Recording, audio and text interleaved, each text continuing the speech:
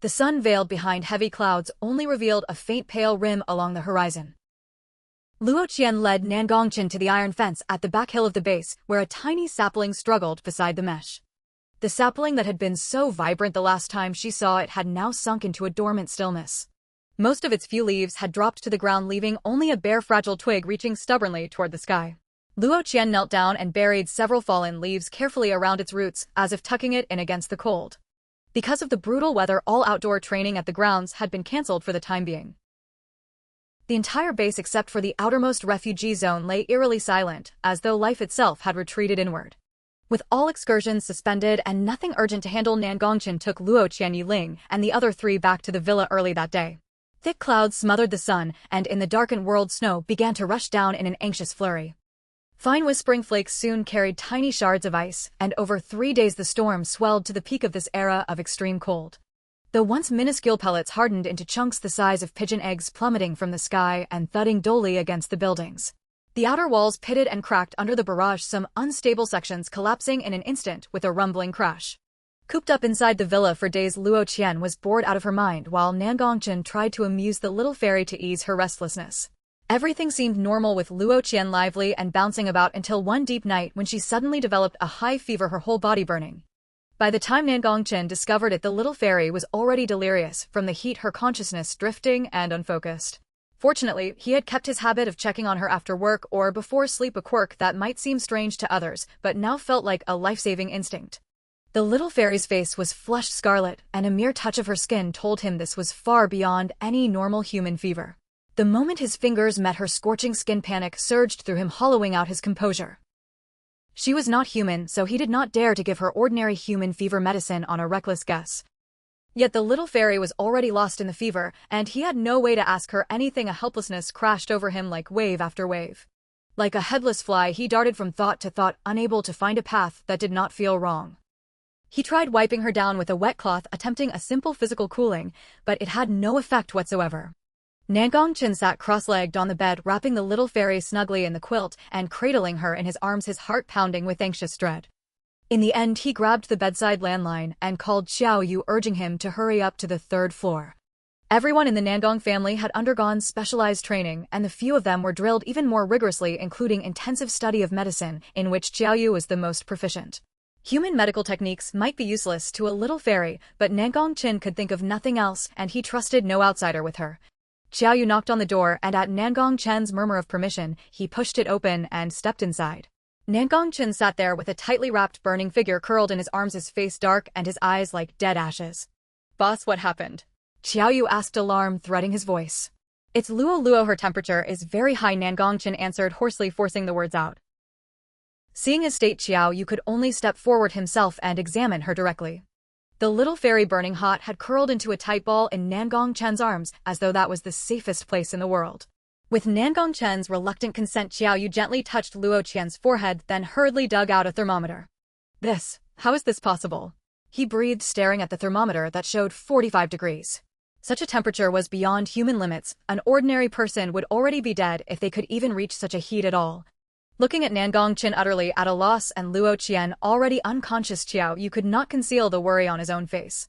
"I'll get a strong antipyretic. Lowering the temperature comes first," he said, turning toward the door. No, you can't," Nangongqin cut in, the word rough and strained.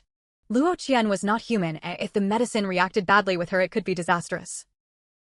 Xiao Yu halted mid-step, puzzled by the refusal, yet knowing that no one cared more about Luo Qian than Nangongqin did. If he said no, he must have a reason, even if he could not explain it fully right now. But if this keeps up, he began, yet swallowed the rest, unable to voice the ending he feared. Right now, Nangongqin was like a fierce beast that would allow no one to approach, shielding his most precious treasure in his arms, on the verge of collapse if he lost her. He rubbed his cheek lightly against Luo Qian's burning face. "No medicine yet. Do you have any way to at least make her feel a little better?" he asked, voice nearly breaking. Xiao Yu eyed the basin of water and the towel nearby. With a fever, this high physical cooling was meaningless. Just as the two of them were at a total loss, Luo Qian's long lashes trembled like tiny fans, and she let out several weak whimpers. Not knowing what she wanted to say, Nangongqin bent down so his ear was close to her lips, feeling the scalding breath she exhaled. Her whole body writhed in discomfort, and delicate vine-like tendrils and leaves unfurled from her skin, spreading out to coil around both her and Nangongqin. Before Xiaoyu could fully register what was happening, a green trunk as thick as an adult's arm erupted from the floor and extended outward, forcing him out of Luo Qian's room. It did not truly injure him, yet the force of that single blow hurled him against the stair railing, leaving him gasping before he could climb back up. Had he not been an ability user, his ribs might well have snapped. The plant branches wove themselves like a nest covering every side of Luo Qian's room, the door blocked tight by crossing growths. Nightling and Yi Zifeng rushed upstairs at the commotion and listened grimly as Xiaoyu stammered out what had happened. When Yi Zifeng moved to tear down the plants barring the door, Nightling caught his arm just in time. Luo Qian excelled at controlling plants, though she usually preferred bare-knuckled fighting. Whenever she used her powers, she relied primarily on vegetation. To Nightling, these branches were clearly trying to protect their master, sealing off the room around her. They had all witnessed before how hard those plant shields could become tough enough that even their boss struggled to break them, let alone the three of them. If they barged in or attacked blindly, they might well trigger a backlash that would injure Luo Qian instead. Hearing Nightling's reasoning, Xiaoyu reluctantly agreed that he had a point, yet worry gnawed him. Luo Qian was still burning up inside that sealed room. After much discussion, the three decided to stand guard at the doorway, ready to respond the instant anything changed inside. Time ticked by minute as Nightling, Xiaoyu, and Yi Zifeng waited anxiously outside the door. Inside, layers of vines wrapped around Nangongchen, enclosing him within a living cocoon as he watched Luo Qian so intently he hardly dared to breathe. The little fairy's entire body was shrouded in a warm, faintly luminous glow, her long inky curls shimmering with a dim, eerie light.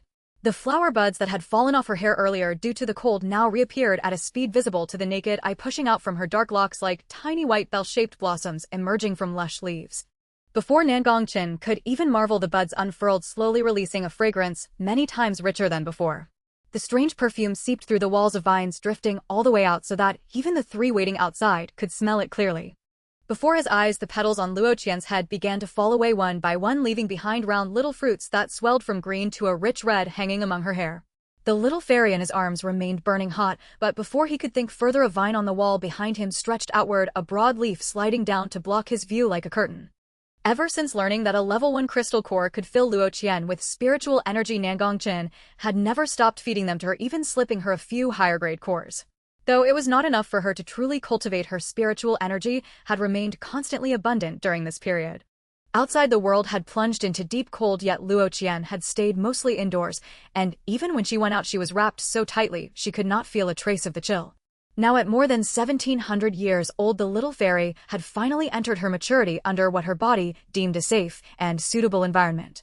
Luo Qian's body radiated an even brighter light, and Nangongchen felt the temperature under his palms rise further, so high that his breath hitched and he dared not move at all. After a short while, the pale green glow slowly faded and the leaf blocking his sight slid aside. The body in his arms no longer felt as scalding as before. Nangongchen stared fixedly at Luo Qian, his own heartbeat drumming in his ears like thunder. The girl before him seemed somehow different, yet still impossibly beautiful, like an enchanting fox spirit from an ancient legend. She remained utterly pure, purity that reached beyond her appearance and straight into the soul, a perfect fusion of innocence and dangerous allure. Luo Qian's long lashes fluttered as she slowly opened her eyes, her doe-like pupils shimmering with a watery sheen as she looked at Nangongchen. She seemed not yet fully awake, her dark irises glittering like a sky full of stars, so mesmerizing that a single glance threatened to swallow him whole. "Chin Chin," she called softly, her voice clearer and more crystalline than before. Nangongchen froze for a heartbeat, then hurriedly answered, I'm here." He felt her forehead, then checked her temperature repeatedly with the thermometer. Though she still had a mild fever, it was nothing like the blazing heat from before. He let out a long breath and let his gaze travel over her from head to toe. Aside from a valley lily-shaped mark at her collarbone and the fruits in her hair, she showed no other abnormalities. He pulled her tightly against his chest, fitting the little fairy snugly into his embrace. Now fully awake, Luo Qian could feel the slight tremor in the arms wrapped around her. Clearly her sudden maturation had frightened him badly. "Chin Chin, I'm fine, I just entered my fairy maturity period," she murmured, her voice small in his arms. Unlike humans, when a fairy entered maturity, their entire body burned with intense heat until a birthmark in the shape of their true form appeared on their skin, marking adulthood. The maturity period came only once. After the fever, they would enter about 3 days of low fever, the most fragile time in a fairy's life. During that phase, their demonic power was at its weakest. If failing to get through it for whatever reason would be devastating. After listening, Nangongchen gently stroked the small fruits clustered on her head. Seeing how unsettled he still was, Luo Qian tucked herself deeper into his arms and tried to soothe her two-legged beast. "It won't be like this again. Don't be afraid," she whispered. Her voice clear as a mountain spring flowed into his ears and soothed his flustered heart. Nangongchen lightly stroked the top of her head with his fingertips. Next time anything like this, try to tell me beforehand, all right? I was so worried, he said, his deep voice thick with lingering fear. Luo Qian felt a damp warmth on her shoulder as the person leaning there seemed to be crying. It's over, don't worry, Qian. And don't forget, I'm a fairy, she said softly. I have healing power. Even if I'm injured or ill, my body recovers very quickly. Do you remember when we first met how badly you were hurt and how quickly you healed? That was my doing. As she spoke, Nangongchen's anxiety slowly drifted away with her voice like clouds thinning after a storm. The little fairy, still weak and drowsy, forced herself to stay awake just to comfort him. Nangongchen's heart tingled with a sweet numbing ache as he gently patted her back, coaxing her to sleep. Feeling the familiar rhythmic pats, the little fairy finally could not hold out any longer and drifted off. Nangongchen watched her with a gaze as soft as water, remembering the car accident when he had been grievously injured only to wake and find his wounds far less severe than they should have been. At the time he had thought it an illusion, but after learning of her healing power, he realized it had all been the little fairy's work. They remained wrapped in each other's arms, and after a sleepless night, once his nerves relaxed, drowsiness finally crept up on Nangongchen. His hand, which had been patting her back, gradually slowed and then stilled as he slipped toward sleep. Outside, Ling Qiaoyu and Yi Zifeng suffered for it, keeping their vigil by the door all night without hearing a single sound from within. Helpless, they waited and waited, constantly on alert for any sign of change inside. At last, on the afternoon of the third day, around the time the sun usually began to set, the two of them finally emerged. Luo Qian's tiny face looked even more exquisite than before, her skin as if newly renewed, whiter and clearer than ever. Her temperature and fairy power had returned to normal, and most of the red fruits on her head had ripened and dropped off, carefully gathered up by Nangongchen as precious keepsakes. A few still unripe ones remained faintly visible among her dark hair, refusing to withdraw. Luo Qian observed the puzzled expressions of the three and glanced at Nangongchen. Upon receiving a nod from him, she succinctly revealed to them her identity as a fairy. Initially, she anticipated that the trio would be astonished or display exaggerated reactions, perhaps even frightened enough to flee. However, she was taken aback by the calm demeanor of Ling Qiaoyu and Yi Zifeng. The three were aware that Luo Qian harbored many secrets, yet they had no intention of prying. Now that she had voluntarily confided in them, it was a gesture of trust, and they felt pleased by it. As for fear, that was out of the question. Having spent considerable time with Luo Qian, they could be considered, apart from Nangongchen, the individuals who understood her best. They merely felt incredulous, unable to believe that there truly existed a fairy who had cultivated into human form. Even Yi Zifeng could only exclaim in wonder, isn't it said that one cannot become a spirit after the establishment of the base? Yi Zifeng, do you need watering and fertilizing? Should you drink some dew every day? Xiaoyu, need you ask you, big fool? Yi Ling and Xiaoyu exchanged exasperated glances at him. If such care were necessary after living under the same roof for so long, wouldn't they have noticed? Seeing Luo Qian regain her vibrant spirit, the three who had kept vigil outside for an entire night felt relieved. Xiaoyu, little Luo Qian, how do you feel? Still experiencing a fever? Luo Qian shook her head. I'm fine now, I feel incredibly energetic. You all need not worry. After speaking, Luo Qian spun around a few times for Yi Ling and the others to see. Yi Zifeng curiously observed the light red fruits peeking through her hair just as he intended to reach out and touch them, only to be swatted away by Nangongchen. Seeing Nangongchen's possessive and somewhat petty demeanor, Yi Zifeng felt exasperated. Nangongchen gently ruffled the little fairy's hair and addressed the trio earnestly. Nangongchen, what Luo has shared today must remain confidential and no one else should know. Yi Ling and Xiaoyu, don't worry, boss. We understand the gravity of the situation and won't say a word. Yi Zifeng patted his chest, assuring them, exactly, trust us, boss. You think we can't keep a secret? My lips are sealed.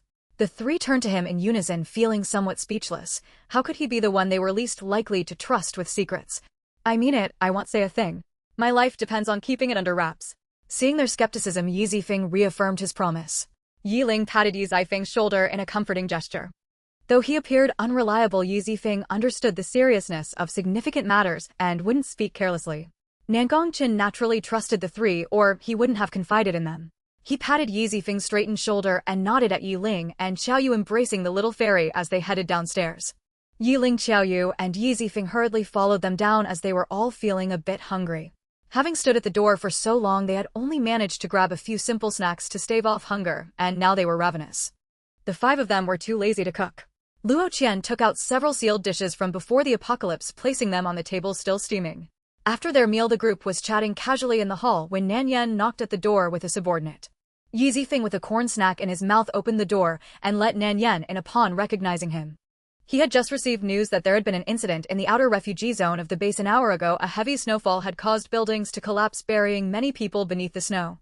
Most of those there were either powerless or had recently entered the base, and the houses were hastily constructed. Due to the continuous snowfall and the failure to clear it promptly, many buildings had collapsed and numerous individuals had succumbed to the cold during the frigid night. Nan Gongqin listened to the report in deep thought, glancing at Luo Qian, who was sitting on a blanket playing games with Yi Zifeng. The near loss she had faced still lingered in his mind, leaving him unsettled. Nan Gongqin, have someone organize some winter supplies from the warehouse and send a team to deliver them to the refugee zone. Nan Yan was momentarily stunned. He hadn't expected his master to take an interest in this matter, nor did Ji Ling and Xiao Yu. Nan Yan quickly regained his composure and responded, understood. I'll arrange for it immediately and ensure the supplies are delivered as soon as possible. Nan Gongqin looked at the little fairy, who nodded lazily, his heart racing with countless thoughts. He had never believed in gods or spirits, but if they truly existed, perhaps this could absolve some of the bloodshed from his past. He wished for the little fairy to be healthy and happy. He didn't care about facing hell, he simply hoped that everything Luo Qian received would be good. Yi Ling and Xiao Yu observed Nan Gongqin's somewhat melancholic expression, but chose not to speak. They had ample supplies and doing something good was no burden. However, seeing their boss in such low spirits made them worry, as it seemed Luo Qian's recent fever had truly frightened him. Yi Zifeng and Luo Qian were still laughing heartily in front of the screen. After watching for a while, Nan Gongqin couldn't help but smile, his mood lifting considerably. The wind and snow outside had ceased. Recently, the base had been lacking in supply reserves, prompting the dispatch of ability users and teams to venture outside for resource collection. Due to the weather, the training ground personnel had been idle for some time, yet they soon resumed their usual activities. Occasionally, a few teams were sent out to gather crystal nuclei or to scout for the latest news beyond the base. Though the training ground was not short on supplies, Nan Gongqin thought it prudent to venture outside, especially since the little fairy had a restless spirit, likely feeling cooped up after days indoors. Without hesitation, he set out the next day with a group. The snow outside was deep, and the personnel and ability teams seeking resources had to clear the snow as they walked, progressing at a snail's pace over just a few meters. Low-level zombies were buried beneath the snow, and while their movement was impeded, they would occasionally spring up unexpectedly. Emerging from the snowdrifts, a zombie lunged at a person, clearing the snow, sinking its teeth into their neck. Nan Gongqin's group, consisting of over 10 subordinates, sped along in 5 SUVs, overtaking the base personnel, who were still moving at a crawl, heading straight for the city center. Yi Zifeng, a fire-type ability user, conjured rows of scorching flames at the front of their convoy. As they advanced, the snow blocking the road rapidly melted, and even the buried low-level zombies turned to ash upon contact with the flames. The convoy moved smoothly along the road, their speed considerably faster than before. The supplies in the outskirts had been nearly exhausted by the people from the base. With resources running low outside the city, the supply search team sent from the base decided to venture into the urban area. The city was fraught with dangers from zombies, many of which were undergoing evolution, making it far more perilous than the outskirts. However, due to the weather, most of the lower-level zombies were trapped in the snow, hindering their movement and inadvertently easing the group's journey. Importantly, the base's supply reserves were dwindling, leaving them no choice but to proceed. The base team, emulating Nan Gongqin and his group, had a fire-type ability user clear the way. Yet their flames lacked the destructive power of Yi Zifeng's, so the leader had to send people to the front line with weapons drawn, ready to confront any sudden zombie appearances or unforeseen incidents. With Nan Gongqin's group ahead clearing the snow, the base's personnel benefited from their efforts, significantly increasing their pace. Song Jinghao, leading a team of ability users, lagged behind Nan Gongqin's group. Nearby, several other teams had also emerged from the base. Noticing that Nan Gongqin's convoy had halted, Song Jinghao personally approached with some food to make contact. He was aware that the individuals from the training ground were formidable, he had witnessed their strength during the intense battle at the city gate. Making a greeting would not be detrimental, and since Nan Gongqin's team was blazing the trail ahead, his group could gain some advantage. 5 off-road vehicles stopped on the road, and the occupants disembarked to clear a space for a rest. In the frigid atmosphere, aside from those preparing meals and patrolling, most stayed inside the vehicles to avoid the cold. As Song Jinghao approached, he was stopped by Nan Gongqin's people. After explaining his intentions, one of them led him to the frontmost vehicle. Nan Gongqin rolled down the window expressionless and nodded to his subordinate, signaling them to continue their patrol. Standing at the window, Song Jinghao handed over the items he brought. Nightling, seeing this, exited the vehicle and proceeded only after receiving Nan Gongqin's consent. Feeling a bit awkward, Song Jinghao pointed to his own convoy not far away and spoke hesitantly, "The team I brought is right behind you, and I hope the family head can look after us." He had no other option, although the snow had delayed some of the lower-level zombies. His people had been active in the outskirts gathering supplies and had never entered the city, leaving him feeling uncertain. Seeing Nangongqin accept the items he brought relieved him somewhat. Having witnessed too many brothers perish before him, he hoped that even saving one more life would be worthwhile. You can rest assured, we will not be a burden. Just let us follow along. After a brief silence, when Song Jinghao thought hope was lost, Nangongqin spoke absent-mindedly. This road is not ours to claim, Captain Song. If you wish to follow, feel free, it's not our concern. He played with Luo Qian's curls, the little sprite having safely passed her maturation phase and now bouncing with energy. Nangongqin gently combed her hair, insisting she bloom a few flowers while firmly restraining her from moving. He shielded the little sprite with most of his body, preventing outsiders from catching even a glimpse. Understanding Nangongqin's intention, Song Jinghao felt a surge of gratitude. Nangongqin's words conveyed to him that his team could follow along and they could alert them if necessary, but in the face of real danger their priority would be their own people.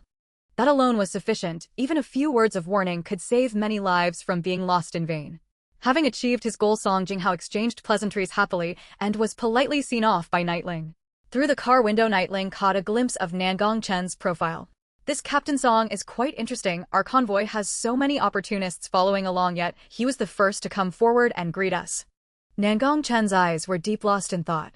He noticed the cured meat in Nightling's hand, realizing his little sprite had yet to taste it.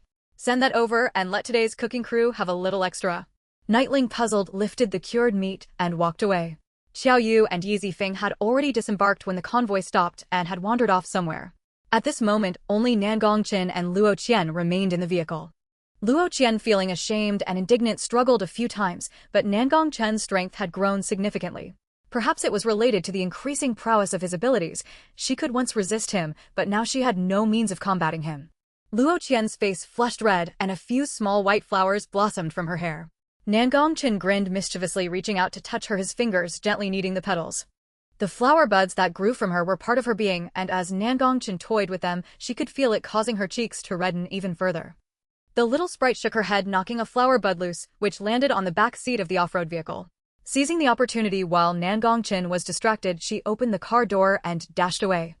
Nangongqin leisurely adjusted his posture, picking up the fallen flower buds one by one. He carefully retrieved a small handkerchief from his chest inside, which lay a few of Luo Qian's previously collected flower buds. The pure white flower buds were delicate and dewy, never wilting. He placed the newly collected ones inside, counting them meticulously before folding the handkerchief with care and placing it back. After getting out of the vehicle, Luo Qian wrapped a pure white scarf around her neck and hurried toward the large iron pot where food was being prepared. Yi Zifeng tended to the fire beneath the pot while Xiao Yu and Nightling discussed something with the team a short distance away. Noticing the little sprite had run off, Nangongqin secured the flower buds, promptly opened the car door, and followed her at a leisurely pace, keeping a respectful distance behind. The three personnel on cooking duty wore thick cotton clothing, and as they spoke, white mist billowed from their mouths as they added ingredients to the pot. Luo Qian, eager to see what they were doing, leaned in to get a closer look, but before she could peek, she was swept off her feet by Nangongqin, who carried her toward a secluded spot. Initially, Yi Zifeng, seeing his boss and sister-in-law approaching, intended to greet them, but before he could utter a word, a sudden gust of wind blurred his vision. When he opened his eyes again, he could only see his boss' distant silhouette and the figure of Luo Qian, who was thoroughly obscured, revealing only a corner of her clothing. Puzzled, Yi Zifeng scratched his head, unable to ponder further, as Xiao Yu suddenly appeared and playfully tapped his forehead, diverting his attention. Meanwhile, the little sprite found herself cornered behind a large tree, her lips being playfully nibbled by Nangongqin. He gently pressed his fingertip against her flushed lips, the skin on his thumb worn from years of gun handling, creating a delicate sensation against her. Feeling a bit ticklish, she instinctively licked her lips, aiming to touch the corner of her mouth, but her tongue unexpectedly brushed against Nangongqin's fingertip. They were extremely close. Despite the freezing temperatures, Nangongqin felt an intense warmth coursing through him, while the little sprite remained blissfully unaware of the seductive aura she exuded. Nangongqin feared that if this continued, he might suffocate from desire before ever getting a taste of the little sprite. The little meat fairy enjoyed her lunch with great delight. Nangongqin gently patted the little creature's small belly through a soft fabric, feeling that she had just eaten to her heart's content. Luo Qian, like a satiated kitten, rolled over in her owner's embrace, perhaps feeling so warm that she was on the verge of dozing off. The air conditioning in the car was set high, yet outside a blanket of snow lay everywhere. Although the blizzard had long ceased, the afternoon sky had turned gloomy. With daylight significantly shortened, Nangongqin wasted no time after the meal and set out again, determined to reach the city before nightfall to find a place to rest. Seeing that Nangongqin's team was ready to depart, Song Jinghao quickly gathered his own team to follow closely behind. The other small groups that had been closely tailing them also hurried to pack up and catch up, eager not to be left behind. Among the crowd, many had experience in undertaking missions, and upon seeing the front group spring into action, hastily followed suit. As darkness fell earlier now and the snow obstructed their path, even though Nangongqin's team was leading the way, they had to melt the snow ahead while advancing. Their speed, although several times faster than manual snow removal, was still considerably slower than before the snowstorm. If they didn't move soon, they risked not finding shelter before nightfall. Many understood this well, yet there were still those who grumbled, their jealousy manifesting in such ugly expressions due to their own lack of capability. Sun Qi remarked, "It's a shame that Song Jinghao is part of Captain Zhang's team. Look at how he rushed over with his things earlier. It'll never flatter him like that. Those people are ridiculous, hurrying to leave right after a meal without even resting." Qian Wei replied, "Bro, calm down. It's not worth getting angry over them." Chen Shuangshuang chimed in, "Yes, brother Sun, please don't be upset. It's not worth it to be angry with them." Chen Shuangshuang had just broken through to become a level 1 ability user. Though her physique was not remarkable, her fitted attire accentuated her figure, and her neat ponytail lent her a spirited appearance. However, the way she spoke was excessively delicate, creating a rather incongruous contrast. The three speakers were members of the base's ability user team, Team Yanhua. Team Yanhua ranked among the stronger teams at the base, and with Sun Kai's recent promotion to level 2, they garnered much admiration. Before departing from the base, a deputy captain under Qin Hongji had subtly hinted at recruiting his team. However, Sun Qi found the offered benefits unsatisfactory and declined. Since the news spread that zombie crystal cores could enhance abilities, many had been eager to try their luck. Yet the harsh weather had nearly rendered hunting zombies impossible, but fortunately, this awkward situation did not last long. Zhang Junzheng and Qin Hongji devised a plan to hang decaying flesh at the city gates. They managed to control the influx of zombies to a certain extent, ensuring that the base was not threatened.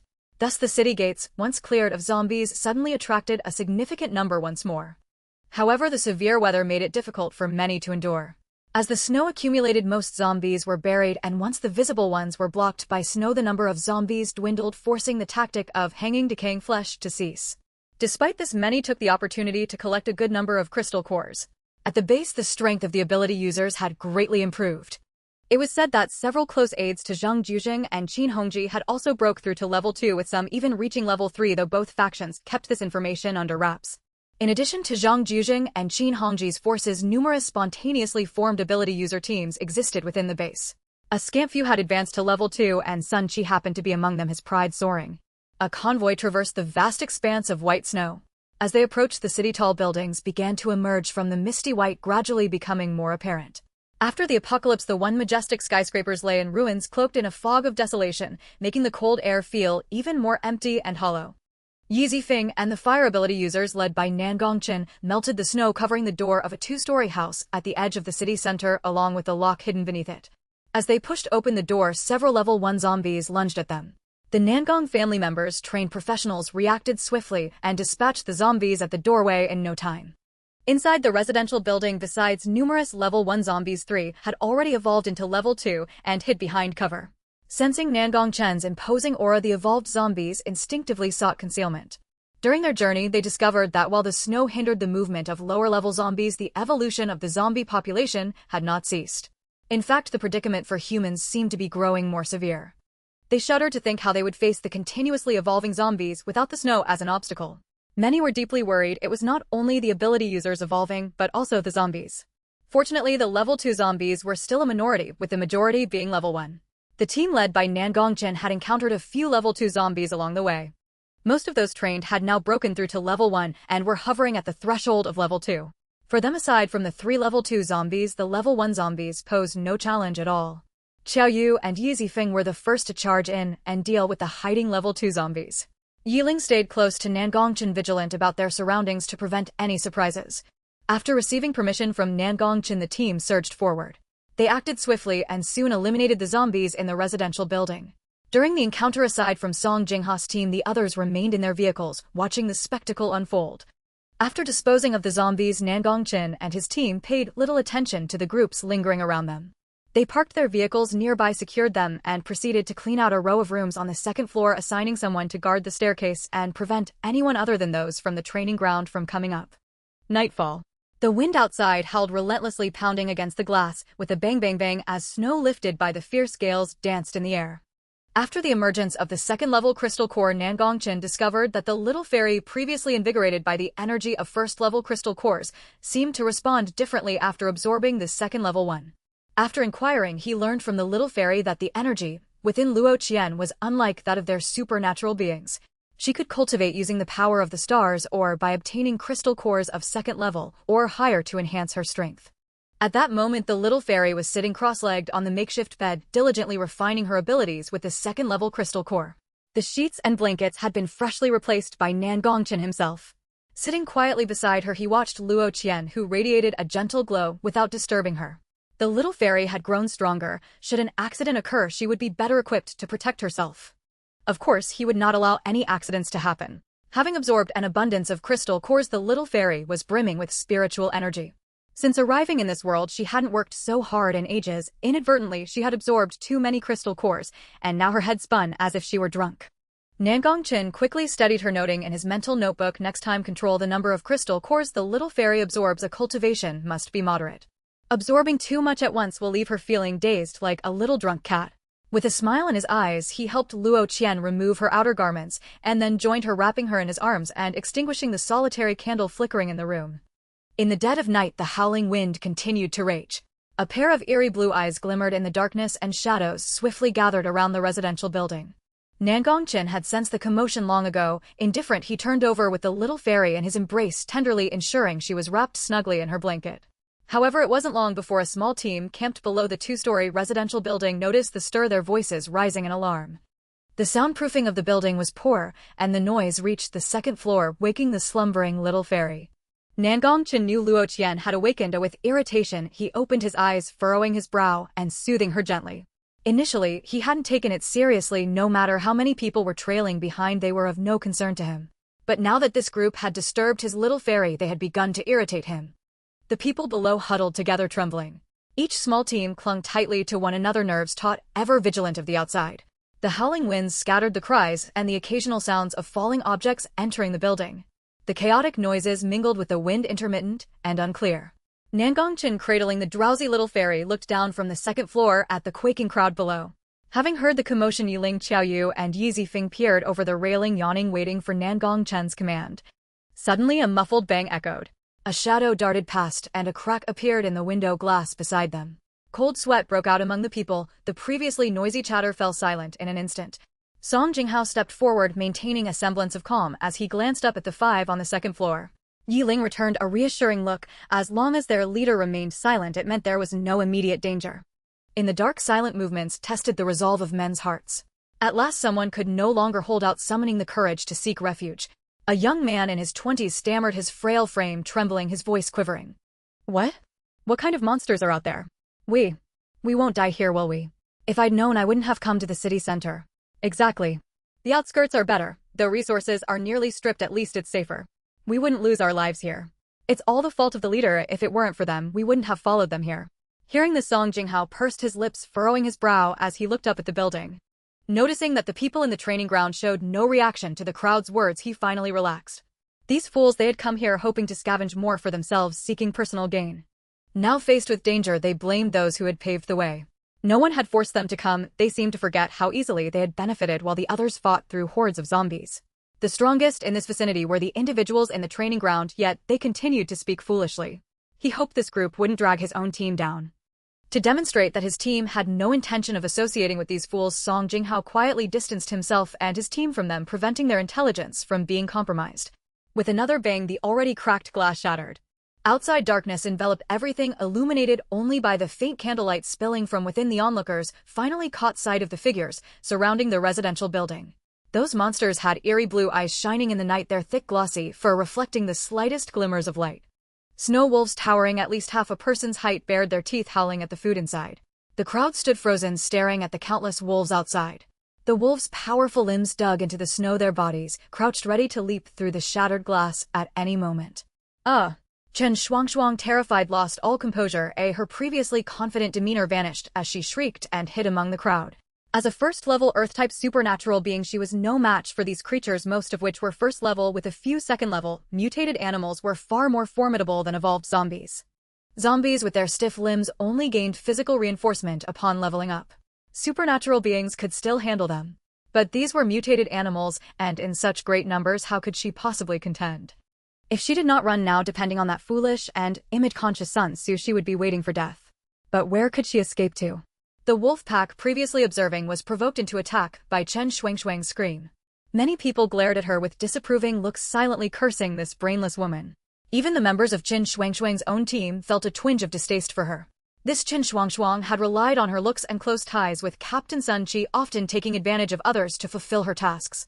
Now facing life and death, no one had the luxury to indulge her, especially since they were uncertain of their own survival.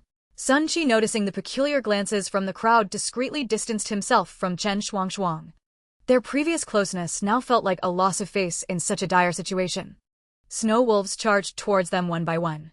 With a muffled thud, the glass surrounding the first floor shattered into countless shards.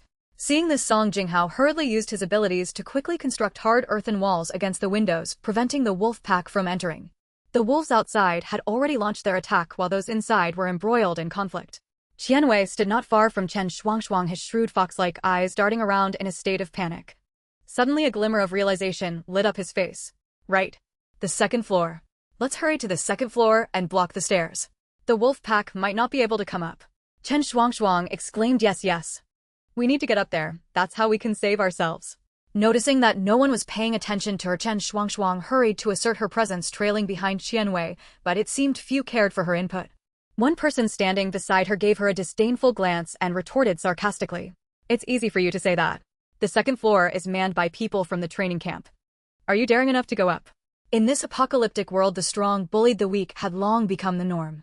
Although they had previously dared to mock in secret, no one truly had the courage to confront the people from the training camp. They were aware of the training camp's strength. Wasn't that akin to seeking death? Chen Shuangshuang felt humiliated by the others, her expression slightly cracking.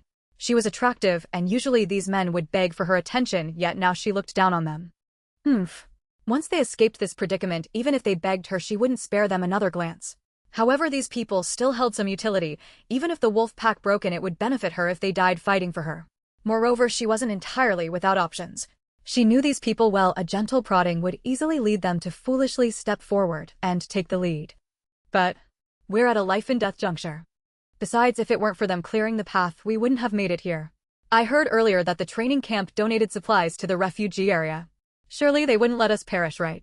Chen Shuangshuang feigned a gentle tone, lowering her head, as if holding back tears, her voice attempting to mask her utter panic with false calmness. Many among them, fearful for their lives, began to waver at her words. Song Jinghao's teammates saw their captain struggling alone to block the windows with his abilities, and they were immensely anxious. Yet their urgency was futile. Among the people Song Jinghao had brought, no one besides him possessed earth abilities. They could only watch in frustration, while those who could actually help were still squabbling amongst themselves. Nangongchen glanced down, his eyes dark and contemplative, before finally speaking. Yiling, go help him. Upon hearing this, Yiling straightened, nodded, and swiftly leaped down from the second floor. The earthen walls, though sturdy, were no match for metal. Song Jinghao continuously used his abilities to mend the cracks in the earthen walls caused by the wolves' relentless assaults, beads of sweat already forming on his forehead.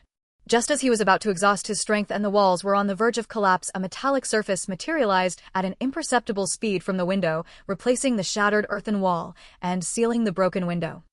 For the time being, safety was restored within the building.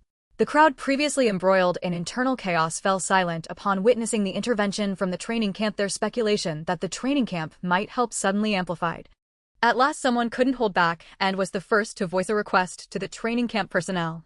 Please let us go up and block the stairs. Then we will be completely safe. Once one person spoke, the rest began to echo their sentiments. Exactly. Let us go up. Those mutated wolves are incredibly strong. What if the windows or walls break again? And we came here with you. You can't just watch us die. More people mean greater strength. We'll be much safer if we stick together.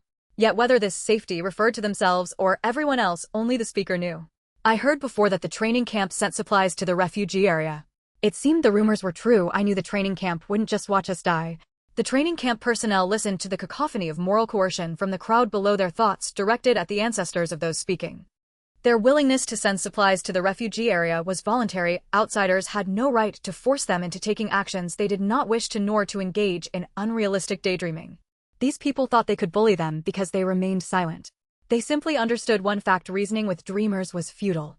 They scorned the idea of debating, in an apocalypse fists were always more effective than words.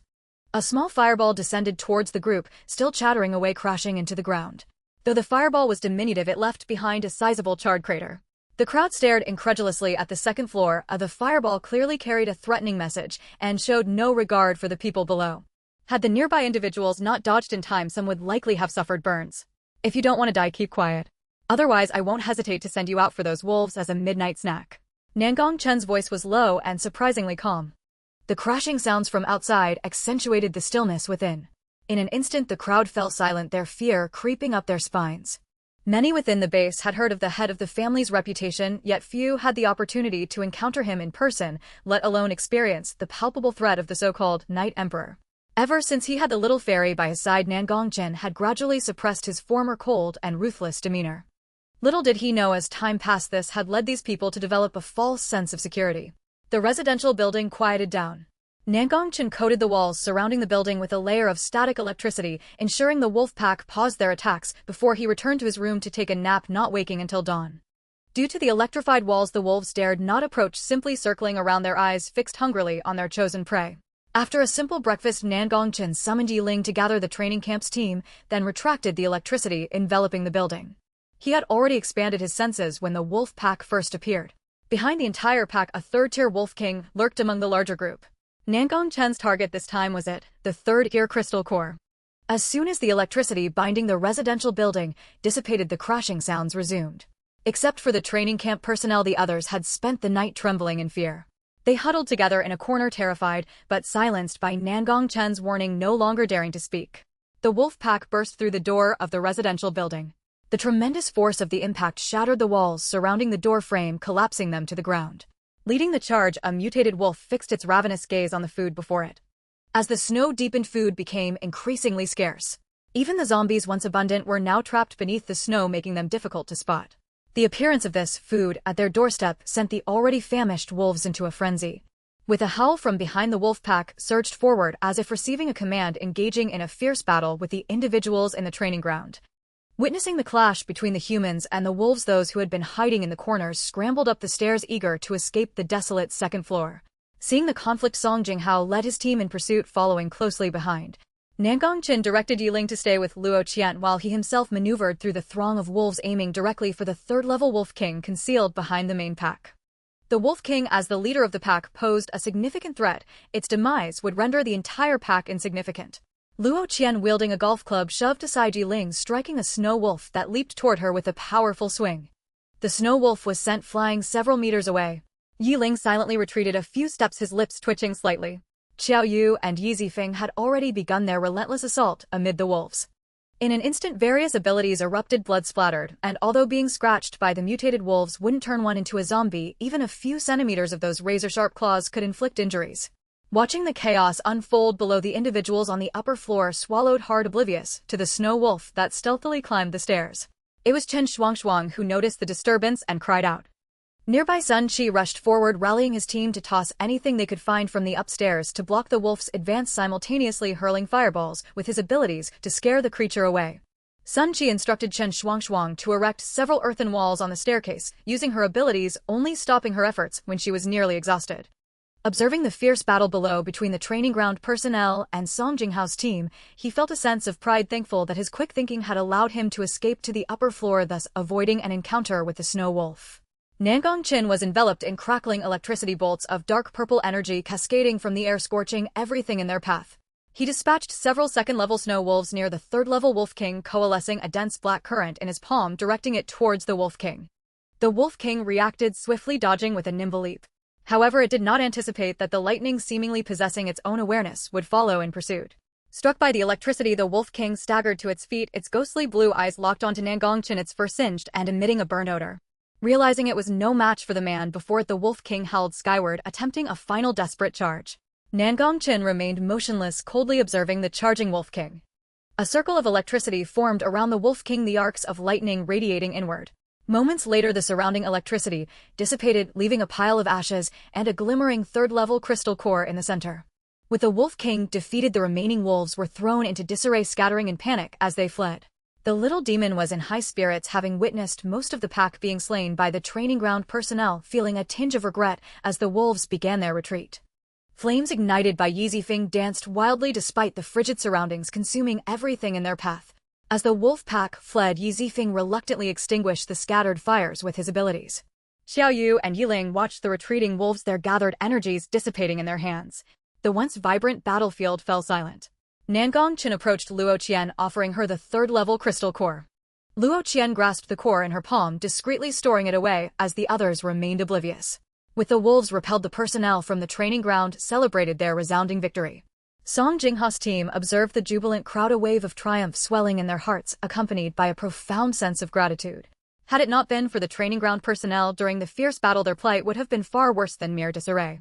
Nangongchen held Luo Qian's hand, casting a glance at the heavily barricaded second floor. In this apocalyptic world where everyone was on edge and self-serving, she had long become accustomed to the harsh realities. This was the true nature of the end times. The personnel from the training ground and a few of Song Jingha's teammates were busy dealing with the fallen wolves. As Song Jinghao intended to greet them, he overheard Yiling speaking to Nangongchen. "Boss, we found this on the dead snow wolf. These wolves must have escaped from the city center zoo after mutating." Yiling showed Nangongchen a badge he had retrieved from the snow wolf's corpse. Nangongchen acknowledged Song Jinghao, who stood nearby looking somewhat out of place. Song Jinghao had initially approached to say hello, but upon overhearing their conversation, he hesitated, unsure whether to advance or retreat. Realizing that Nangongchen was not trying to exclude him and that their discussion was not of grave importance, he relaxed. It seemed he had overthought the situation. If they were discussing sensitive matters, they surely wouldn't do so in such a public setting. Gazing at the snow wolf corpses on the ground and recalling the mention of a zoo, a sudden realization struck Song Jinghao. There was a large zoo in the city center of Linchuan, and although the city had fallen into decay, it was unlikely that wild animals had overtaken the area considering the timeline of the apocalypse. He had wondered how so many wild animals could appear in the city center. It now made sense that they had escaped from the zoo. "Captain Song, are you here to search for supplies?" Though framed as a question, Nangongchen's tone conveyed certainty. Song Jinghao was candid, feeling no need to conceal anything from him. The state of the base was common knowledge, and it was well known that they were out searching for supplies.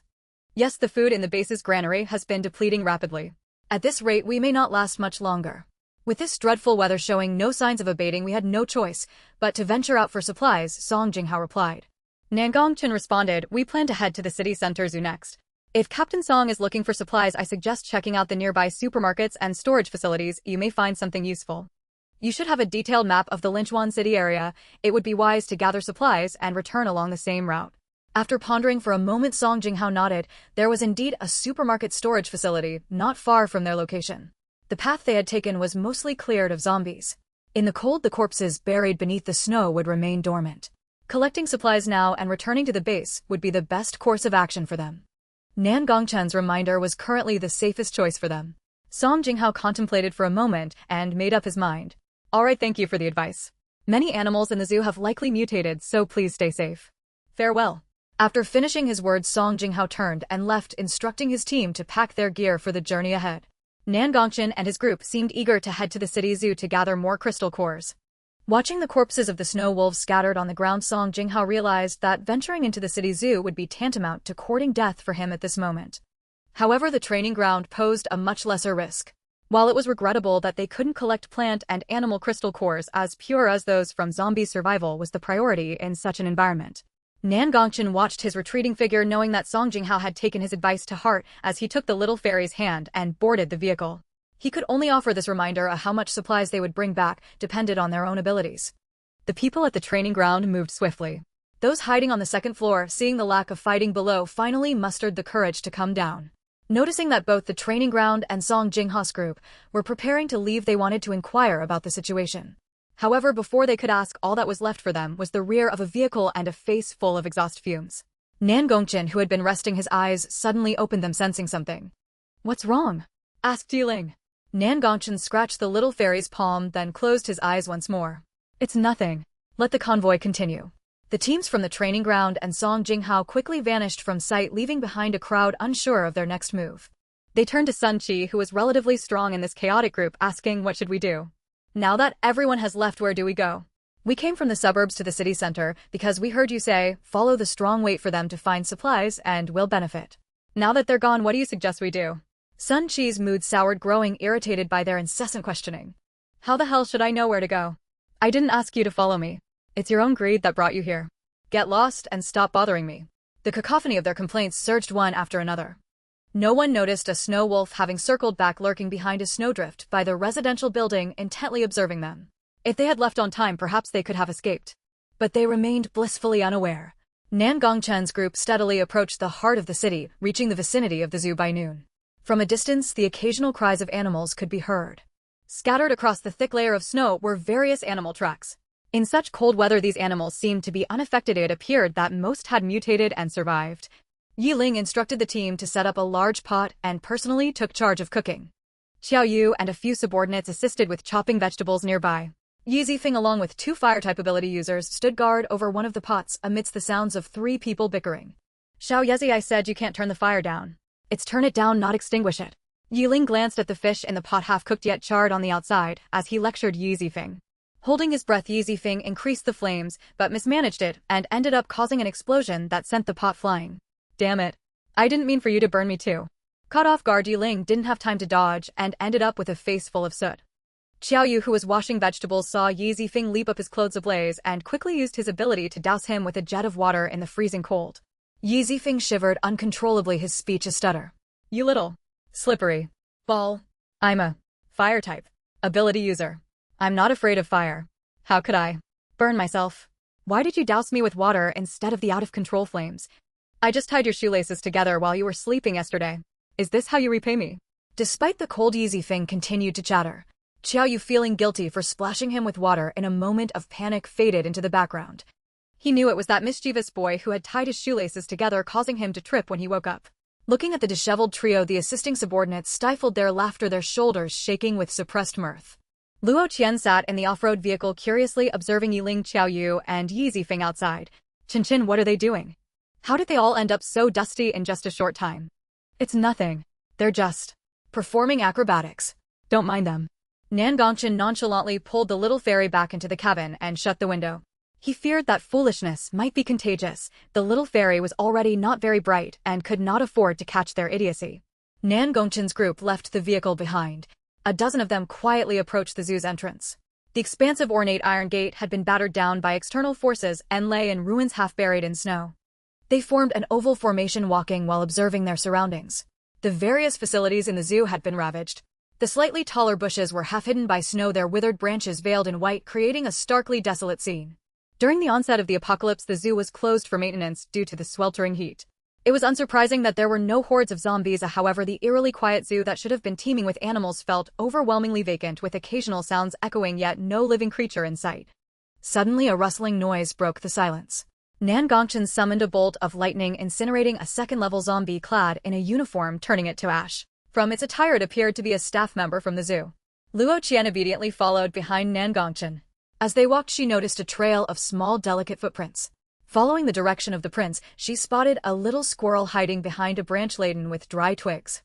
The squirrel, quick in its reflexes, attempted to flee upon being discovered, but a withered vine suddenly sprang to life, ensnaring its hind leg and leaving it dangling. Nan Gongchen and Luo Qian approached. Although the squirrel was no larger than a palm, it was a third-level mutated creature. The little squirrel trembled in fear at the sight of the menacing figure before it. It shut its eyes, pretending to be dead, but its uncontrollable shaking betrayed its ruse. Luo Qian, wanting to reach out and touch its soft fur, was halted by Nan Gongchen's restraining hand. This zoo felt abnormal, far too quiet, and it was alarming that even a tiny squirrel was a third-level mutated animal. While this squirrel showed no apparent intent to attack, it was still a third-level creature that shouldn't be underestimated. The group remained vigilant, scanning their surroundings. Under Luo Qian's watchful gaze, the little squirrel finally could no longer maintain its facade and cautiously peeked open its eyes. Luo Qian locked eyes with a small squirrel for a long moment, her doe-like eyes shimmering with curiosity. After a brief pause, she straightened up and pointed toward the southeast corner of the zoo. Chin, let's go over there. Nan Gongchen nodded. He had just expanded his senses, and the entire zoo's life force lay bare within his consciousness. In the southeast corner, there was no danger present, only a few level 2 animals occasionally passing silently. To the untrained eye, their movements would go unnoticed. As Luo Qian moved away, the tender branches of the bushes behind her unwound from the small squirrel, reverting to withered yellow twigs as if nothing had ever happened. Nangongchen followed behind her toward the southeast corner, encountering no dangers along the way. Their group of over a dozen people passed the penguin exhibit, the giraffe enclosure, and finally arrived at the squirrel house. Throughout their journey, the cages and iron gates of various exhibits had been destroyed, and most of the animals within had vanished, escaping the zoo without a trace. Inside the squirrel house, unlike other areas, the vegetation was lush, with a pit created by a meteorite in the center. The pit was eerily empty, devoid of even a dry leaf or a snowflake, and in the stillness, it exuded an air of solemnity and the uncanny. At the bottom of the pit lay a meteorite half the size of an adult, its surface smooth and polished. Luo Qian sensed an energy emanating from the stone. However, unlike the Lingyu, her inherent space that had existed since her own inception, the meteorite was not composed of jadeite. Moreover, the unique energy within the meteorite was peculiar. She stared at the meteorite for quite some time, recognizing that while it had special capabilities, it was also riddled with impurities that rendered it unabsorbable by ability users. Luo Qian observed the surrounding foliage and suddenly recalled that level 3 squirrel. Unlike humans, plants and animals had different biological structures, leading to varying methods of energy absorption. It seemed that while the meteorite's energy could not be absorbed by ability users, it might facilitate the evolution of flora and fauna. As she contemplated whether to try absorbing it herself, she hesitated. Although her essence was also plant-based, she had cultivated herself into a refined being. The energy from the meteorite would be akin to absorbing a crystal core, and its murky qualities would not be beneficial for her. Ultimately, Luo Qian decided to take the meteorite back to use for the evolving saplings in the training ground. After all, since ability users could not absorb the meteorite's energy, using it herself would seem wasteful. Instead of leaving it to gather dust, it would be better utilized by the saplings. While Nangongchen was momentarily distracted, she reached out to touch the surface of the meteorite, only to be gently tugged back by him, a teasing smile playing at his lips. Luo Qian shook his fingers playfully. "Chin, let's take it with us, shall we?" Pointing toward the meteorite, she gazed up at Nangongchen with expectant eyes, prompting him to nod at Yiling. Soon after, Yiling led a few people off to find tools. They busied themselves for a while, finally producing a large cloth bag to wrap the meteorite before carefully extracting it from the pit. The half-human-sized meteorite required the effort of 3 ability users to lift, and the group worked hard to manage it. Most animals that had survived the meteorite's influence had scattered and fled the zoo. Thus, while they didn't acquire any crystal cores, they were leaving with a stone instead. Fortunately, with over a dozen people and 4 off-road vehicles, space was ample. Xiaoyu instructed someone to dismantle the back seat of one of the vehicles to make room for the meteorite. As Luo Qian climbed into the car, she immediately nestled into Nangongchen's embrace. The weather was exceptionally frigid, and the warmth radiating from his body felt like a cozy furnace, making her feel comfortable against him. Nangongchen cherished Luo Qian as though she were the most delicate blossom in the world, nurturing her with care and meticulousness. He provided her with the finest of food and supplies, even wishing he could rise early each dawn to gather dew for her to drink. Yet, despite his intentions, the harsh reality of the apocalypse did not allow for such luxuries. Noticing that the jeweled hairpin in her thick dark tresses was slightly askew, he gently adjusted it for her. Luo Qian adored the sparkling gems, and Nangongchen had gone out of his way to collect many for her, ensuring she had a unique hair accessory each day. She curled up in front of him like a soft rice dumpling, her presence evoking a tender softness in his otherwise hardened heart. What had begun as a quest to find animal crystal cores had turned out to be fruitless. Now, amid the extreme cold, they could not linger outside the base any longer, and the group had no choice but to return home. On the way, they deliberately chose routes that had been populated before the apocalypse, where zombies were plentiful, and made a few stops to scavenge supermarkets and shops. What should have been an Onedui journey stretched into 5 days before they finally neared the base. Yet it wasn't without rewards. At least they returned with a good haul of zombie crystal cores and supplies. The snow surrounding the base had significantly diminished, and most of the roads had been cleared. However, the once bustling survivor base, which had drawn people from all over the world, now appeared desolate. The entrance, which used to have long lines of survivors, was now eerily empty, with only a few scattered individuals lingering. After entering the base, Nangongchen directed his group toward the training ground. The atmosphere remained reminiscent of their earlier departure, with a sense of hollowness lingering. Due to the harsh weather, fewer people ventured in and out of the base. Nangongchen initially intended for Xiaoyu and the others to take the supplies to the training ground while he returned Luo Qian to the villa. However, Luo Qian insisted on personally delivering the meteorite to her little plant brother, the sapling she had nurtured in the training ground. In contrast to the yellowed vegetation still buried under snow in the base's back mountains or the flora accumulating energy for evolution, the sapling appeared to have grown significantly taller. The meteorite's unique energy placed near the sapling's roots might just empower it for even greater evolution in the future. Upon returning to the base not long ago, the weather began to turn gloomy. Nan Gongchen had just instructed his subordinates to prepare for the impending severe weather when the storm, swirling with snowflakes, began to howl once more. He had spent several days in the villa with the little fairy. The biting cold outside deterred her from venturing out, so she remained indoors, comfortably cultivating. Nan Gongchen provided her with a substantial number of level 2 and above crystal cores, enough to last her quite a while. Busy with her cultivation and ignoring him, Nan Gongchen also kept himself occupied, diligently absorbing the crystal cores while sitting beside her. On this day, he successfully broke through 2 levels, advancing to an 8th level ability user. Although the highest level crystal cores available now were only level 3, Nan Gongchen's continuous absorption over time had proven fruitful to the point where even stone could be chiseled through. However, since he had reached level 6, he discovered that lower level crystal cores no longer held much value for him. Now that he had ascended to level 8, even the effects of level 1 crystal cores had begun to wane. It was akin to previously having a small bowl of water. A few drops would suffice to create a noticeable effect. Now it resembled a vast ocean where even pouring several cups would yield no discernible change. Nan Gongchen conjured a small bolt of lightning in his hand, its dark purple hue deepening, resembling the richest ink with threads of dazzling golden light woven through. During these days of seclusion, Yiling Qiaoyu and Yi Zifeng were also on the verge of breaking through to level 5. In the days prior, while Nan Gongchen and his companions were away from the base, the remaining individuals at the training grounds had not been idle. Before their departure, Nan Gongchen had ordered Nan Yan and Nan Er to monitor the weather conditions and occasionally take their subordinates outside the base for some fresh air.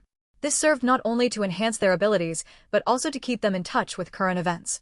It happened that the weather had turned fair and the snow had ceased for a while. Before Nan Gongchen returned to the base, both Nan Er and Nan Yan had successfully broken through to level 3. All those with abilities at the training ground had also surpassed level 1, with nearly a third achieving level 2. Since Nan Gongchen had brought his group back to the base, the weather had remained persistently overcast with no sign of clear skies. Most people in the base were reluctant to step outside, leading to a surge of idle gossip and rumors. The previously quiet base was suddenly abuzz with a piece of news that had spread from Qin Hongji's camp. It was said that one of Qin Hongji's men encountered a mutated animal in the predominantly uncharted areas behind the base. That individual had sustained numerous injuries on the mountain, nearly losing his life. Remarkably, he survived and even managed to break through to become a level 3 ability user. He was the first to achieve level 3 in the base, giving Qin Hongji's faction a significant advantage. Previously, Zhang Jujing, who had held a slight upper hand, found himself at a disadvantage. When Nan Gongchen heard the news of a level 3 ability user emerging in the base, he was not overly surprised. After all, not long ago he had heard of Zhang Jujing and Qin Hongji collaborating at the city gates to attract zombies with rotten meat and obtain a substantial number of crystal cores. Although the outside world had only recently discovered that crystal cores from zombies could enhance abilities, it was entirely possible to break through to level 3 with a sufficient number of crystal cores. Moreover, mutated animals of level 3 had indeed begun to appear outside, and levels 1 and 2 were also on the rise. If one were fortunate enough to encounter a level 1 or 2 mutated animal, it was not impossible for a swift upgrade. What surprised Nan Gongchen, however, was that this level 3 creature had appeared in the mountainous region behind the base. It was important to note that the area was dense with brush. Due to its complex terrain and the risk of people getting lost, a barbed wire fence had been erected between the base and the mountains when the Linchuan base was first established, prohibiting entry. Why had Qin Hongji's men dared to venture into the mountains without permission? Most importantly, before the apocalypse, Linchuan base was originally a large resort nearing completion. After the onset of the apocalypse, it transformed into a haven for survivors, becoming one of the most densely populated places on the entire planet. In such populous areas, animals were rarely spotted. How could a mutated creature suddenly appear within the confines of such a crowded base? Nan Gongchen ran his fingers through the little fairy's delicate hair, idly twisting the slightly curled strands around his fingertips. After a moment, he instructed his subordinates to investigate the matter. As the messenger hurriedly left the villa, the loud snoring of Yi Zifeng echoed through the room. Yi Zifeng was sprawled on the two-person sofa, contorted like a failed pancake. Yiling and Xiaoyu, seated in a corner of the hall, turned to look at the source of the sound, both covering their eyes and sighing. "I can't bear to look, it's simply unbearable." It was evident that this troublesome child had stayed up all night playing video games again, and it was indeed a sight to avoid. Luo Qian, holding a plate of nuts from the table, had intended to pop one into her mouth, but turned to follow the sound. Yi Zifeng's drool was almost pooling on the ground. Luo Qian glanced at the plate in her hand, and then at Yi Zifeng, decisively hiding the plate against her chest. Nan Gongchen remained unfazed, his expression composed, as he instructed Xiaoyu to carry the boy to the bedroom to avoid further embarrassment. After that, he took the nuts from Luo Qian's hands to help her peel them. As he uncovered a plump white kernel, his long jade-like fingers extended it towards Luo Qian's mouth. The kernel exuded a faint milky aroma, and the little fairy seemed quite satisfied with his attentions. Luo Qian's gaze remained fixed on the television, her soft, warm lips parting to take the nut from him. A tingling sensation lingered on Nan Gongchen's fingertips as he rubbed them together, saying nothing and rising to head upstairs. If one did not pay close attention, they might not have noticed the faint blush creeping onto his ears. Luo Qian watched Nan Gongchen's retreating figure, puzzled by his sudden departure. Before she could ponder further, her attention was quickly drawn back to the screen. Nan Gongchen's subordinates were remarkably efficient. Not long after the order was given, all the recent details regarding the much-discussed Level 3 ability user in the base were reported back. The newly ascended Level 3 ability user was a trusted aide of Qin Hongji, Shinufa. Shinufa had hurried to the mountains upon hearing reports of a corpse from the patrolling staff. At the barbed wire enclosure in the back mountains, the personnel discovered the body of the night watchman from the previous night. When discovered, the patrolling staff was gruesomely bloodied and lifeless, with signs of having been gnawed by animals. After Shinufa and his team searched the area around the body, they found a large hole in the barbed wire fence that separated the mountain from the base, indicating clear signs of animal involvement. Since learning about crystal cores from Nan Gongchen, information regarding them had spread like wildfire throughout the base, with many related tidbits emerging. Now nearly everyone in the base was aware that the crystal cores of evolved animals were purer than those of zombies, offering ability users a significantly enhanced effect. However, the overall number of evolved animals remained relatively low, making it even harder to spot them in populous areas. Consequently, very few had ever witnessed the presence of evolved animals near the base. After Shinufa reported his findings to Qin Hongji, the latter immediately ordered the information to be tightly sealed and summoned a few individuals to deliberate extensively for several days. Ultimately unable to resist the allure of the evolved animal crystal cores, he began secretly dispatching people into the mountains searching for these creatures. The harsh environment had taken its toll. With excessive snowfall, very few managed to reach the back mountains. Just when Qin Hongji was about to give up, Shen Hongshuan, who was also dispatched to search for evolved animals, unexpectedly discovered a Level 2 evolved creature on the outskirts of the back mountains. Many had perished during that time, and Shinufa himself had nearly lost his life, but he managed to bring back a crystal core from the Level 2 evolved animal. Had it not been for his slightly superior abilities compared to others, he very well might have met the same grim fate as the rest. Fortunately, he turned misfortune into fortune, as absorbing the crystal core allowed his powers to break through. When Nan Gongchen heard the report from his subordinate, he frowned deeply. Evolved creatures had appeared on the outskirts of the base's back mountains. Where did these creatures come from? The depths of the back mountains. Could it be that the cold drove them out in search of food? As this thought crossed his mind, Nan Gongchen swiftly dismissed it. The Linchuan base was originally a resort, and before the apocalypse the investors chose this location largely due to its well-preserved environment and the absence of wildlife. Moreover, the snow in the back mountains had nearly reached knee height. Even if hypothetically there were creatures, they wouldn't venture out at this time. Nan Gongchen's eyes were deep and inscrutable, resembling a bottomless abyss. He unconsciously emanated a faint chill, causing the subordinates standing beside him to lower their heads in fear and silence. Only when Nan Gongchen spoke did the messenger finally exhale in relief. Nan Gongchen ordered reinforcements to fortify the training ground's perimeter, doubling the number of patrol personnel at night. After all, the training ground lay right at the foot of the mountain, and it was better to be safe than sorry. Recently, Nan Er and Nan Yen had returned from the outside, with a considerable amount of construction materials like steel and concrete, which now proved useful. Yi Zifeng, Xiaoyu, and Yi Zifeng took turns guarding the training ground at night, returning only by the next morning. The little fairy and Nan Gongchen were having breakfast at the table outside the kitchen. She looked at Yi Zifeng, who had been mysteriously vanishing for the past few days, his dark circles almost touching the ground, and felt perplexed. Nan Gongchen protected Luo Qian very well. Unless the little fairy asked, he rarely spoke of such unsettling matters to her. All his little fairy needed was to stay cheerful every day. Nan Gongchen served a bowl of soft fragrant yam porridge to Luo Qian and cast a subtle glance at Yi Zifeng. "Come eat, finish your meal before you go back to sleep." Yi Zifeng sluggishly shuffled over in his freshly changed slippers, dragging a chair to the table. He gulped down several mouthfuls of porridge, then wiped his mouth and relayed something to Nan Gongchen. "Boss Linga said he found animal fur and footprints at the outer wall of the training ground this morning. There's an electric fence on the outer wall, and that animal escaped after getting injured."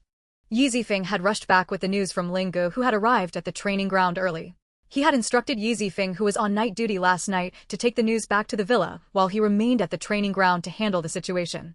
Xiaoyu had also gone out early but had not gone to the training ground. Their intelligence personnel reported that the base's patrol team had discovered traces of evolved animals along with bloodstains in the vicinity.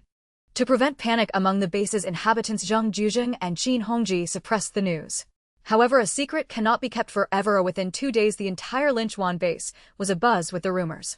The sightings of evolved animals seemed to have increased even more than before, and the crowds that had previously diminished due to the weather were now entirely absent. The Linchuan base fell eerily silent like an empty city. The cold wind swept over the walls, traversing the roads unstoppable no matter the barriers. The training ground had long been prepared, reinforcing all surrounding walls. Previously, to prevent accidental intrusions or deliberate invasions, they had installed electric fences around the perimeter, which fortuitously proved useful. However, luck had not favored the base as much. Previously, the surrounding fences separating the base from the back mountains were merely reinforced to prevent anyone from wandering in and getting lost, making them easily susceptible to damage in the event of an actual crisis.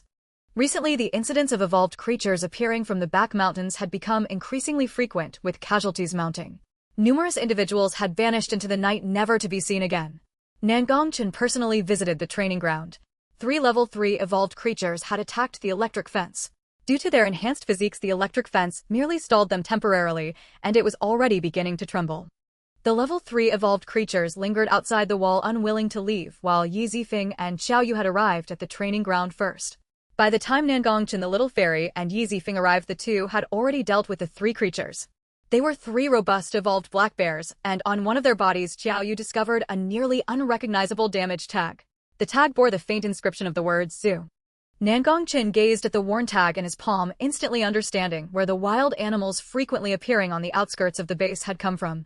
He instructed Xiaoyu to take Nan Yen and Nan Er into the back mountains of the base. Following the trail of the wild evolved animals, Xiaoyu and the others soon discovered that these creatures had escaped from the deserted zoo they had visited earlier. Animals once kept by humans in the zoo had broken free from their enclosures after evolving. Since the apocalypse had only recently begun, the city center remained inhospitable for wild animals, and these creatures, which should naturally thrive in the wild, were naturally drawn to the outskirts of Linchuan City. Nangongchen examined the large map laid out on his desk. When the Linchuan base was established, it had been strategically planned, yet no one anticipated that one small oversight would lead to such a significant risk. The front of the Linchuan base was fortified with iron walls, leaving no vulnerabilities. The back mountains, on the other hand, were complex in terrain and devoid of wildlife. The naturally lofty peaks formed a barrier effectively encircling the base's rear. The entire Linchuan base was constructed and enclosed with the utmost security. Yet, unexpectedly, the animals that had escaped from the city center zoo found their way into the outer back mountains of the base through a small gap connecting the city walls and the back mountains. That area was rugged and overgrown with thorns, and even in the post-apocalyptic world, the dead thorns remained sharp. Thus, despite the high rewards offered by the base's leadership for the construction of that gap in the wall, few had volunteered. Little did they know this minor oversight would lead to such a great peril. The higher-ups at the base held onto a sense of complacency. Since almost no one ventured into this area, they hastily erected a layer of steel plates as a makeshift barrier. They likely thought that by surrounding the area with steel plates, coupled with the dense thickets, there wouldn't be any issues. Little did they know that this oversight would lead to significant troubles.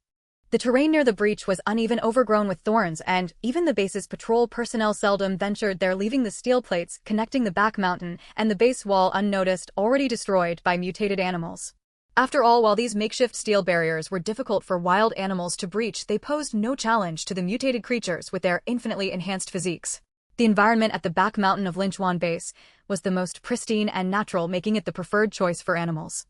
However, now with heavy snow sealing the mountains, the wild animals that initially sought refuge in the deep woods were forced to linger on the outskirts of the base.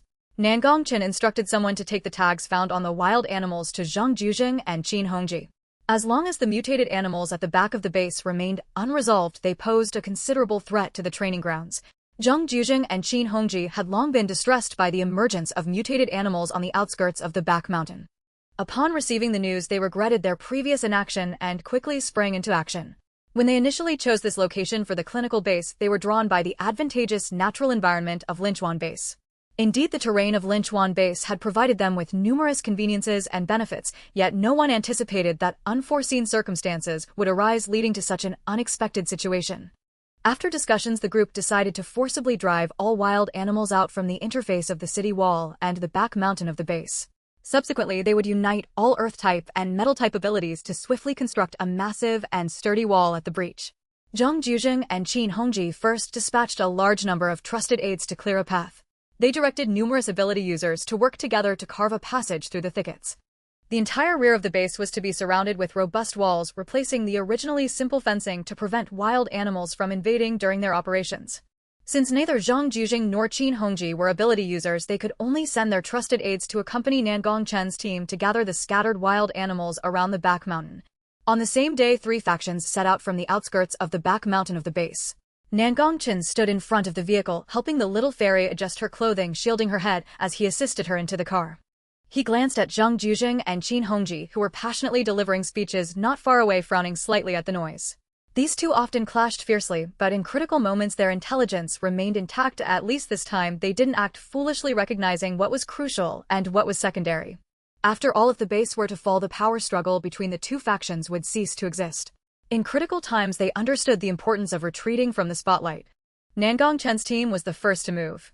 Seeing the leading figure depart, Zhang Juzheng and Qin Hongji hurriedly wrapped up their speeches with a few brief remarks urging their subordinates to follow suit. As they watched the convoy heading toward the back mountain, the previously cheerful duo exchanged disdainful glances, not even bothering to greet each other, as they tacitly turned to leave in opposite directions. Once Nangong Chen led the 3 factions into the back mountain, the base was not idle. The previously desolate base suddenly came alive with lights blazing even at night. Everyone from ability users to all strong young laborers was working overtime to reinforce the wall hastily erected by the ability users between the base and the back mountain. The convoy led by Nangong Chen gradually came to a halt, stretching back for at least 100 meters. He ordered the other 2 faction leaders to rest before dispersing their teams, as this area was heavily infested with wild animals. Zhang Juzheng sent Song Jinghao and another trusted aide Zhao Qi to lead the team. Zhao Qi was a second-tier water ability user, somewhat less capable than Song Jinghao. Having previously met Nangong Chen's group, Song Jinghao exchanged brief pleasantries with them before heading off to arrange his team's tasks. Meanwhile, Qin Hongji dispatched a newly promoted 3rd-tier fire ability user, Shin Hongshuan, accompanied by his sister Shinufa, a 2nd-tier water ability user. Both were in their 20s, and Shinufa, trailing behind Shin Hongshuan, simply waved at Nangong Chen and the others. "Hello, it's been many years. I wonder if you remember me," she said, glancing at Nangong Chen's group as she tucked her long hair behind her shoulder. Yi Zifeng and Xiao Yu exchanged fleeting looks of surprise at her appearance, while Nangong Chen remained expressionless, nodding before continuing to help the little fairy unwrap her candy. The little fairy glanced between Shin Haxian and Shin Yuefei, slightly taken aback. She examined them back and forth several times, noticing a faint bond connecting them, but it seemed on the verge of breaking. Aside from the strong connection she felt with Nangong Chen, which resembled steel reinforcement, she had encountered various connections since arriving in this world. Yet, this was the first time she had seen such a fragile bond, as if it would dissipate with the slightest touch, rendering it almost non-existent. Nangong Chen noticed the little fairy's attention drifting away from him and felt a twinge of jealousy. He gently pinched her chubby cheek, redirecting her gaze back to him. Shin Yuefei, however, paid no mind to the curious glances from Luo Qian, giving her a slight smile before following Shin Haxian away. Lu Zifeng leaned casually against the off-road vehicle, racking his brain to remember who Shin Yuefei was, scratching his head in frustration. Why do I feel like that person looks somewhat familiar? Ugh. So many generic faces. It's making me face blind. Xiao Yu, leaning against an imaginary wall, almost lost his balance as he deadpan reminded him of the orphanage. Upon hearing this, Lu Zifeng dropped the toothpick he had been chewing on, suddenly realizing why she looked familiar. It was Yu Feifei. The rules of the Nangong clan were strict, and by the time it reached Nangong Chen's generation they had been simplified considerably, yet the protection of the successor remained tight. To ensure safety, the trusted aides of the Nangong clan's successors were selected from an orphanage and nurtured from a young age, and Yu Feifei had been one of the candidates back then. The Nangong clan had a profound heritage stretching back hundreds of years. To qualify, Yu Feifei had witnessed a competitor suffer an accident, which indirectly led to that competitor's demise, and she herself was eliminated due to her character. Lu Zifeng rolled his eyes in exasperation when he recalled who Shin Yuefei was. Back then, to prove herself in front of the Nangong clan members, Yu Feifei had even beaten him up. She had mistakenly thought Lu Zifeng was one of the competitors, and in her eagerness to showcase her abilities left his face bruised, only to realize later that he wasn't even a contender. Lu Zifeng had always followed Nangong Chen Yiling and Xiao Yu around, and since he was slightly younger than them he appeared to be of similar age to most competitors, leading Yu Feifei to make her misguided assumptions. And as if beating him wasn't enough, she casually threw him a light apology afterward, expecting him to forgive her as if she were the one being bullied. If it hadn't been for his frail health during that period, he would never have allowed Yu Feifei to pummel him into submission. If it were now, he would definitely not let her lay a finger on him. The three factions soon sprang into action. From the withered shrubs and thorns of the rear mountain, the sounds of battle and the roars of animals echoed. These evolved creatures, having been influenced by the meteorite at the zoo, possessed physical strength that surpassed that of most evolved animals. Their enhanced bodies were as formidable as iron walls, impervious even to the sharpest blades. Many ability users found themselves at a disadvantage in the skirmish. Standing atop a vehicle, Nangongqin surveyed the chaotic scene of struggle around him, his gaze deep as the darkest abyss. As countless tiny currents of electricity descended from the sky, dust suspended in the air seemed to freeze in time. It was only when the acrid scent of singed fur reached their noses that the onlookers snapped back to reality. The agitated evolved animals sensed the overwhelming pressure of a superior force and began to scatter in panic. Nangongqin, having already strategized with the leaders of the other two factions, orchestrated their movements with precision. Together they herded the evolved creatures toward a predetermined exit, driving the scattered animals outward. He snatched the candy from Luo Qian, who was leaning against a tree, and led her to a modified convertible driven by Qiaoyu. The sweet aroma spread from his mouth as the little sprite fumed over the lost treat. Noticing that he had genuinely upset her, Nangongqin whispered soothingly. The little sprite had already indulged in enough candy for the day, any more would lead to toothaches, and the delicate sprite would surely cry. Focus. Shinha Xian urged, pushing aside Shinufa, who had momentarily spaced out. They narrowly dodged an attack from an evolved creature. Shinufa returned to her senses, glancing at the convertible that had retreated into the distance. She observed an evolved creature wounded and bloody, and took a deep breath to steady herself. It had been a close call. Had Shinha Xian not pushed her aside, she might have been injured by that creature. With a slight shiver, she moved closer behind Shin Hongshuan, feeling apprehensive as she eyed the bloodied claws of the evolved leopard dog. She seemed to forget that she herself was a water-type ability user on the verge of breaking through to level 2. Nangongqin, seated in the modified off-road vehicle driven by Qiaoyu, commanded the black and purple lightning that crackled in the air, encircling the throngs of evolved animals. He controlled the relentless bolts of electricity, directing Qiaoyu toward the planned escape route. The others worked diligently to drive the evolved creatures into the lightning trap that Nangongqin had created, ensuring that none escaped. The thunderous sounds startled the birds resting on the skeletal branches of trees, sending them scattering into the sky. Once the evolved animals were lured out of the mountain, an incredibly sturdy wall rose rapidly at the gap between the rear mountain and the city wall. Behind the wall, countless earth and metal ability users exhausted their powers to construct the fortification in record time. At the forefront, with Nangongqin leading the entire convoy, surrounded the beast herd in the center, boldly driving out of the base's confines. Yi Zifeng sat in the passenger seat, melting the thick snow that blanketed the ground. In the back seat, Yiling fired at the zombies and rapid-moving evolved animals that occasionally emerged from the melting snow.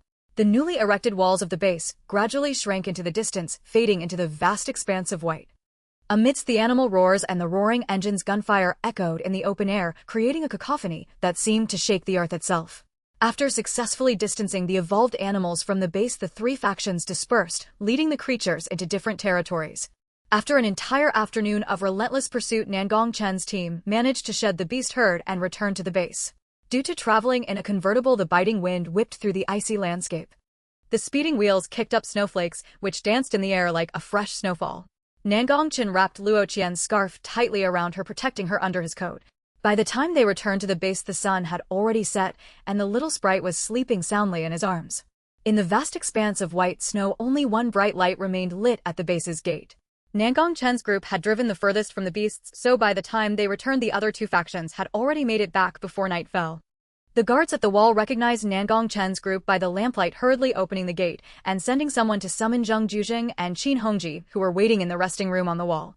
Though the sky had darkened, the area outside the base seemed deserted. However, upon entering, they were met with a bustling crowd. The two factions that returned earlier had not yet left, and other idle guards and curious onlookers mingled in the lively atmosphere. Nangongqin carefully lifted the little sprite from the convertible and placed her gently into a luxurious car that had been brought over by his subordinate. Midway, the little sprite drowsily opened her eyes and caught sight of a little girl being led by a woman in the nearby crowd. The girl looked to be only 2 or 3 years old and seemed to sense that Luo Qian was watching her as she smiled sweetly at the little sprite.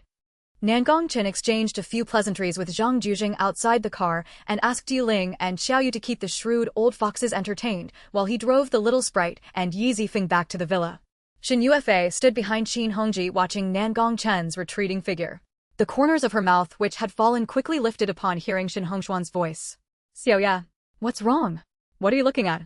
Shin noticed her distraction and sensed something was off today. Shinufa shook her head signaling that she was fine. Seeing her return to normal, Shin didn't press further. Shinufa had been adopted by his family when they were in middle school.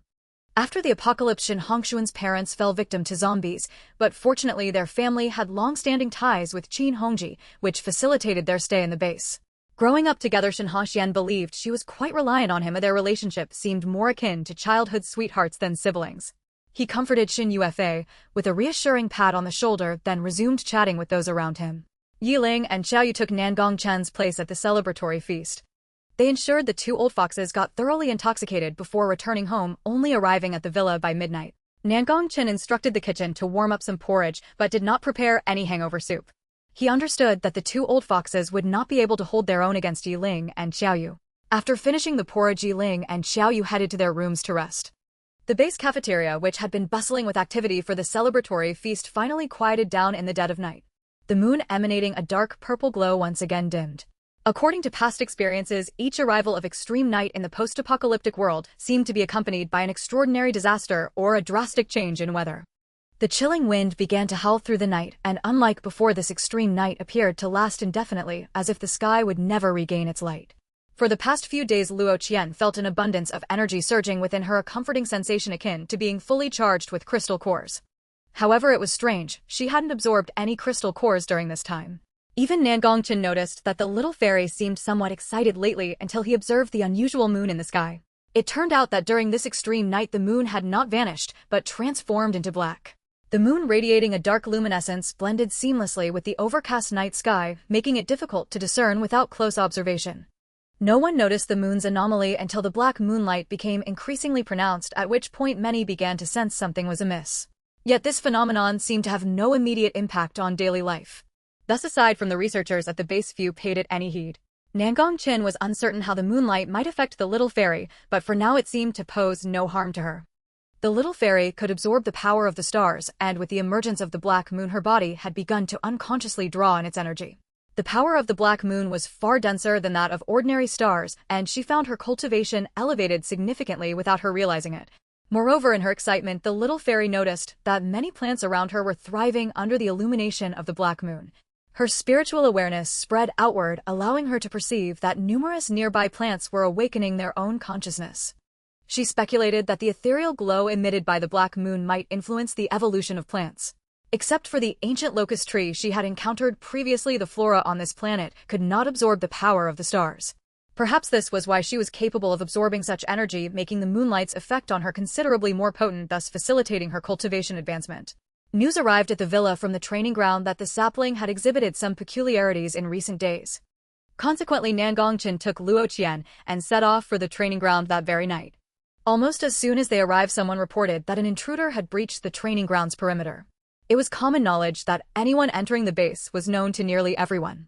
The training ground belonged to Nangongchen's territory, and no one dared to intrude so brazenly. Underling Master, the person claims to be named Song Jinghao, and he wishes to meet you. Bring him here. Nangongchen's expression revealed no hint of joy or anger. He hesitated for a moment, speaking in a low, measured tone. The little fairy tugged at Nangongchen's hand, and he looked down at her silently, inquiring what was amiss. Upon seeing Luo Qian shake her head in silence, Nangongchen assumed he had been too stern and frightened his delicate little girl.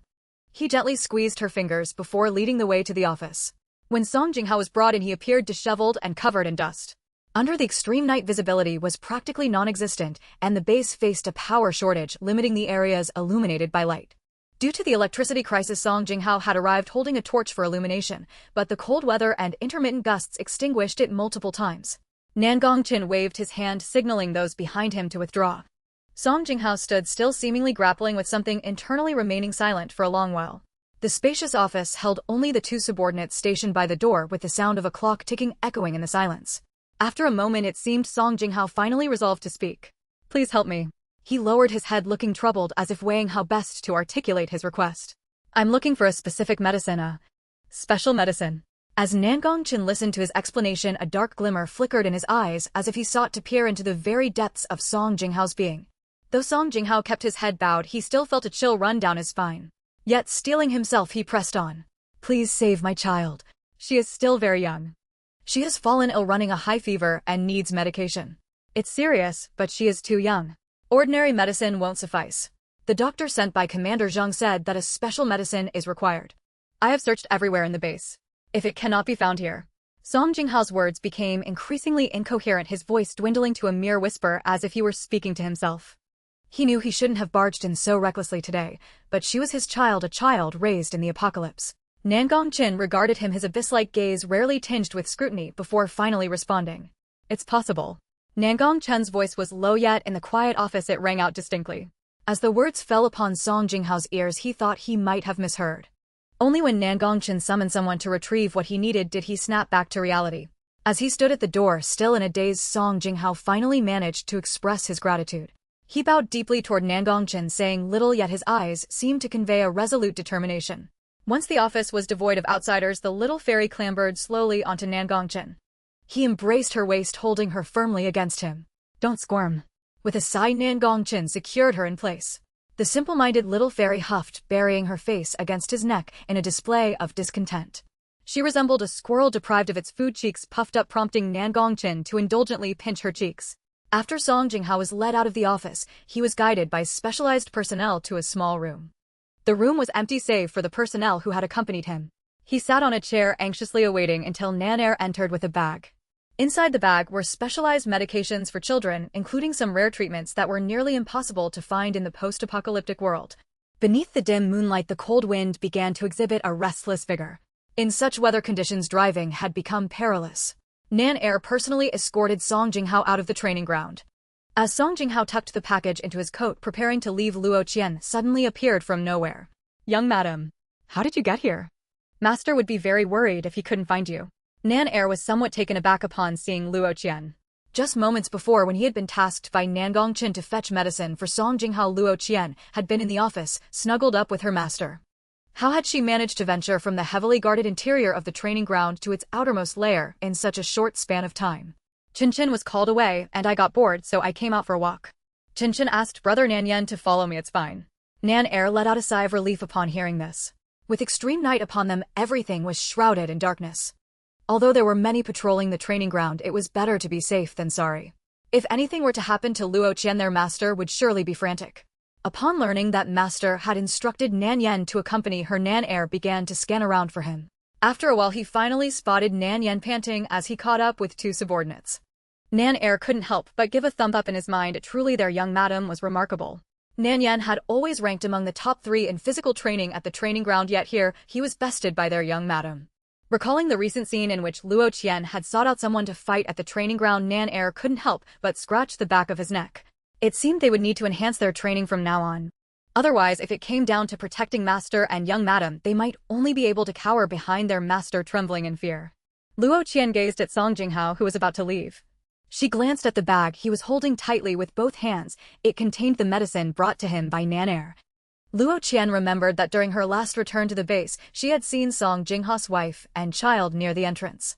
He and his wife shared a deep affection, and Luo Qian had witnessed the red thread of fate that bound them together. At that time, Song Jinghao was discussing something with someone nearby. His wife was holding their child, a little girl who seemed to smile at her, appearing both well-behaved and adorable. Luo Qian took the package from Nanyan, which contained some baby supplies like milk powder that she had retrieved from her space. She was not a saintly person overflowing with kindness. On the contrary, she was an elf who did not fully understand human emotions. Yet elves often possess a simplicity that surpasses the complexities of humans. Everything in existence has a cause and effect. Luo Qian acted not out of anything else, but simply to find peace of mind. Despite always having Nangongqin protecting her, she could not avoid witnessing too much in this post-apocalyptic world.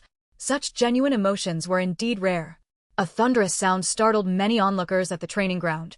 Under the dark night sky illuminated by the dim moonlight, the sapling began to undergo a transformation. Its extending branches wrapped tightly around the meteorite at its core. The main trunk of the sapling began to grow incessantly. The sparse leaves grew denser and larger as the awakened sapling absorbed the power from the meteorite, eventually maturing into a towering tree.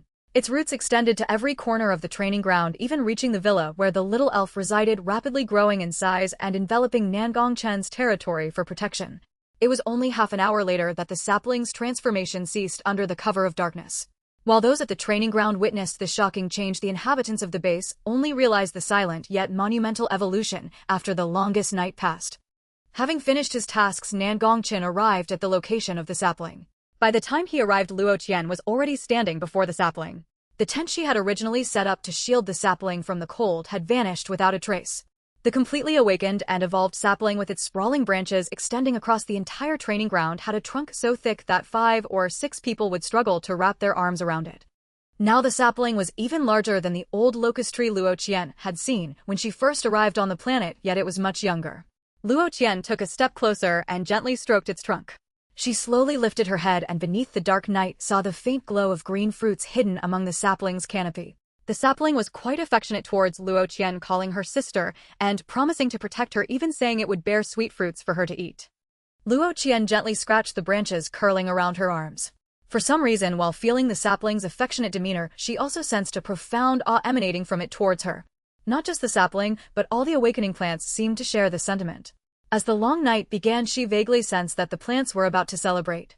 The plants that had adapted to survive were awakening their self-awareness, and these evolved plants seemed to harbor a certain fear, or perhaps reverence, towards her.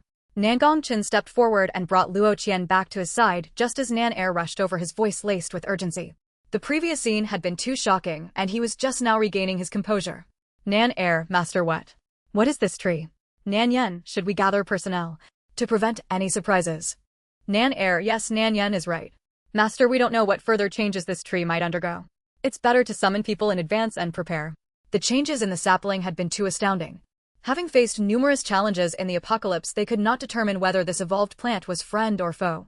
Nan Gongqin looked at Luo Qian, and upon seeing her shake her head, he felt reassured. This tree was nurtured by the little elf, and the elf was a plant herself. Since Luo Qian was not concerned, he trusted that the tree would not pose a threat to them, otherwise he would not have allowed the little elf to approach it. He had already observed that the branches of the tree had grown without damaging any structures within the training ground.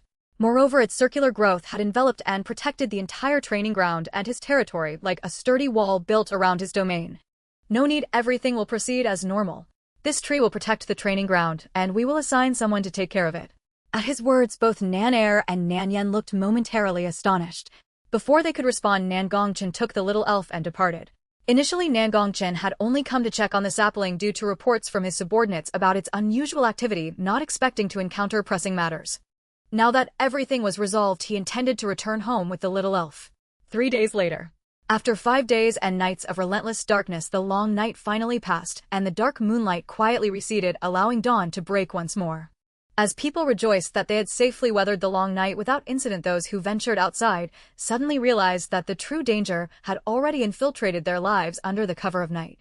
The once barren and desolate mountains behind the base now basked in sunlight, revealed their true nature. Amidst the still lingering snow, vibrant evolved plants were beginning to dominate the entire mountainside. Fortunately, due to the previous incidents with evolved animals, the base had constructed walls between the base and the mountains, effectively isolating them from the entire Linchuan base. Otherwise, it would have posed a significant threat. Because of this development, the patrol team stationed at the newly erected walls between the base and the mountains were as tightly organized as those at the front gates. Even the initial ban on entering the mountains out of fear of getting lost was now enforced with greater rigor. What had once been a vast snow-covered expanse suddenly transformed into a lush landscape. Yet beneath this vibrant display of life lay the true unknown crisis. Many stood at their doorsteps observing the changes within the base. The entrance to their homes, once hidden beneath snow, was now overtaken by plants. Among the most dramatically altered was the training ground, typically avoided by most. Though few ventured into the training area, the sapling's enormous transformation had captured everyone's attention. The security of the training ground was now even tighter, and from a distance, all that could be seen was the towering wall formed by the sapling's branches obscuring everything else. This unprecedented plant evolution had caused a stir within the base. Meanwhile, the little elf, oblivious to the chaos, was sound asleep. A sudden scream from outside the window roused the little fairy from her drowsy slumber. Nan Gongqin, who had lulled her to sleep the night before, had left after making sure she was soundly asleep. The little fairy rubbed the cold quilt beside her and groggily climbed out from under the covers. The once gray and white European-style villa had undergone a significant transformation. Lush green branches reached into every corner, and the leaves as large as wash basins rustled in the gentle breeze. Despite the biting cold of the wintry day, these evolved plants thrived vibrantly, as if signaling that a change in weather was imminent. After descending the stairs, Luo Qian gazed out at the rear garden through the floor-to-ceiling windows. To her surprise, a leaf maple was hanging upside down from the villa's wall, its branches caught by a small sapling now making desperate sounds for help. Nan Gongchen, Yiling, and Xiao Yu were seated at the kitchen bar sipping tea. They merely glanced outside at the commotion before calmly turning their heads away. Xiao Yu took a sip of tea, leisurely smacking his lips as he commented that today's brew was exquisite longing. Seeing Luo Qian awake, Nan Gongchen set down his teacup and waved to the little fairy. She scampered over, greeted Yiling and Xiao Yu, and then hopped to Nan Gongchen's side. Nan Gongchen pinched her chubby cheek. Luo, hurry and eat your breakfast, it's still warm. Luo Qian nodded and glanced outside, noticing that the leaf maple, which had been crying out moments ago, was now silenced by the sapling covering its mouth. Yiling remarked, it's nothing serious, he was just being mischievous, tugging at the sapling's leaves, and this is what he gets. Nan Gongchen added, that little rascal will learn his lesson after being taught a thing or two. His gaze then turned meaningfully towards Luo Qian. Just moments ago a report had come in. The chickens in the kitchen behind the training ground had been completely plucked. Moreover, the little fairy had gone to the training ground looking for trouble. As if that weren't enough, she had returned carelessly, tripped, and not only ruined her clothes, but also scraped her leg.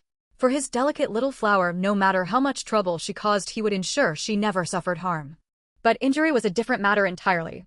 While he was reluctant to impose any punishment, he knew there would come a day when he would have to find a way to teach this restless little fairy a lesson. But now was not the right time, as scaring her off would be counterproductive. Feeling slightly guilty under Nan Gongchen's watchful gaze, the little fairy decided it was best to slip away. Nodding nonchalantly, she made her way to the kitchen in search of breakfast. From the moment the sapling developed awareness and grew into a towering tree, it had taken it upon itself to protect the entire training ground's territory. The once crowded training ground had seen a significant reduction in personnel patrols. With the presence of the sapling, security concerns at the training ground were effectively mitigated.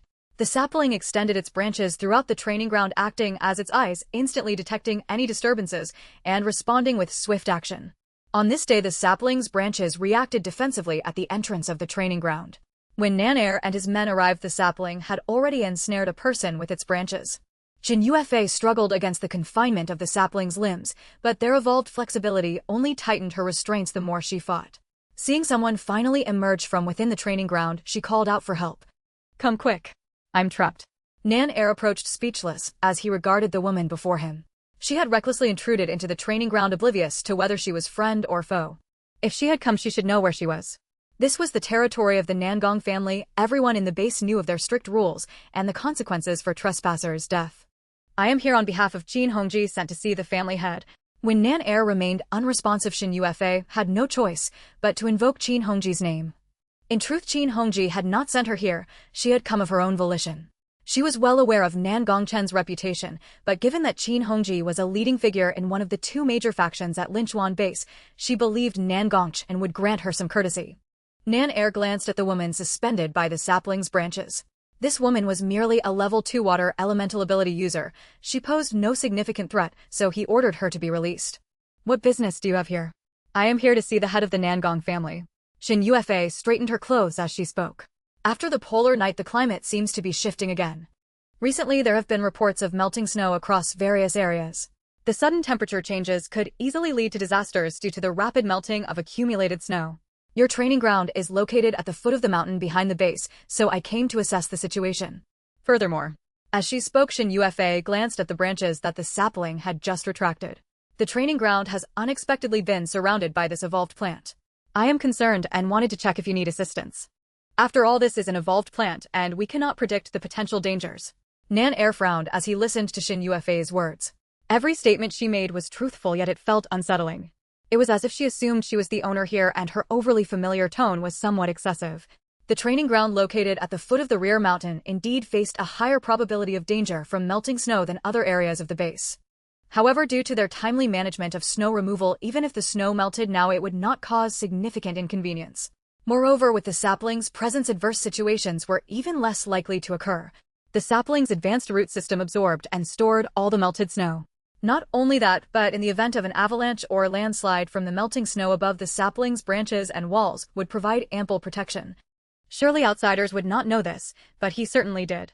At present, the safest place in the entire Linchuan base was their training ground. However, these matters were internal to the training ground, and he had no obligation to explain them to an outsider like Shinufa. There's no need for concern, we will handle matters at our training ground. If there's nothing else, please leave. Nan Er firmly dismissed her. Shinufa, who had initially spoken in a calm and gentle tone, now sounded a bit anxious. I have other matters. I need to see the head of the Nangong family, so please relay a message to him. When Nan Er remained silent, Shinufa steeled herself to continue. It is a direct instruction from Qin Hongji. I must see the head of the Nangong family personally. Nan Er pondered for a moment. Given Qin Hongji's influence at the base, he hesitated, concerned about potential repercussions from delaying her. He contemplated sending someone to inform the head about the situation. But Shinufa took the initiative, stepping ahead of the group and heading toward the training ground. Nan Er stopped her, deliberated briefly, and decided to keep a close watch on Shinufa as he led her into the training ground. With him personally overseeing, nothing untoward would happen. Nangongchen was digging in the soil outside the villa alongside the little fairy. It was uncertain whether the flower seeds buried in the contaminated soil had adapted to their surroundings or evolved in some way. The flowers in front of the villa began to sprout. These seeds had been planted before the onset of the extreme cold, when Nangongchen had decided to give it a try for the little fairy. He never expected that shortly after planting they would be met with such harsh weather. Initially he thought that the combination of pollution and extreme weather would prevent these seeds from taking root and sprouting. To his surprise, as the snow melted, the seeds began to show faint signs of life. Luo Qian had previously purchased several flower seeds from the trading market at the base and intended to plant them as well, hoping they might also sprout. Perhaps because her true form was that of a plant, Luo Qian could faintly sense that the vegetation on this planet was about to enter its most favorable growing season. Even though the soil was still polluted and the extreme cold had just passed. Reluctant to see the little fairy suffer and not wanting anyone else to assist, Nangongchen took it upon himself to do the work. His black shirt clung tightly to his smoothly contoured muscles. With the sun shining, although there was still snow on the ground, it wasn't particularly cold during midday. Nangongchen labored with physical effort, a light sheen of sweat forming on his forehead. The little fairy held a delicate basket, taking seeds from it and placing them into the holes while Nangongchen covered them with soil. The villa's large gate stood open and a line of guards stood watch at the entrance. Nan Er had brought Shinufa to the door and left her under supervision while he entered the villa alone. The view from the entrance of the villa was excellent. With the gate wide open, one could easily see the warm scene inside. Shinufa peered in with a cold, calculating gaze filled with ambition. Having sensed someone approaching, Nangongchen paused his work and looked up at Nan Er. Master. Nan Er slightly bowed his head. Someone outside claims to be sent by Qin Hongji, saying Shinufa has urgent matters to discuss. Nangongchen ceased his work and regarded Nan Er. Nan Er felt his scalp prickle under his master's gaze, and just as he thought he could no longer endure it, Nangongchen finally spoke. Do not let her in. Throw her out. Hearing this, Nan Er was about to slip away when he heard Nangongchen's voice again. Nangongchen had seen that woman before. While she appeared to be an attractive individual, the way she looked at him always hinted at ulterior motives, which he found quite distasteful. He was all too familiar with that kind of gaze. One glance was enough for him to see through her completely. Upon hearing Nangongchen's words, Nan Er realized what he had done. Before the apocalypse, such matters were usually handled by Nan Yen, but he had witnessed enough to know that even in the midst of chaos. No wonder Nan Yen often called him foolish. He truly wished he could give his recently foolish self a good slap. Go to the discipline room and receive 10 lashes. Master, please. You're punishing me again. I promise I won't bring anyone to the training ground anymore. Spare me just this once. My injuries from last time haven't even healed yet. Thinking about the person responsible for the punishment in the discipline room, he recalled how stern that individual was. Last time he had only intended to bribe him, and yet that guy used skillful moves to hit. It looked brutal, but didn't really cause serious harm. However, it was still painfully effective. He could vividly recall the scene of being struck on the backside last time. 15 more lashes if you keep talking. Continuing his work, Nangongchen's words had barely left his lips when Nan Er had already vanished. As Shinufa saw Nan Er coming out, she was about to ask something when she noticed him wave his hand, and the people nearby moved forward.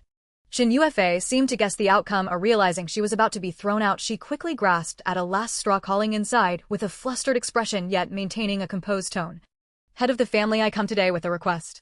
Due to the melting snow, the base is facing many difficulties and many impoverished individuals are struggling. Please help them, head of the family.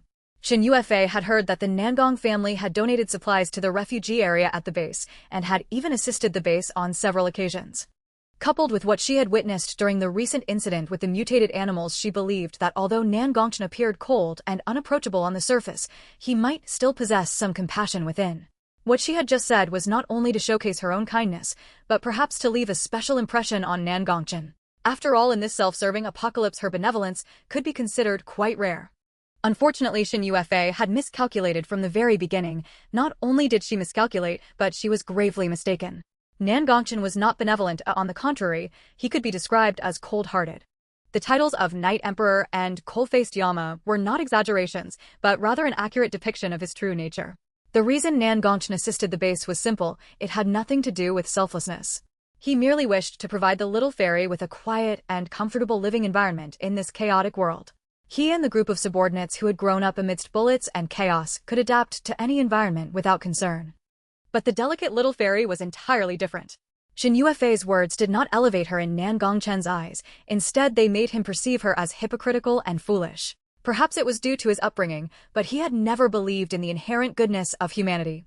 Nangongchen had his principles, but when it came to strangers, he always assumed the worst. Moreover, this was the apocalypse, a time when even basic survival needs were hard to come by. Shinufa was thrown out of the training ground by Nan-er, then went to the discipline room to receive her punishment. On her way back, she ran into Yi Zifeng. After being beaten by Shinufa and having to deal with the aftermath, both Yi Zifeng and Nan-er found a strange kinship. The two walked shoulder to shoulder, exchanging words as they headed toward the base cafeteria. By the time Nangongchen finished planting the flowers with the little fairy, the sun was beginning to set. Luo Qian looked at the freshly tilled ground, wondering if it would also adapt to the harsh conditions of the apocalypse, growing resiliently from the inhospitable soil, just like the flower seeds Nangongchen had sown earlier. She casually tossed a few low-grade crystal cores onto the ground, the faint green glow slowly dispersing from her palm as she diluted the power of the cores into the soil. This way, even in extreme conditions or buried in contaminated soil, the seeds would not easily rot. Until they encountered an environment suitable for rooting and sprouting, they would retain their vitality. On a serene evening, Nangongchen took Luo Qian to the topmost balcony of the villa, where the view was unparalleled, to admire the moon. The moonlight tonight was exquisite, perhaps a reflection of the imminent end of the bitter cold, infusing the air with a vibrant sense of life. Nestled in Nangongchen's embrace, Luo Qian, usually a lively little sprite, was strikingly tranquil, making him reluctant to disturb the peacefulness that enveloped them. Perhaps lulled by comfort, delicate white buds began to bloom atop her head, their faint fragrance wafting towards Nangongchen, intoxicating and enchanting. He gazed at her, noting how her once abyss-like eyes now sparkled with newfound warmth.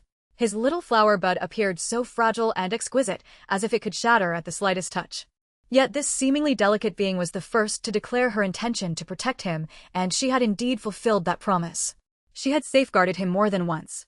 While the stars outside twinkled brightly, Nangongchen's gaze was solely filled with her image. The moonlight softly enveloped Luo Qian, as if bestowing upon her a divine glow. The climate shifted abruptly, with the melting snow rapidly transforming the landscape. Before people could celebrate the end of the extreme cold, they found themselves plunged into chaos once again. Since the apocalypse began, the erratic weather, extreme days and nights, and corrosive rain had polluted the land, with each disaster pushing humanity to the brink of survival. Many buildings in the base suffered damage from the water accumulated due to the melting snow. Moreover, the inhabitants were concerned about potential disasters like avalanches and mudslides as the snow melted in the mountains, threatening the base. Though there were walls to protect them, anxiety lingered among the people. Fortunately, the anticipated dangers had not materialized. While the mutated plants on the mountains posed threats, their root systems played a significant role in mitigating disasters. They absorbed the water from the melting snow, their deep roots firmly anchoring the soil.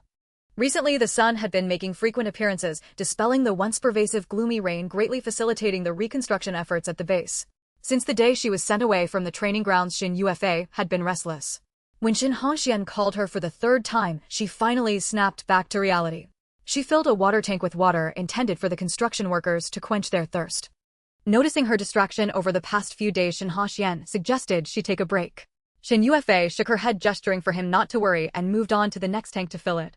With a sigh of resignation, Shinufa was soon called away. His sister was remarkably tenacious, often leaving him feeling inadequate in comparison. As the weather improved, crowds began to gather outside the base, arriving from various directions to join the Linchuan base. This season could be described as the most comfortable since the little sprite had arrived on this planet. Neither too cold nor too hot, with gentle breezes rustling through the lush greenery. However, the mutated zombies outside the base seemed to have evolved even further, their movements unhindered by the absence of snow. Wild and mutated animals started to appear in the city center. With the emergence of mutated plants, they rapidly expanded their territory, gradually encroaching upon the space previously occupied by humanity. Feeling bored within the confines of the base, the little sprite clamored to go outside, and Nangongchen readily acquiesced. Before setting out, Luo Qian made a stop to check on a young sapling. The sapling had been well cared for by those in the training grounds, and it had in turn protected the area effectively. Luo Qian climbed the tree to chat with the sapling and only reluctantly left when she saw Nangongqin arriving to fetch her. Though it was her insistence that prompted the outing, Nangongqin had also been considering an expedition recently. A couple of days prior, Nangongqin had received news from Nan Yan, whom he had dispatched to explore the base. There was a pharmaceutical factory located in the suburbs of Linchuan City near Mian City. Nan Yan had used specialized observational equipment and reported that although he only glimpsed a small warehouse, it was nearly filled to capacity with medications. In the apocalypse, few things are as precious as medicine. The little sprite had mentioned that her space contained many human-use medications, and Nangongqin had stockpiled a considerable amount himself. However, he was reluctant to utilize the resources within Luo Qian's space. Life in the apocalypse was always a precarious balance, and such supplies were invaluable. Yet, based on Nan Yan's earlier reconnaissance, the area surrounding that pharmaceutical factory seemed peculiar. Logically, the factory was situated at the junction of the suburbs of Linchuan City and Mian City. The base inhabitants had already scoured most of the suburban locations. Otherwise, they wouldn't have ventured into the city in search of supplies a few days prior. What was suspicious was that there were no signs of anyone having looted that pharmaceutical factory, nor was there any information regarding it within the base. If it had been overlooked by the scavengers from the base, it was highly unlikely. This left only one possibility: everyone dispatched to that factory in search of medication had vanished without a trace. According to Nan Yan's description, the place was indeed eerie. Numerous bones littered the area with no signs of struggle. When he attempted to approach it with his team, he experienced a sudden bout of dizziness. Nan Yan, perceptive and quick on his feet, sensed something was amiss and promptly retreated with his comrades for their safety. The pharmaceutical supplies stored within were substantial, and acquiring them would greatly benefit the training grounds. Nangongqin had planned to lead a team to investigate soon, but now the little sprite's insistence on joining him complicated matters. Reluctantly, he decided to bring her along, knowing he would protect her with his life. Moreover, he was aware that his little sprite might prove even more capable than him, possibly turning the tide in their favor. As Nangongqin and his team of 5, including Yiling, drove their off-road vehicle away from the training grounds, they were suddenly stopped in their tracks. As Qiaoyu prepared to exit the vehicle and assess the situation, a woman in her 30s stepped forward. She lightly tapped on the car window. A crowd had gathered on the roadside, astonished by the woman's audacity. The off-road vehicle bore the markings of the training grounds, and yet this woman dared to intercept it. As Qiaoyu exited the vehicle ready to speak, the back window of the off-road vehicle slid open.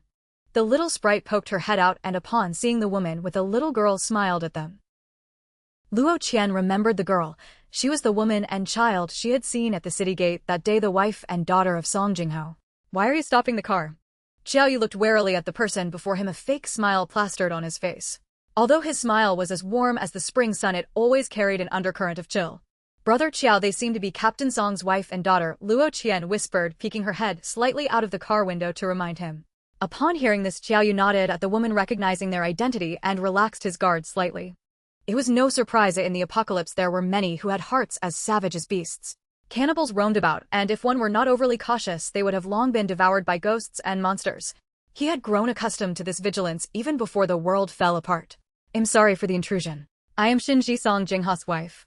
I didn't expect to encounter the training vehicle, and I stopped it on a whim. I wanted to thank you in person." As she spoke, Shinji extended her hands, offering something she held. "These are some snacks I made myself to express my gratitude for saving my daughter. I know these are insignificant, but in the future, should the opportunity arise, our family will surely repay the debt of life." Shinji appeared gentle and cultured, her demeanor exuding an air of grace.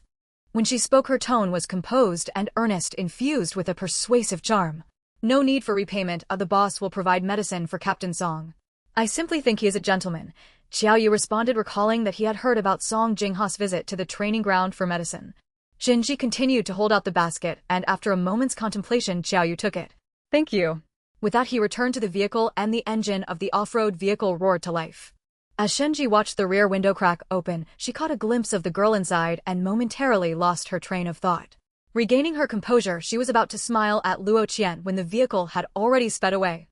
Qiaoyu handed the contents of the basket to Luo Qian, which contained some sweet persimmon dried fruits. Among the 5 of them, only Yi Zifeng and Luo Qian had a taste for sweets. Nangongqin examined what was in the basket, lifted it to his nose for a sniff, and once satisfied, distributed the treats to the little sprite and Yi Zifeng. The off-road vehicle soon left the base, and the outside world could only be described as a wasteland. What was once a city had turned into a mass of ruins.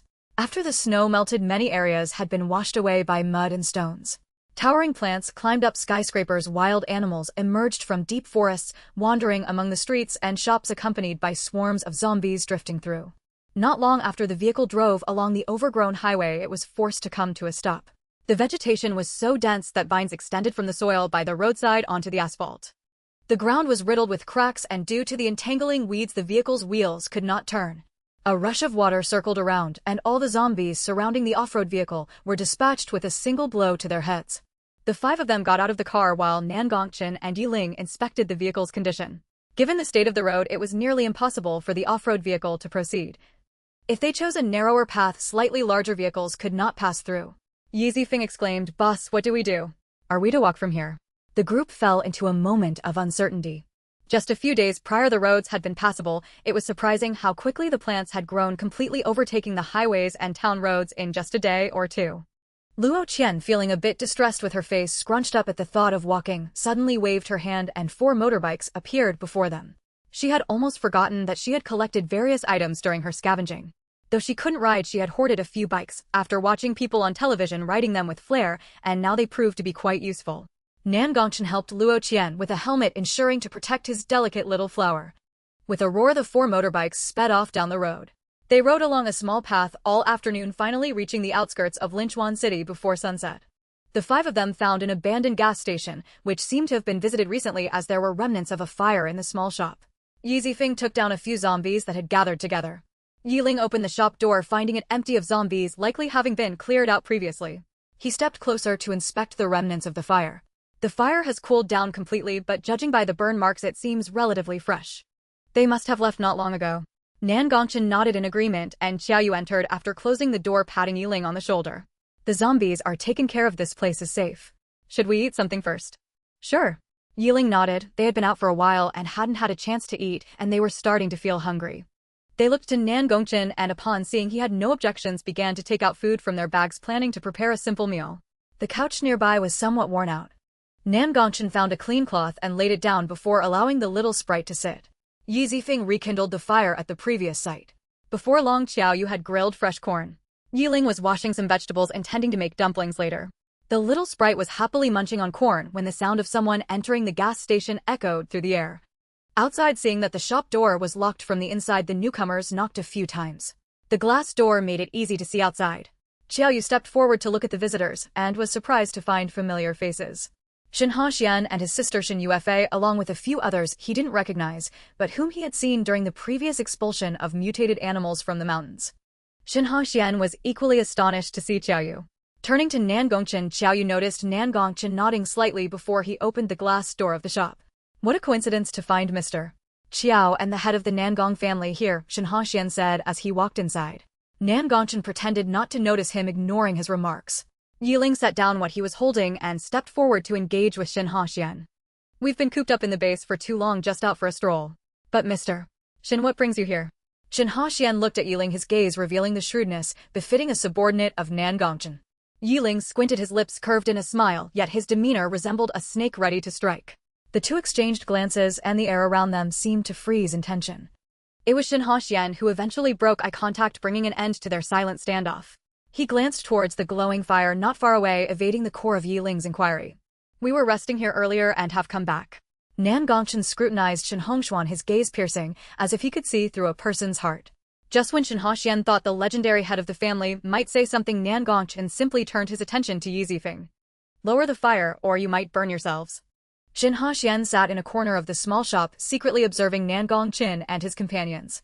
Contrary to his expectations before entering, nothing of the sort he had anticipated occurred after allowing them in. Nangongchen showed no intention of driving them away. Especially the rumored head of the family, who despite remaining silent exuded an air of profound cunning, as if everything was orchestrated and entirely under his control. Noticing Shin Hongshuan's distracted demeanor, Shin Yuefei picked up a piece of compressed biscuit and approached him. They had barely come near the vicinity of the pharmaceutical factory today, when several of their brothers had already suffered injuries. Though the exquisite facade they had before leaving the base remained intact, it could not conceal the underlying disarray. "Brother." Hearing her voice, Shinha Xian looked up to see Shin Yuefei, extending her hand with the biscuit. He accepted it with a forced smile. Shin Yuefei sat down beside him. "I heard the people at the training ground are quite formidable." Should we seek their assistance? This afternoon we lost several brothers just trying to get close to that pharmaceutical factory. Her voice was gentle, and as Shinufa gazed at her he found himself pondering her thoughts. Since the apocalypse he had felt that this sister with whom he had grown up was increasingly different from his memories. He wondered if it was merely his illusion or the result of their less frequent interactions as they grew up, leading to a sense of estrangement.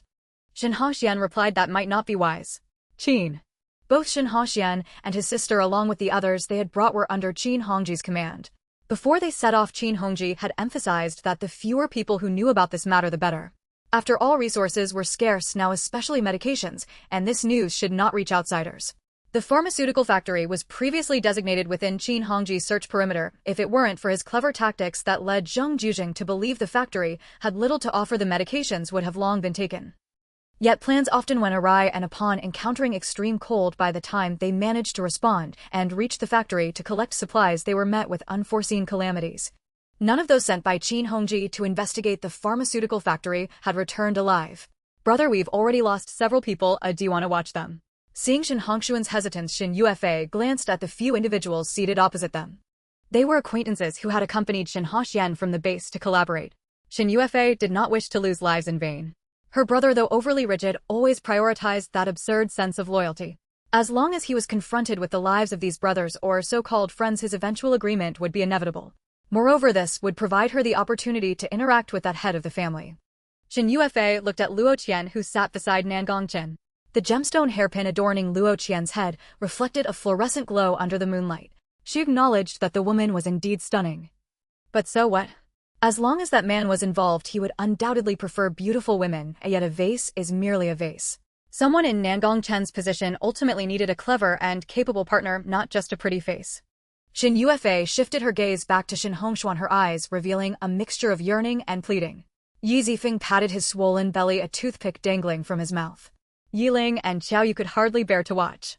Yiling caught a glimpse of Shinufa and his group's prying eyes across the table and gripped his weapon, seeking Nangongchen's approval. Nangongchen shook his head, signaling him to disregard it.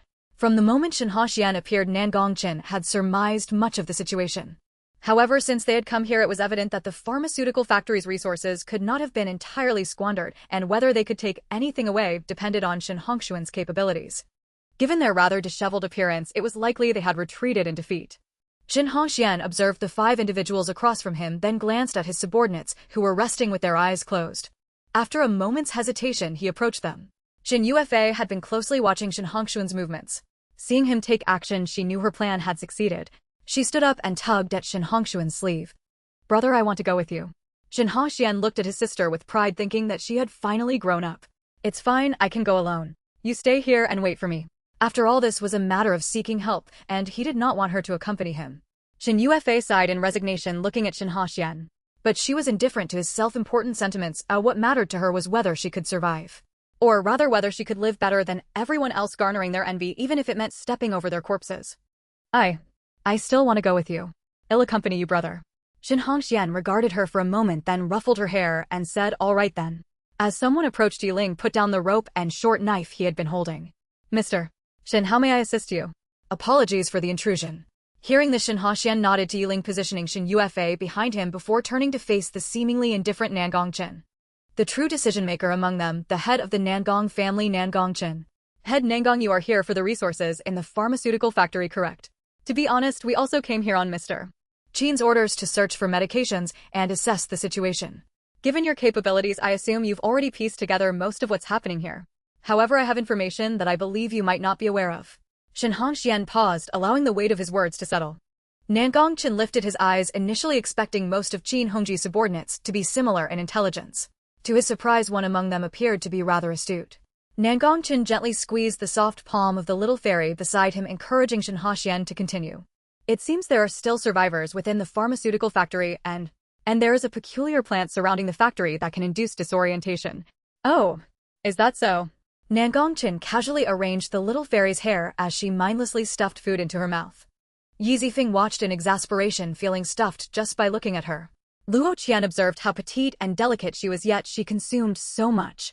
Nangongchen did not wish to engage in lengthy pleasantries. He directly inquired about his intentions. His voice was low, yet it resonated clearly in the ears of those present. Mr. Shin, what is your purpose in telling me this for no apparent reason? I seek to collaborate with the head of the family. To be candid, we approached the vicinity of the pharmaceutical factory this afternoon and, without even penetrating further, have already suffered casualties. The information I just shared was hard-won gained through great difficulty. President Qin dispatched us after noticing that the individuals sent to the factory previously had not returned. Upon our arrival, we found one person barely clinging to life outside the factory. If we hadn't come across him, he too would likely have vanished without a trace, just like the others. We wouldn't have even known about these developments. Nan Gongchen scrutinized the several first and second-level ability users across from him. Among them, the strongest was Shinufa Xian. It was surprising how quickly this fellow had progressed, having leveled up again in such a short time. What benefit would there be for us in collaborating with Mr. Shin? After all, aside from Mr. Shin, the others. They could almost be considered a burden, but Nan Gongchen refrained from voicing this thought. Shinufa Xian followed Nan Gongchen's gaze and instantly understood his unspoken sentiment. Nan Gongchen was right. Given their current strength, it was indeed brother. Shinufa tugged at Shin Hongshuan's hand, stealing glances at Nan Gongchen, who was wholly absorbed in observing the petite girl beside him. Luo Qian's hand momentarily halted as she sensed the intense gaze directed at her from Shinufa. Although this woman appeared amiable, Luo Qian's keen intuition detected a strong undercurrent of malice. Moreover, the bond she previously sensed between Shinufa Xian and Shinufa had long since severed, leaving no trace behind. Initially, that connection had been tenuous, seemingly on the verge of breaking. It was unexpected for it to dissolve so swiftly. It appeared that the fate between these two had come to an end. Luo Qian glanced between Nan Gongchen and Shinufa. It seemed as if Shinufa was coveting her two-legged beast. The fleeting glances she cast were reminiscent of a wild wolf in the valley eager to snatch food from the fox sister. It was unfortunate that her two-legged beast was too attractive, as she had learned from television that such behavior was termed flirting. A heartbreaker. Unaware that he had already been labeled a heartbreaker, Nan Gongchen stared in astonishment at his hand, which had been brushed aside by the little sprite. He thought perhaps he had accidentally hurt her while arranging her hair. How peculiar, he had been quite careful. Nan Gongchen observed his palm fingers curling slightly like elongated jade-like tips. The little sprite was displeased, and he lost patience with Shinufa Xian and the others. President Qin's desire to share the pharmaceuticals from the factory is negotiable, however we must exchange something of equal value in return. I've heard that President Qin discovered coal in the mountains near the rear of the Linjuan base. Since President Qin wishes to acquire pharmaceuticals, let's trade for 30% of that coal. In this post-apocalyptic world, resources were scarce. Items like coal, gasoline, and pharmaceuticals were exceedingly hard to come by. Among these, pharmaceuticals were the most vital as they could save lives. 30% of coal would sufficiently meet the demands of their training grounds. Exchanging a portion of the pharmaceuticals for that 30% of coal was a mutually beneficial and reasonable proposition. Nan Gongchen chose not to continue speaking as there was no further need. He merely wished for Shinufa Xian to act as a messenger. The specifics would ultimately be decided by Qin Hongji. Shinufa Xian was momentarily taken aback. The matter regarding the coal was known to very few, yet the head of the family's insight was surprisingly keen. However, he understood that if Nan Gongchen did not intervene given the current state of the pharmaceutical factory, even if Qin Hongji sent more people, they would still be unable to procure any pharmaceuticals from there. I still need to consult President Qin about this. Of course. Nan Gongchen waved his hand dismissively, then added, but my patience is limited, so Mr. Shin should act swiftly. By tomorrow morning at the latest, I won't keep the head of the family waiting too long. With that, Shinufa Xian returned to meticulously document the details of the discussion with Nan Gongchen and sent them back, eagerly awaiting President Qin's response the following morning. The little sprite seldom became angry, but when she did, it left Nan Gongchen at a loss. He gently tugged at the strands of hair that fell by her ear. The little sprite pouted in silence, appearing as if she had been wronged. Yuling Qiaoyu and Yi Zifeng had already taken the hint and busied themselves with their own matters. Fortunately, the convenience store at this gas station was spacious enough, allowing them to remain without disturbing their leader's romantic rendezvous. Otherwise, it was likely that anyone extraneous would have been swiftly dismissed by their boss. Did I hurt Luo? I'm sorry, okay? Don't be mad at me, alright? The little sprite shook her head, still wearing an unhappy expression. A dark current rippled within Nan Gongchen. Anyone who dared to upset his little blossom would face his wrath. I don't like that person. Luo Qian's voice was barely audible, lacking any force. Upon seeing the way that woman Shinufa looked at him, she felt a surge of displeasure. The little sprite suspected this was akin to what she had seen on television. It was her possessiveness rearing its head. Luo doesn't like whom? Her. The little sprite discreetly pointed toward Shinufa, who was leaning against the wall across from them. She always stares at you. I don't like her watching you. Nan Gongchen followed the direction Luo Qian indicated, momentarily taken aback by her words before his lips curled into an uncontrollable smile. Was his little sprite jealous? His little blossom had finally awakened. Though he was unsure of the reasons behind her feelings, he knew she had claimed him from the start. He also recognized that her affection for him was genuine, albeit devoid of desire. His little angel was always too innocent and naive. However, that reason no longer mattered, for his little blossom had truly fallen in love with him. Nan Gongchen felt that no words could adequately describe the joy he felt at this moment. How fortunate he was to have met her. If Luo doesn't like her, then let's just take her eyes so she can't look anymore, alright. Realizing he had become overly excited and spoken without restraint, Nan Gongchen cautiously glanced at Luo Qian. He was relieved to see she showed no signs of fear. Although he often concealed his violent tendencies in front of her, he knew Luo Qian would never be afraid of him. That confidence, or rather that sense of security, was a gift from the little sprite. Nan Gongchen inexplicably felt a swell of pride, as she was indeed his little sprite, brave and genuine. Most importantly, she truly loved him now in that way between men and women. The little sprite gently shook her head, and Nan Gongchen leaned in to nuzzle against her neck, indifferent to the gazes of those around them. Of course, the most essential factor was that no one dared to look. For the pressure of Nan Gongchen, an 8th level ability user, was nearly suffocating. Now not only could they not look, but they were practically prostrate on the ground. I will only show my affection to Luo. I will forever look at no one but her. I will always belong to you, Luo.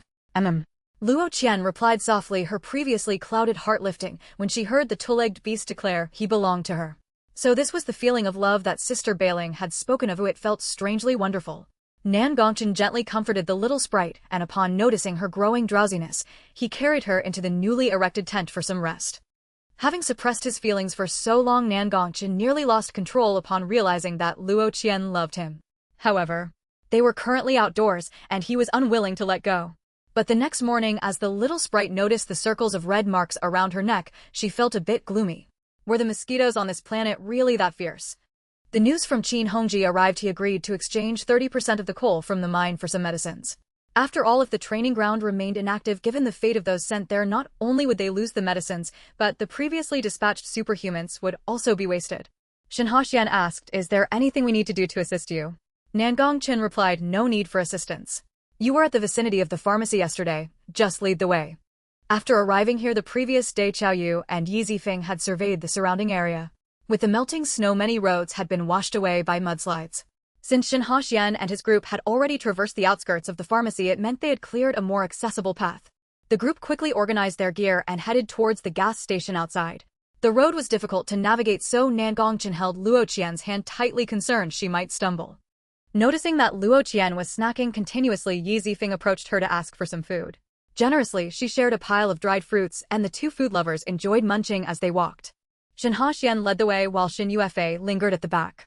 Observing the closeness between Nan Gongchen and Luo Qian hand in hand, she couldn't help but feel sarcastic. She couldn't believe in the existence of indestructible love, especially for someone as superficial as Luo Qian. Suddenly a gust of wind blew, making it hard for Shinufa to keep her eyes open. The group walked along the narrow path that Shinufa had scouted the day before, and as they approached the pharmacy's outskirts, the vegetation began to thicken. Logically, there should have been many workers at the pharmacy before the apocalypse, and the surrounding plants should have been sparse due to constant trampling. However, it appeared more like a botanical garden than a pharmacy teeming with lush greenery. The wall ahead is the pharmacy. We discovered the previously dispatched superhumans here yesterday. The flowers at the base of the wall seem to have a hallucinogenic effect. Anyone who approaches becomes disoriented. The deceased superhuman barely crawled out of that area before regaining consciousness, but it was too late. Nan Gongchen gestured towards a fresh mound of soil nearby and continued to Shinufa. "As for whether to proceed or retreat, it's up to you. However, there are dangerous things inside, and those who enter are merely walking to their doom." Nan Gongchen's eyes shifted to the few people behind Shinufa. He sensed the strange aura surrounding this area, and it seemed some entities within the pharmacy exuded a dangerous presence. Shinufa followed Nan Gongchen's gaze to the people behind him, pondering for a moment before instructing his team, "You all head back to the gas station and wait for me there." The superhumans who had accompanied Shinufa hung their heads in silence, and after a long pause, one finally agreed, prompting the others to nod in agreement. "Brother, I want to go with you. I can help," Shinufa said, tugging on Shinufa's arm. Noticing his hesitation, she added, "I can take care of myself and won't be a burden. Just take me with you." Though she feared for her life, she felt this risk was worth taking to become familiar with Nan Gongchen and his group. After all, such opportunities were rare and unlikely to come again. Moreover, she had learned about Nangong Chen's profound abilities. He wouldn't let anything truly dangerous happen, or she wouldn't be so fixated on him. Yet in her myriad calculations, she overlooked one crucial point. She overestimated her own capabilities, while underestimating Nangong Chen's ruthlessness. Shin nodded in agreement. At the very least, Shinufa was a level 2 water element superhuman. Setting aside her abilities, she had trained in boxing since childhood and was quite capable. As a level 4 superhuman, he could ensure her safety. Having successfully led her to escape yesterday, he could do so again today. Once resolved, Shin addressed Nangong Chen and his group. "We will follow you inside." Nangong Chen did not respond verbally, but nodded to Yiling and the others. He took Luo Qian's hand, shielding her as they stepped inside. He instructed Luo Qian to retrieve a few gas masks from her backpack, and each of them donned one.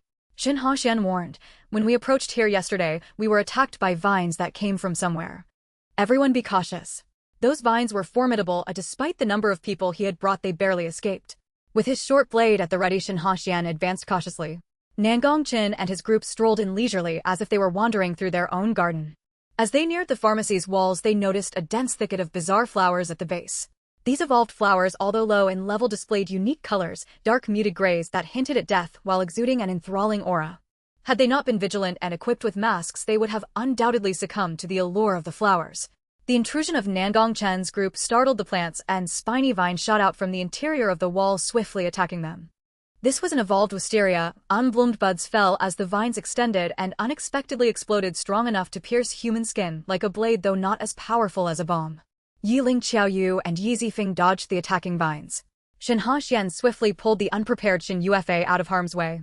Luo Qian clutched Nangong Chen's arm, who instinctively shielded her behind him.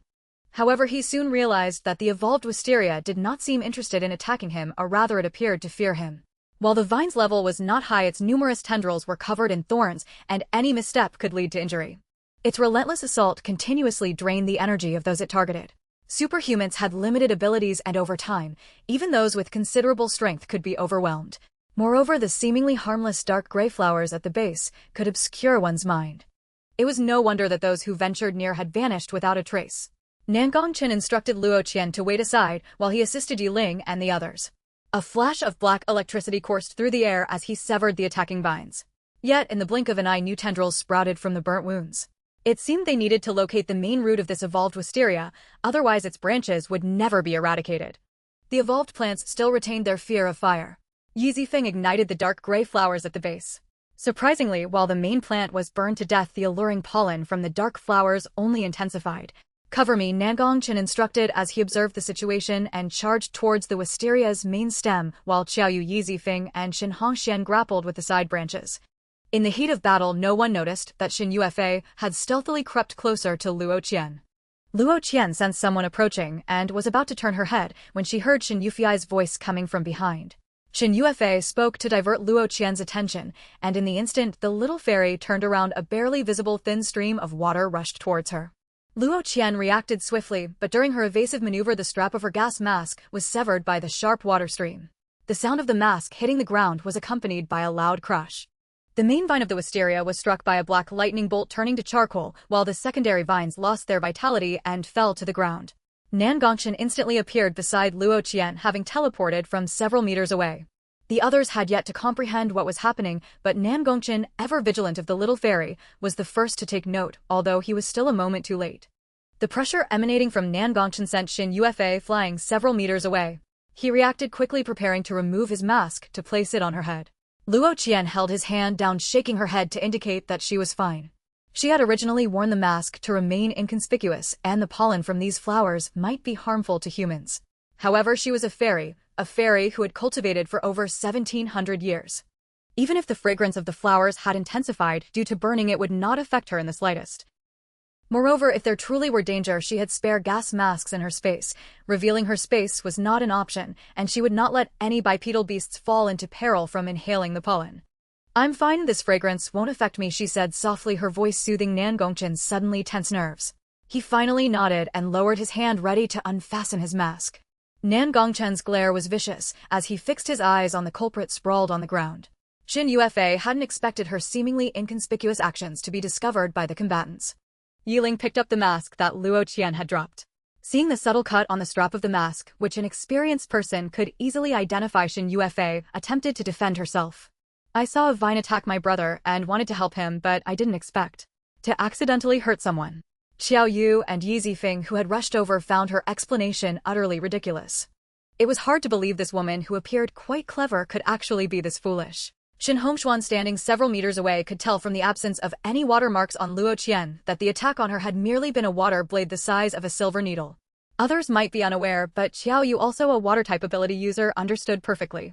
Moreover, it was clear to anyone with common sense that if she truly intended to help Shin Hongxuan, there would be no need for such stealthy, silent attacks. Shin Hongxuan, arriving at the scene, felt momentarily at a loss. He wanted to trust Shinufa, but the evidence before him was. Before Shin Haxian could speak, Luo Qian, who had pressed down Nan Gongqin, took matters into her own hands. The inconspicuous grass beneath Shinufa grew and secured her struggling limbs, then deftly unfastened her gas mask's buttons. With a crack, the mask fell, and the grass's leaves slapped Shinufa several times, leaving her delicate cheeks swollen and red before finally releasing her. Shinufa lay sprawled on the ground, disheveled. The few who had rushed to protect Luo Qian were still unsatisfied and wanted to charge forward, throwing aside their usual gentlemanly demeanor of not striking women. In the apocalypse, who cared for such niceties? Shin Haxian had initially thought this girl protected by Nan Gongqin and the others was just an ordinary person. He had witnessed Luo Qian in action before, believing her to be merely skilled, but now realized she was a plant-type ability user. Plant-type abilities were rare, and this was his first encounter with one capable of such control over plants. Previously, he had only seen plant-type users able to make crops sprout. He had never imagined one could control plants in such a manner.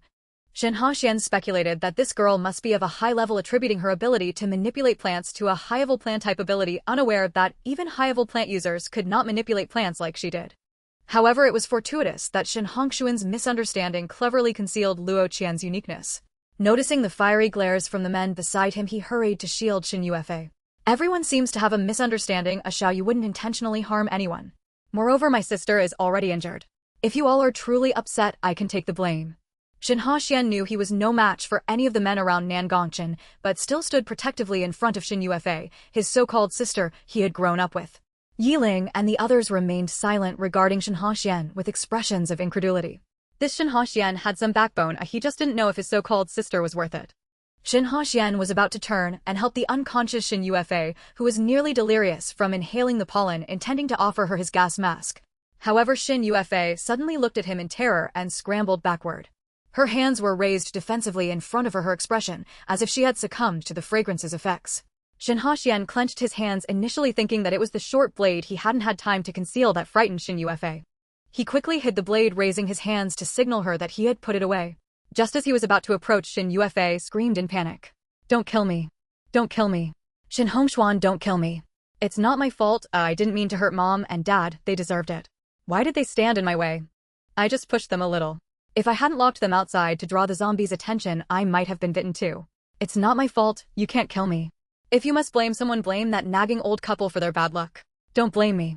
Shinufa babbled in terror, shielding herself with her hands as she moved backward. Suddenly she lunged forward and grasped Shin Hongxuan's hand. Brother. Brother. Shin Hongxuan, it's not my fault. It's all their bad luck. You can't kill me. Mom and Dad said that brothers must protect their sisters. You can't hurt me. Shinufa screamed in terror, her cries echoing in the chaos around her. In her vision, it seemed as though she beheld a bloody hell with vengeful spirits and Shin Hongxuan, knife in hand, intent on killing her. Tears and mucus mingled on her face as she alternately reached for Shin Hongxuan's hand and then recoiled from him. Shin Haxian could hardly believe his ears, feeling an overwhelming roar in his head. When Shinufa again reached out in fear, he jerked his hand away from her with disgust and finality. He could not fathom that such words had escaped the lips of his younger sister, with whom he had grown up side by side.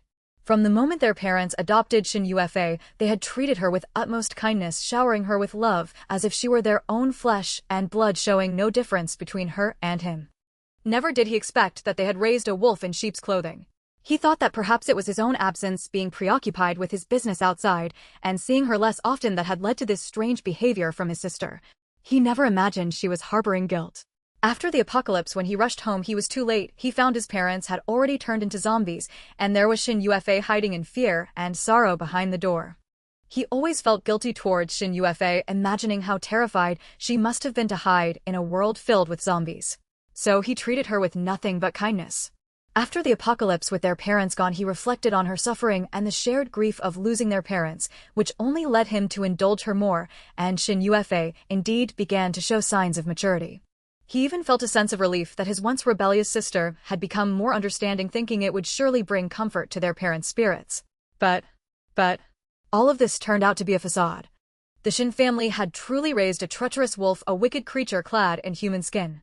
With reddened eyes, Shin glared at the pitiful Shinufa on the ground, his gaze filled with pain, hurt, and fury. He raised his blade, shouting at Shinufa, torn between the urge to strike down the sister who had killed their parents and the hesitation to bring the blade down. "Show yourself." Nangongchen's voice shattered the tense silence. Lightning struck and a nearby wall crumbled, revealing a woman in a tattered black cloak standing before them.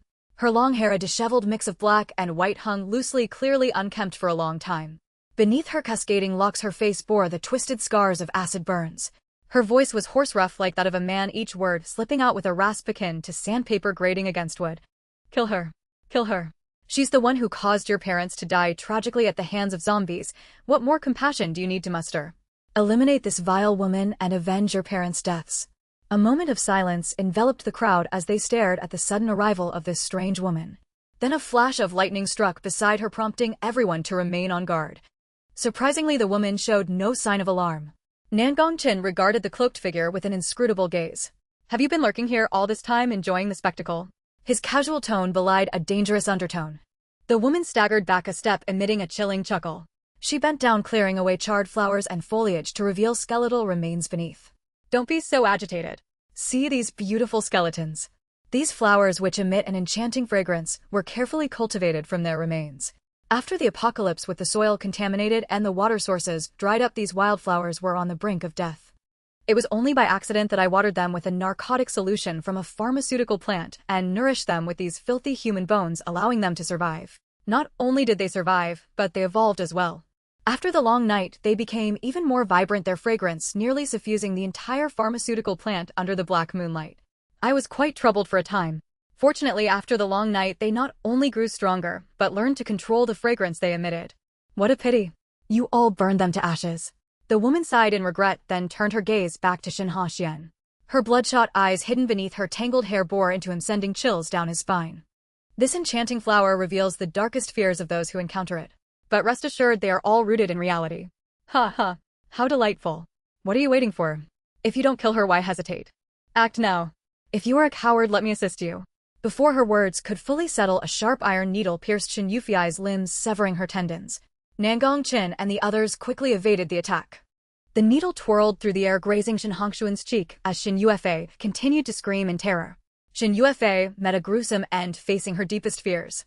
The agony of having her tendons severed brought her a fleeting moment of clarity, but before she could cry out in pain, her spine was pierced. Shinhangshuan looked at Shinufa's wretched demise without a trace of pity. He did not even wish for her to have a proper burial. Instead, he left her lifeless body exposed to the wilderness. The cloaked woman muttered, "Her death is of no consequence," before fleeing. Yiling intended to pursue her but was stopped by Nangongchen. Yizifeng placed a comforting hand on Shinhangshuan's shoulder. "This woman is a vile character, you." Yizifeng hesitated, struggling to find words, his inexperience rendering him momentarily tongue-tied. Shinhangshuan nodded, his gaze fixed on Shinufa's corpse. He had sensed her peculiar attitude towards the training grounds and had inquired about her past, learning only that she had some interaction with them during her time in the orphanage. Now it seemed her words held no credibility. She claimed she was eliminated due to her lack of ability, but it was clear now that the truth was far more complicated. Yet none of that mattered anymore. He had no desire to know. Shinufa's death was inconsequential, and she was already gone. As they entered the pharmaceutical plant, they were greeted by a plethora of skeletal remains strewn about. Not only were there decaying zombies, but also many murdered humans, a testament to the countless lives lost within these walls. The group ventured deeper into the plant, and Nangongchen sensed that something lingered in the depths, undoubtedly where the cloaked woman had taken refuge. The pharmaceutical factory lay in eerie silence, its warehouses lined up neatly around the perimeter, periodically stirred by gusts of chilling wind. As they ventured deeper into the factory, Nangongchen instructed Yiling to open several warehouses, revealing them brimming with an abundance of pharmaceuticals. Led by Nangongchen, they traversed deeper into the factory, gradually distancing themselves from the storage rooms filled with supplies, while a thickening aura of danger enveloped them. They soon arrived at a secluded employee dormitory hidden away in the depths of the factory. Before the apocalypse, most of the workers here hailed from the nearby urban villages, with few choosing to reside in the dormitories. To save costs, the factory had transformed an abandoned warehouse into living quarters. A putrid stench permeated every corner, and several rats, their eyes gleaming red, scurried away as they gnawed on a corpse near Nangongqin and the others. Using her ability, Ziling corroded the lock on the dormitory door, which swung open with a creak, revealing bloodstains that spread thickly inside, the foul odor even more intense than outside. The dim light of candles cast eerie shadows, rendering the interior reminiscent of a vast, antiquated slaughterhouse. As they stepped inside, they found the bunk beds used for sleeping piled haphazardly against the wall, covered in decaying flesh and bones. The partitions separating the rooms had been smashed, revealing a space at the back divided by large plastic sheets, which offered a panoramic view of the entire dormitory. The little sprite shivered uncomfortably, retreating behind Nangongqin, and the atmosphere was thick with the essence of the undead, the scent of death 100-fold stronger than outside. Nangongqin understood her better than she did herself. He knew that although the little creature was capable of fighting, she was inherently fragile. Sensing Luo Qian's unease, he shielded her protectively behind him. It was evident that this dormitory, stacked high with countless dismembered bodies, served as the slaughterhouse for the cloaked woman, and the discarded corpses outside were transported from here. From a distance, they glimpsed a figure clad in a tattered cloak, wielding a cleaver through the large sheets of plastic. The cleaver struck the chopping block, and blood sprayed instantly onto the plastic covering. The cloaked woman, hearing their movement, did not turn around, but remained fixated on cutting the dismembered limbs in her grasp. A shrill, piercing yet beguiling sound erupted from her, one that seemed to possess an enchanting power. Ordinary souls, hearing it, would be compelled to surrender their sinful essence. She removed the plastic obstructing their view and tossed the severed limbs aside. As the barrier fell away, they finally beheld the grim reality lurking in the shadows. A mound of dismembered limbs reached almost to the ceiling of the dormitory, and atop this gruesome hill stood a rose bush towering at half a person's height. Despite its modest size, this rose was a level 4 evolved plant with a root system remarkably developed. Rather than drawing nourishment from the soil, its roots burrowed into the cadavers, intertwining with every human and zombie head. The woman wiped her blood-soaked hands and lovingly yet cautiously caressed the skeleton of a severely damaged adult male, meticulously arranged on a chair. While blood stained the surrounding area, the bones on the chair remained pristine, as if the woman had cared for them with utmost reverence. "I thought you would sense the danger here and leave without hesitation. I didn't expect you to be a bunch of fearless fools." The evolved plant seemed to sense the woman's fury, becoming increasingly agitated. A cacophony erupted from the corpses entwined with the rose's roots, shriller than before. The mound of bodies began to tremble violently. The roots of the rose controlled each corpse they had penetrated, launching an assault on the invaders. Yi Zifeng observed Luo Qian, who stood by, seemingly amused by the spectacle. Why were these evolved plants not attacking her when they all bore 2 eyes, a nose, and a mouth? Was it merely because she was beautiful? And why were more corpses pursuing him than anyone else? He wasn't ugly. Why was he the one suffering? Lost in thought, Yi Zifeng nearly had his collar snagged by a pursuing zombie, narrowly escaping thanks to the quick reflexes and clear division of roles between Nangongqin and Luo Qian. One swung a golf club to crush skulls while the other severed limbs, their coordination impeccable. Before Yi Zifeng could process it, the group of zombies tailing him collapsed one after another. Watching Yiling Qiaoyu and Shin Haxian struggle against the remaining corpses, a sense of pride swelled within him. Perhaps he wasn't the unluckiest after all. All of them were above level 4 in abilities, and with Nangongqin, who rivaled a monster, the evolved rose quickly found itself on the defensive. When the rose was struck, its black-red petals fell to the ground, transforming into a puddle of corrosive putrid blood. A shriek accompanied a bolt of black lightning as the evolved rose met its tragic end amidst the cacophony of its dying scream. The massive root system wreaked havoc on its surroundings, writhing in agony as it discarded the corpses it had controlled. As the bodies hit the ground, they erupted in a crimson shower inside the warehouse. The skeleton of the adult male on the chair was knocked down by the rose's assault. The woman lunged forward, but was a moment too late. The already fragmented bones scattered on impact, emitting a sharp, crisp sound. With a resounding crack, they shattered into pieces. The woman's trembling hands reached out to retrieve the fragments, but her uncontrollable shaking rendered her ineffective. Please, don't leave me like this." The woman's lips quivered as she spoke in a hoarse whisper, her scarred face twisting in anguish. "It's all their fault. They deserve to die." She screamed in fury, but eventually, exhausted and perhaps despairing, she began to murmur softly to the scattered bones. "Who said that good people would be rewarded? You spent your life being good only to die at the hands of those you helped. After the apocalypse, a group of refugees came to our village. I warned you. Their eyes were like hungry wolves, their desires ravenous enough to devour everything. Every home in the village was tightly shut. Except for you." She seemed lost in memory while Nangongchen and the others remained vigilant nearby listening to her ramblings. Was it your fault? You were just a bit too soft-hearted. Look at that woman holding the child, how pitiful she was, and you opened the door when she knocked. Why didn't I stop you then? Why didn't I? You risked it all to bring them to our factory for medicine, yet they plundered all our food, leaving you to suffer at their hands. I begged for help from door to door. Not a single friend or family member who used to work with me every day dared to open their doors. I pleaded for so long. How could I have been so foolish, thinking that if I ran fast enough I could find someone to save you? How could I truly believe your words, leaving you behind to fend for yourself? How did it come to this? You knew how much I loved flowers and personally planted roses for me. Didn't you say you would take me to see the wisteria when it bloomed at the factory?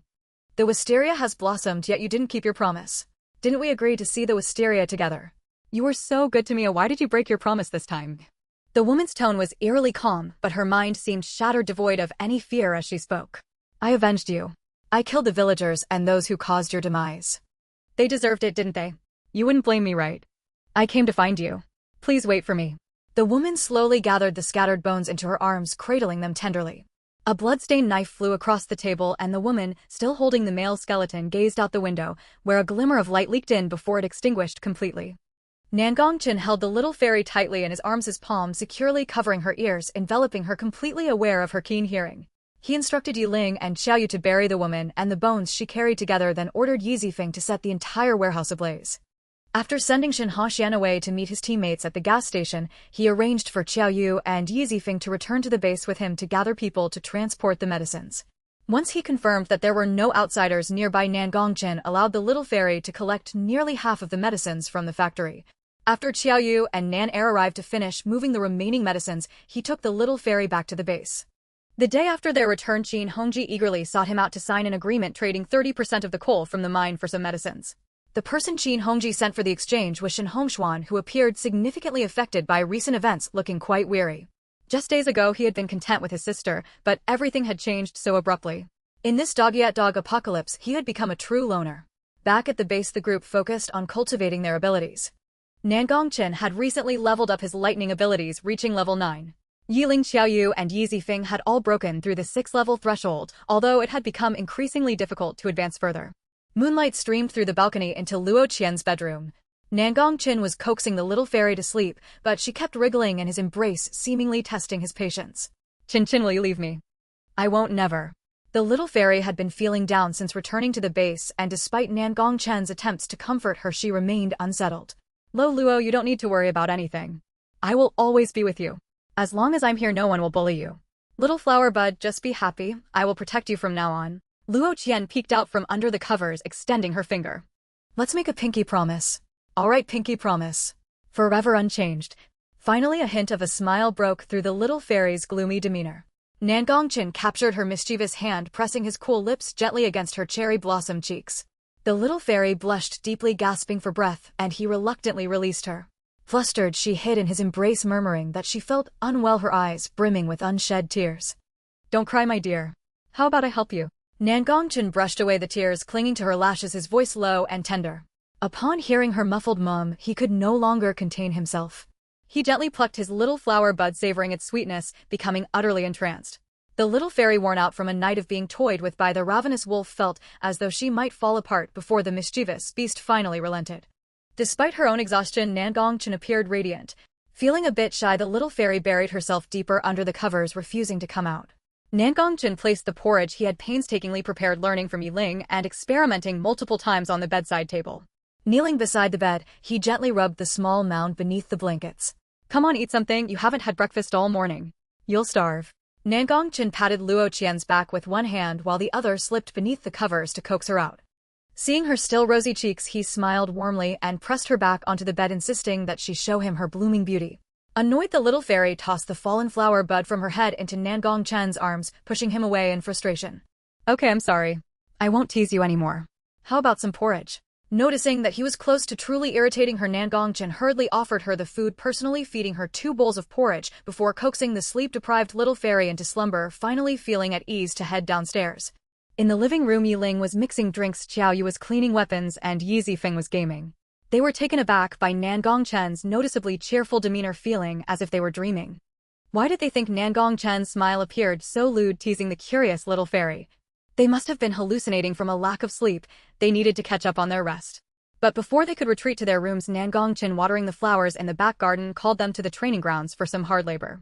As the weather warmed, the snow melted and life began to revive. A ray of long-awaited light broke through the dense clouds of despair. In the wake of the apocalypse, soil pollution had caused most crops to wither as they could not adapt to the new environment, with only a few surviving, but yielding significantly reduced harvests. Most importantly, in a world teeming with zombies and mutated flora and fauna, where could one find the will to cultivate the land? The food crisis that emerged during the frigid period made the residents of the base acutely aware of the importance of farming. Zhang Juzheng had invested considerable effort into this area, and fortunately, their hard work was beginning to pay off. Recently, a small research lab that had just taken shape in the base made a surprising discovery. It turned out that the evolved plants, or those that had adapted to the apocalyptic environment, survived largely due to their strong resilience. However, to their delight, they found that the soil surrounding these plants had reverted to its pre-pollution state. Researchers quickly collected numerous soil samples from various locations around the base and ultimately reached a conclusion. Although the entire planet's soil had been corroded and contaminated by acid rain before the apocalypse, the roots of evolved plants, or those that had adapted to the harsh conditions, surprisingly contributed to the soil's purification during the nutrient absorption cycle. Particularly high-level evolved plants, due to their larger size and energy, ensured that the soil in the vicinity of their growth remained clean and uncontaminated. If this was the case, humanity could utilize this purified soil for cultivation. As soon as the news spread that Zhang Juzheng had developed plants capable of purifying the soil, the people in the base became lively. The individuals in the training ground learned of this news a few days earlier than most of the outside world. Nangongchen gazed thoughtfully at the flourishing bouquet in the villa's front yard.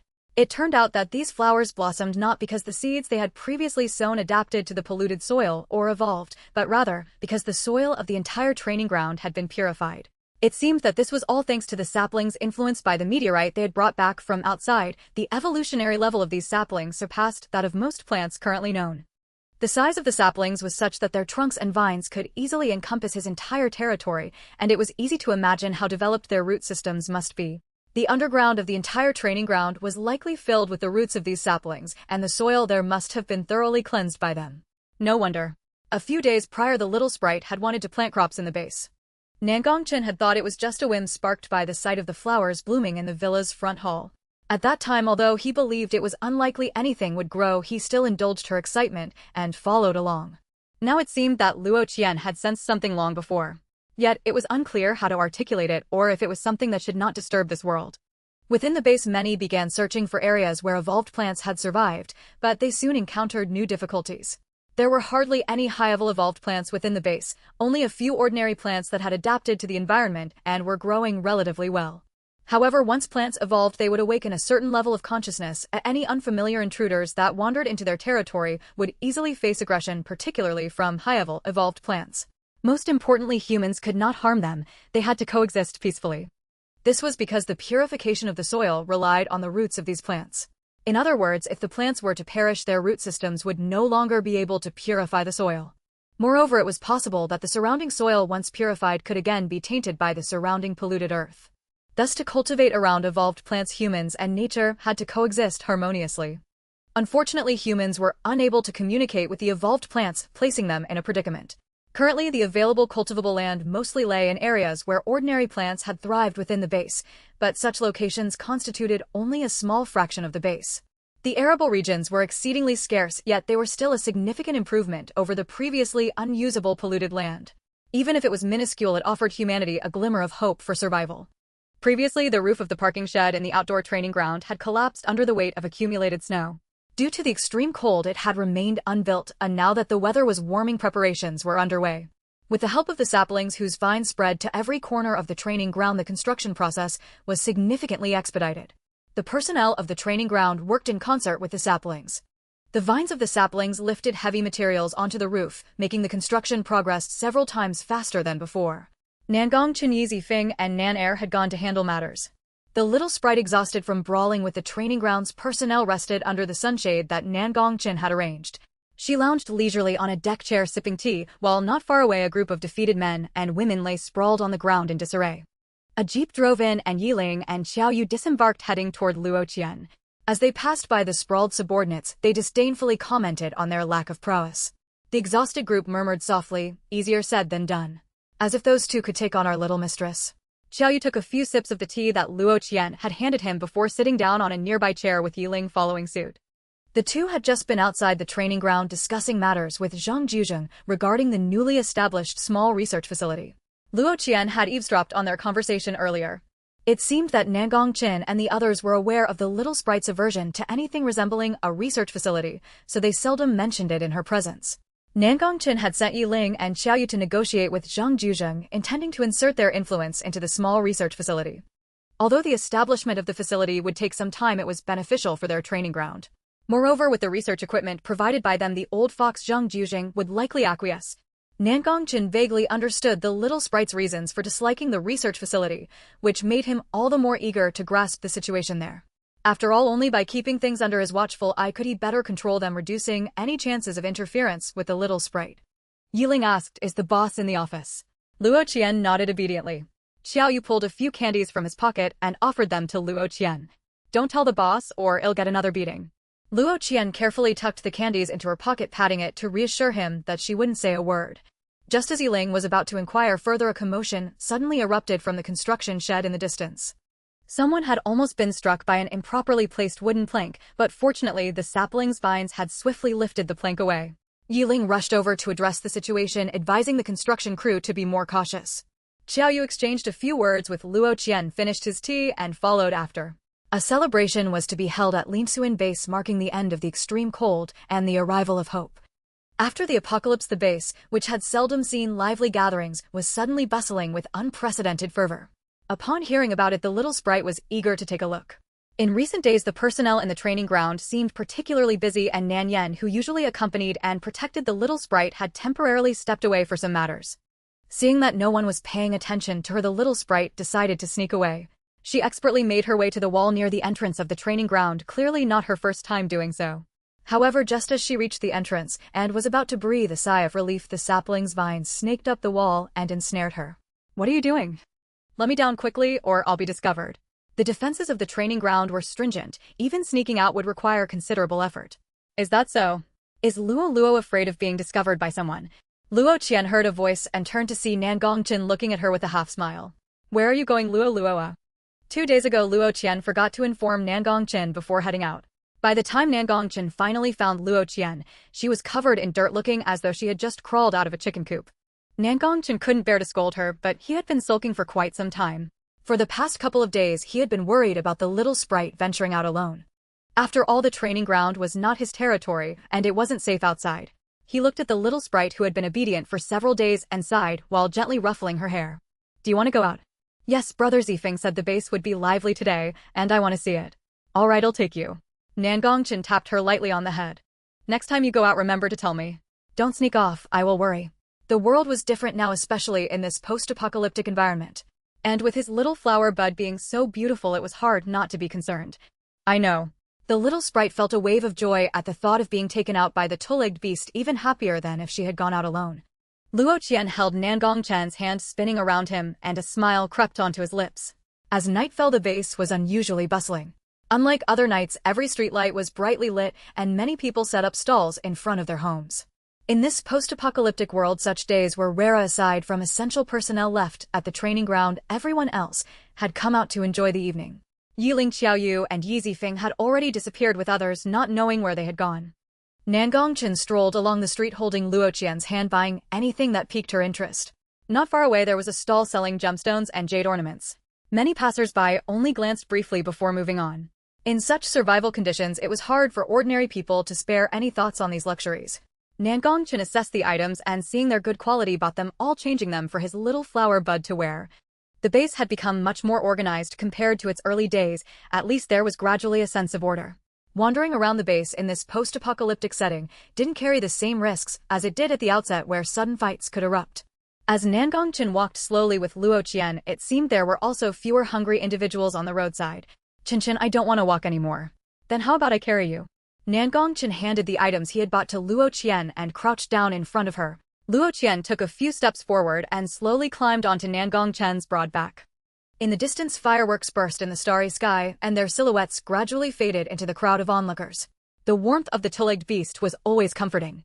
Luo Qian whispered amusing little anecdotes into Nangong Chen's ear, to which he patiently responded every now and then. The warm breath against her ear was intermittent, and gradually the sounds around her grew quieter until there was silence. Knowing that his little flower bud had fallen asleep, Nangong Chen adjusted his pace. His steps were slow but steady, careful not to disturb the one sleeping on his back. By the time they reached the villa, it was already past midnight.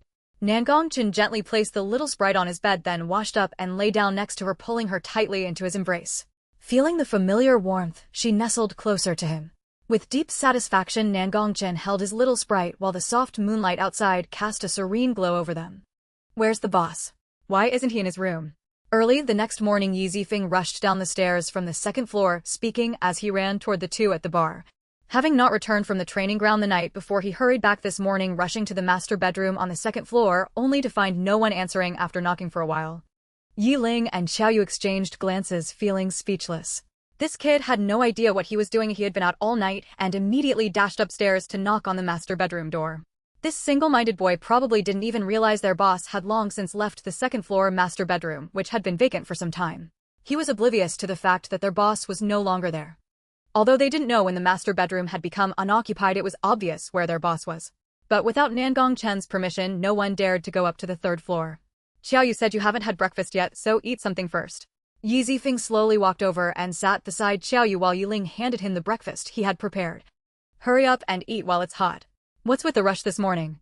After taking a sip of soy milk to catch his breath, Yi Zifeng looked at them and said, "You won't believe it. I didn't return from the training ground last night because something significant happened on the back mountain.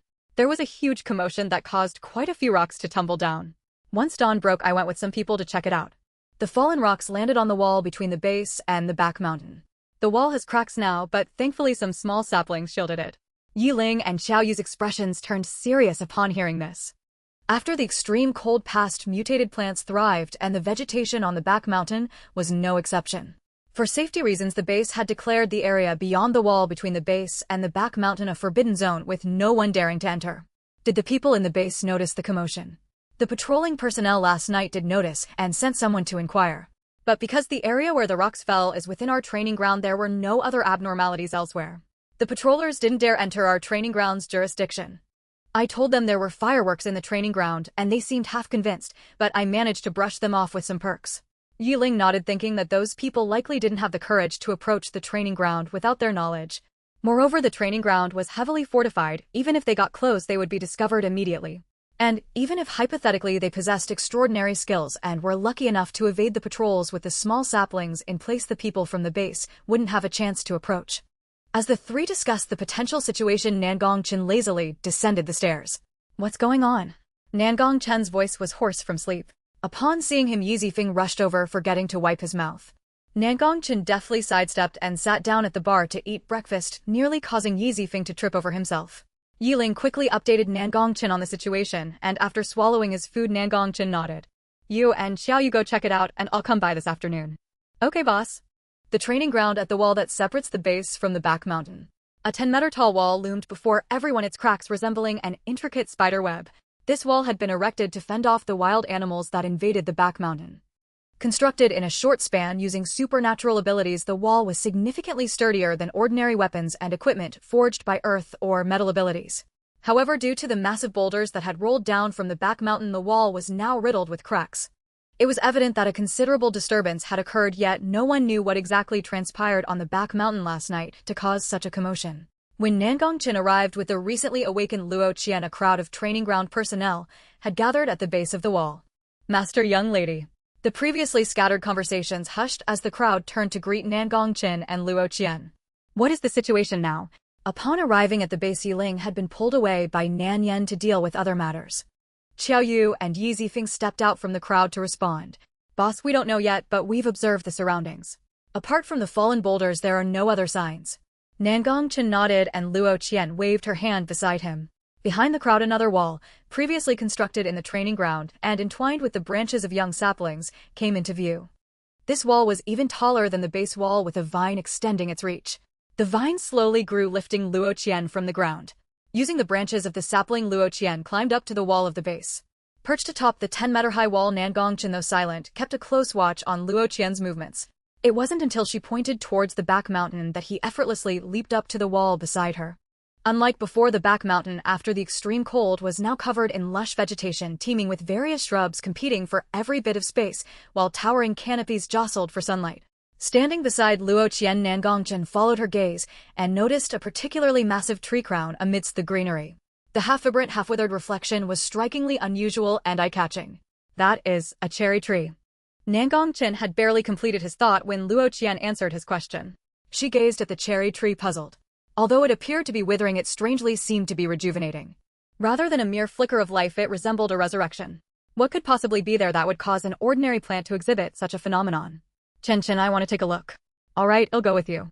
Nangongchen intercepted Luo Qian, cradling the little sprite in his arms as he leapt from the 10-meter wall. Xiao Yu and Yi Zifeng approached, anxiously glancing at the pair, eager to inquire about the situation. Nangongchen shook his head, signaling them not to worry. Find a few metal and earth ability users to repair the wall. You all stay and guard the base. Luo and I will head to the back mountain. Xiao Yu protested, but the back mountain is very dangerous. The base has already designated it as a forbidden area. Yi Zifeng added, yes, the evolution of plants in the back mountain is rampant, and they are growing rapidly. It's too perilous. It's all right, we'll be back soon. Nangongchen nodded, reassuring the two. Though Xiao Yu remained somewhat uneasy and urged them to stay safe, he felt more at ease knowing about Luo Qian's sprite identity. I'll have someone prepare supplies. The new communicator has been completed. A new signal tower has also been built at the training ground, ensuring coverage within a radius of several hundred meters. Take the communicator with you. Contact us promptly if anything arises. Thank you for your effort. Nangongchen patted Xiao Yu's shoulder. Xiao Yu nodded and sent someone to gather the necessary items. The personnel at the training ground were efficient, and within moments the supplies were ready for departure. Nangongchen changed into casual clothes, donned a backpack, and set off with Luo Qian towards the back mountain. At the foot of the back mountain, traces of soil were still faintly visible, but just a few meters and everything was blanketed in vibrant greenery, making it hard to find a place to step. Due to the existence of evolved plants in the back mountain, which had purified a vast area of soil, ordinary plants here flourished extraordinarily. All kinds of foliage thrived, completely obscuring any traces of the underlying soil. Nangongchen crouched down to help Luo Qian tie her shoelaces. The dense vegetation posed a risk of sharp grass blades scratching the delicate skin of the little sprite. Fortunately, he had the foresight to equip his little flower bud with sturdy shoes before setting off, ensuring she was well protected. Holding a machete and grasping Luo Qian's hand, he forged ahead, clearing the path as they walked. The two made their way slowly until Luo Qian's piercing scream shattered the surrounding silence. The little sprite was frightened, trembling as she clung to Nangongchen. He held her tightly in his embrace, his heightened senses extending several meters around them. Oddly, he still detected no signs of danger. Nangongchen gently stroked her hair, soothing her in a low voice. What's wrong? Luo'd. Terrified Luo Qian trembled, eyes shut tightly, and pointed backward with her hand. There on a half-a-man-high shrub, a palm-sized leaf extended upon which rested a green caterpillar covered in prickles. Nangongchen paused for a moment, then couldn't help but chuckle. He had thought his little flower bud was fearless, yet here she was frightened by a worm. This was understandable. After all, her true form was that of a plant, and it was natural for her to fear such creatures. A small jolt of electricity coursed through the leaf, incinerating the terrified caterpillar and its leafy perch to ash, which fell to the ground. Don't worry, it's already gone. Nangongchen turned and walked forward with Luo Qian securely nestled in his arm. Hearing the two-legged creature suppressing laughter, the little sprite with her tiny face nestled against Nangongchen's neck lifted her head slightly and playfully bit his neck. Oomph. Silly two-legged creature, laughing at her. Nangongchen felt the movement at his neck. The little sprite controlled her bite gently. It didn't hurt, but rather tickled. He thought his little flower bud was incredibly soft everywhere. Feigning pain, he earnestly pleaded for mercy from the little sprite. Luo Qian released her grip on Nangongchen's neck and raised her head, intending to climb down from him. However, Nangongchen showed no intention of letting her go. It was easy to ascend, but descending was entirely beyond her control. He playfully rubbed the soft little creature in his arms, placed her jacket's hood over her head, and pressed her back against his neck. Rest for a moment, the road is difficult. I'll carry you, he said, his tone gentle. Luo Qian remained silent, neither agreeing nor objecting, but her ears gradually flushed with color. Nangongchen observed this with a soft gaze, his eyes deep and warm, nearly brimming with affection. His little flower bud was shy, and if he teased her now she might genuinely become upset. Though he was using one hand, Nangongchen held her steadily, his gait sure and confident. Before long he could hear her even breaths, indicating that his little flower bud was exhausted from the previous night. He resolved to be more mindful in the future. The base's rear mountain was vast, and the half-blooming, half-withering cherry blossom tree they had come to see stood at the southeast peak. Fortunately, as a powerful supernatural being, Nan Gongchen's speed and stamina far exceeded that of ordinary humans. What would take a regular person 2 days to traverse he accomplished in just an afternoon, meandering to their destination with ease. Luo Qian climbed down from Nan Gongchen's back, gazing at the cherry blossom tree before her, half vibrant and half lifeless. The surrounding environment mirrored this duality. Within 100 meters of the tree, one side was devoid of any vegetation while the other teemed with life. Luo Qian placed her hand against the trunk of the cherry blossom tree. It appeared to be an ordinary plant, albeit one that had long since perished. Despite a miraculous glimmer of life emanating from a portion of it, that essence seemed merely a superficial presence. Nan Gongchen stood behind Luo Qian, taking in the bizarre sight. Although he had anticipated this, he was still astonished. In the dense forest surrounding the peak, the area around the cherry blossom tree was oddly barren, with no shrubs, tall or short, within 100 meters. A gust of wind swept through, causing the withered branches of the cherry blossom tree to creak ominously, while blossoms from the other side fell like confetti, dancing in the breeze before scattering across the ground. A slender vine no thicker than a thumb reached towards Luo Qian. Before it could draw close, Nan Gongchen sensed its approach. Luo Qian stopped his instinct to react, signaling him to remain calm as the vine coiled around her ankle. The vine wrapped tightly around her leg. Perhaps it sensed Nan Gongchen's imposing aura and ceased its movements. It shrank its branches, guiding Luo Qian and Nan Gongchen toward its roots. After walking a few dozen meters toward the flourishing side of the cherry blossom tree, they came upon the vine's main stem. Once it had led them over, the vine extended further, pulling Luo Qian toward its roots and retracting. At that moment, Luo Qian and Nan Gongchen could finally discern that the vine, extending for dozens of meters, was in fact just a larger leaf from this small grass. Though the grass was diminutive, reaching only to a person's knee, it was indeed a plant that had evolved. Perhaps it had only recently evolved, as its presence was still faint, making it difficult to detect. Had it not been able to freely extend and retract its leaves, it would have blended seamlessly with the surrounding flora. Luo Qian knelt down, gently stroking its leaves, eliciting a joyful quiver from the little sprout. This area had originally been devoid of evolved plants, and the cherry blossom tree, which had the potential to evolve, succumbed to its inhospitable environment and polluted soil, dying shortly after the apocalypse began. Without any evolved plants, the soil in this region remained unpurified, making it difficult for the surrounding flora to thrive. Unexpectedly, the night prior, a dark cloud had enveloped the area, and a fine drizzle fell within a 100-meter radius, accompanied by a tremendous clap of thunder. The stones that had rolled down to the training ground's walls were struck by lightning, shattering before tumbling down the mountainside. This gentle rain lasted only 3 or 4 minutes, and apart from the mighty thunderclap and the sound of the stones rolling down the walls, there was little else to be heard. Most of the base's inhabitants had overlooked the subtle disturbances, as fireworks had been set off that night. The plants within the rain's reach began to flourish, and the once dead cherry blossom tree was no exception. Because half of its trunk lay within the area where the rain had fallen, it briefly exhibited that peculiar vitality. To express her gratitude for the little grass's revelations, Luo Qian retrieved a leaf that had fallen from her own essence to nourish it. The grass, sensing the energy within the leaf, swayed joyfully. As dusk began to blanket the sky, the remnants of the setting sun painted the horizon with streaks of cloud. Luo Qian took Nan Gongchen's hand and approached the cherry tree once more.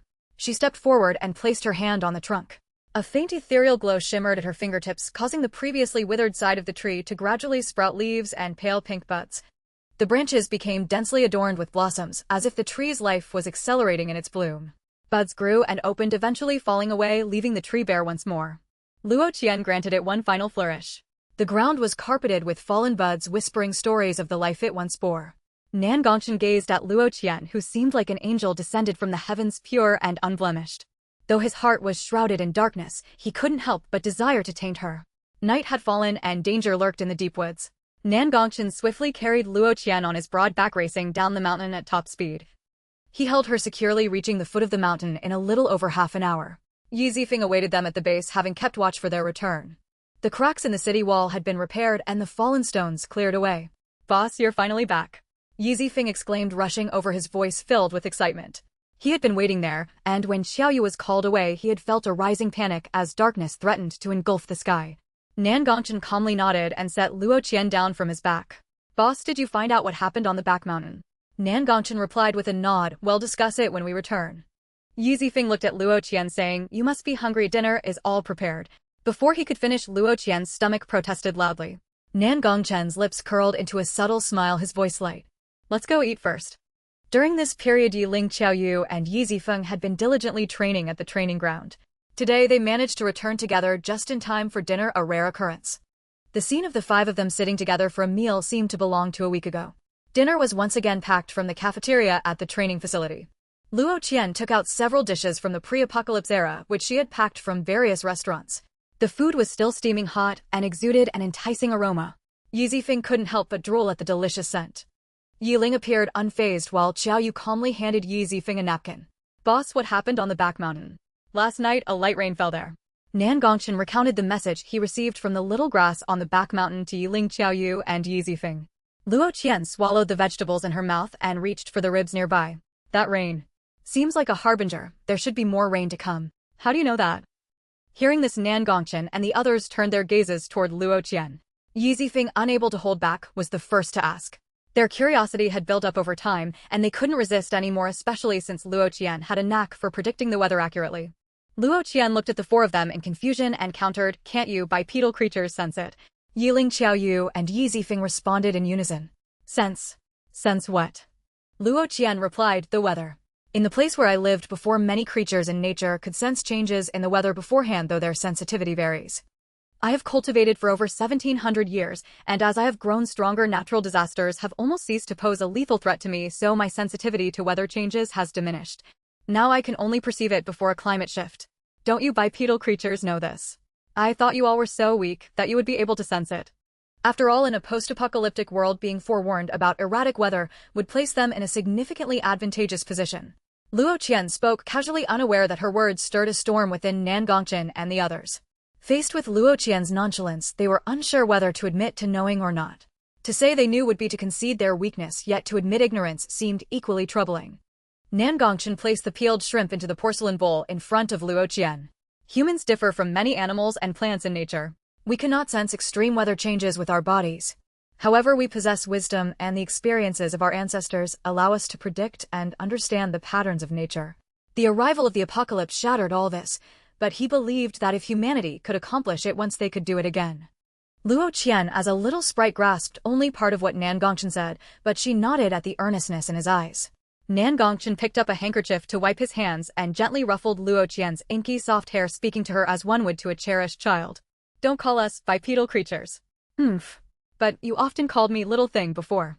Luo Qian grumbled silently in her heart, but as she ate the shrimp Nan Gongchen had peeled for her, she could only pridefully whisper, "Fine, I won't say it. At most, I'll just call you a bipedal creature from now on." "Humph.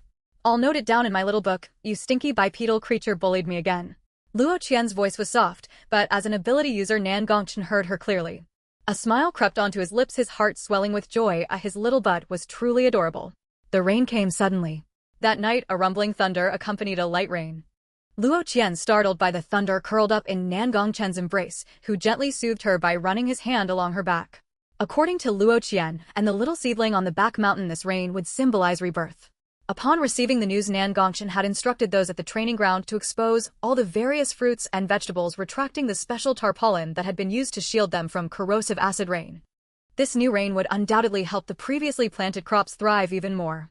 Luo Qian gradually drifted off to sleep in Nan Gongchen's comforting embrace, while countless lives slowly grew in the silent night. The rain ceased around midnight. Although the thunder was loud, this moderate rain lasted less than an hour.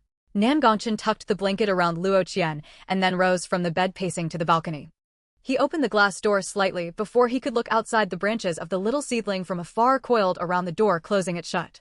At first, Nan Gongchen thought the little seedling was trying to prevent the night wind from chilling Luo Qian, so he attempted to open the door again, only to find that the branches had tangled the door shut, preventing him from opening it from the inside. Nan Gongchen shook his head, uncertain of the little seedling's intentions, but he understood it was likely trying to convey that it was best not to go outside right now. Through the glass door, he peered into the pitch-black expanse outside. His evolved vision, as an ability user, allowed him to easily perceive the surroundings. Everything appeared eerily quiet, with droplets of water sliding off the leaves and falling into puddles below. After observing for a considerable time without noticing anything unusual, he reluctantly turned back to sleep. Little did he know, at the moment he turned, cracks began to appear on the damp ground outside. "Boss?" Yi Zifeng rushed in from outside, full of energy. Earlier that morning, they had planned to go for a jog to exercise, only to discover numerous cracks had formed on the training ground surface. Fortunately, these fissures had not caused significant issues. Although the crops they had planted had indeed thrived under the nourishment of last night's light rain, the rapid growth of the roots in the moisture had resulted in subsidence in the soil where the crops were planted. No wonder the little seedling had locked all the doors and windows at the training ground last night. Even those who had wanted to check the crops after the rain had been ensnared and thrown back indoors by the little seedling. If they had gone outside to inspect the crops, they might have easily stumbled into a pit. It was a symbol of rain that heralded the arrival of new life. Nan Gongchen sent the bustling Yi Zifeng to the base early in the morning to assess the situation. It wasn't until near mealtime that Yi Zifeng hurried back. He called out to Nan Gongchen as he rushed in panting and took a sip of milk from the table. "Boss, there's nothing wrong at the training ground." Nan Gongchen nodded calmly, unsurprised by the report. The roots of the sapling had likely spread extensively, occupying the entire area of the training ground. With the sapling in control, there wouldn't be significant damage to the site. He placed the peeled egg into the small porcelain bowl in front of Luo Qian. Luo Qian poked at it with a fork, disdainfully pushing it aside, but Nan Gongchen nudged it back towards her. He gestured for her to eat the egg obediently, then turned back to Yi Zifeng, awaiting further details. Yi Zifeng sat at his place munching on bread. However, there's a piece of news from the base. Last night, many plants on the land designated for cultivation thrived after the rain. Although the robust root systems caused some collapses, they also purified a lot of the surrounding land. As soon as Zhang Junzheng noticed this, he rushed outside to check as soon as the rain stopped. Qin Hongji learned of Zhang Junzheng's movements and followed suit. The two of them stayed awake all night, and before dawn both sides started to contend over the farmland, almost coming to blows.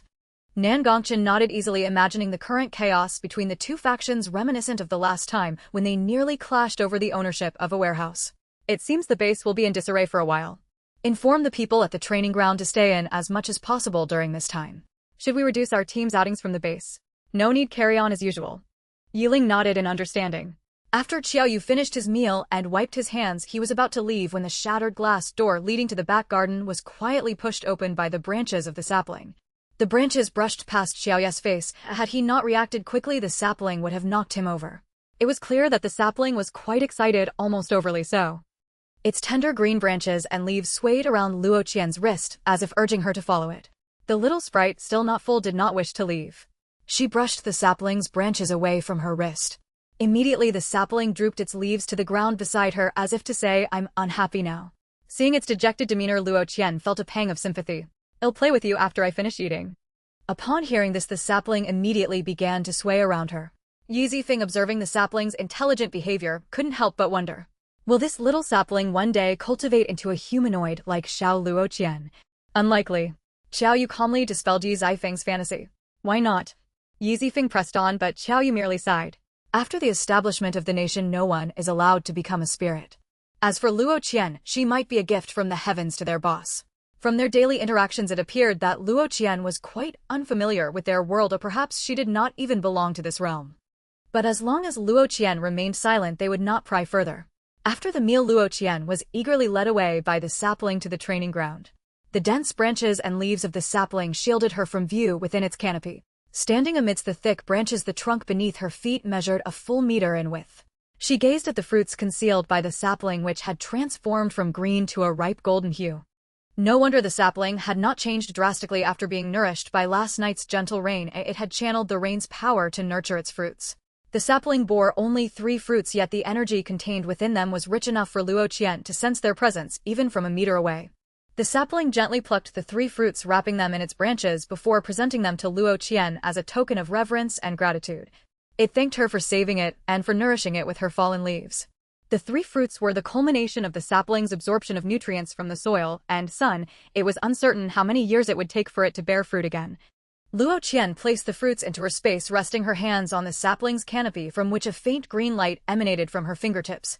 As the soft glow slowly dimmed, the leaves on the sapling's crown rustled gently. The sapling lowered Luo Qian from its canopy, and she waved goodbye to it. The little sprite bounced her way to Nan Gongchen's office. Nan Er and Nan Yan had just exited from his office.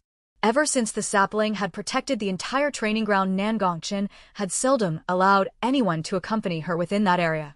It was unclear how he communicated with the sapling or what agreement they had reached. Whenever Luo Qian attempted to sneak out of the training ground, the sapling would wrap her up in its leaves and deliver her right back to Nan Gongchen.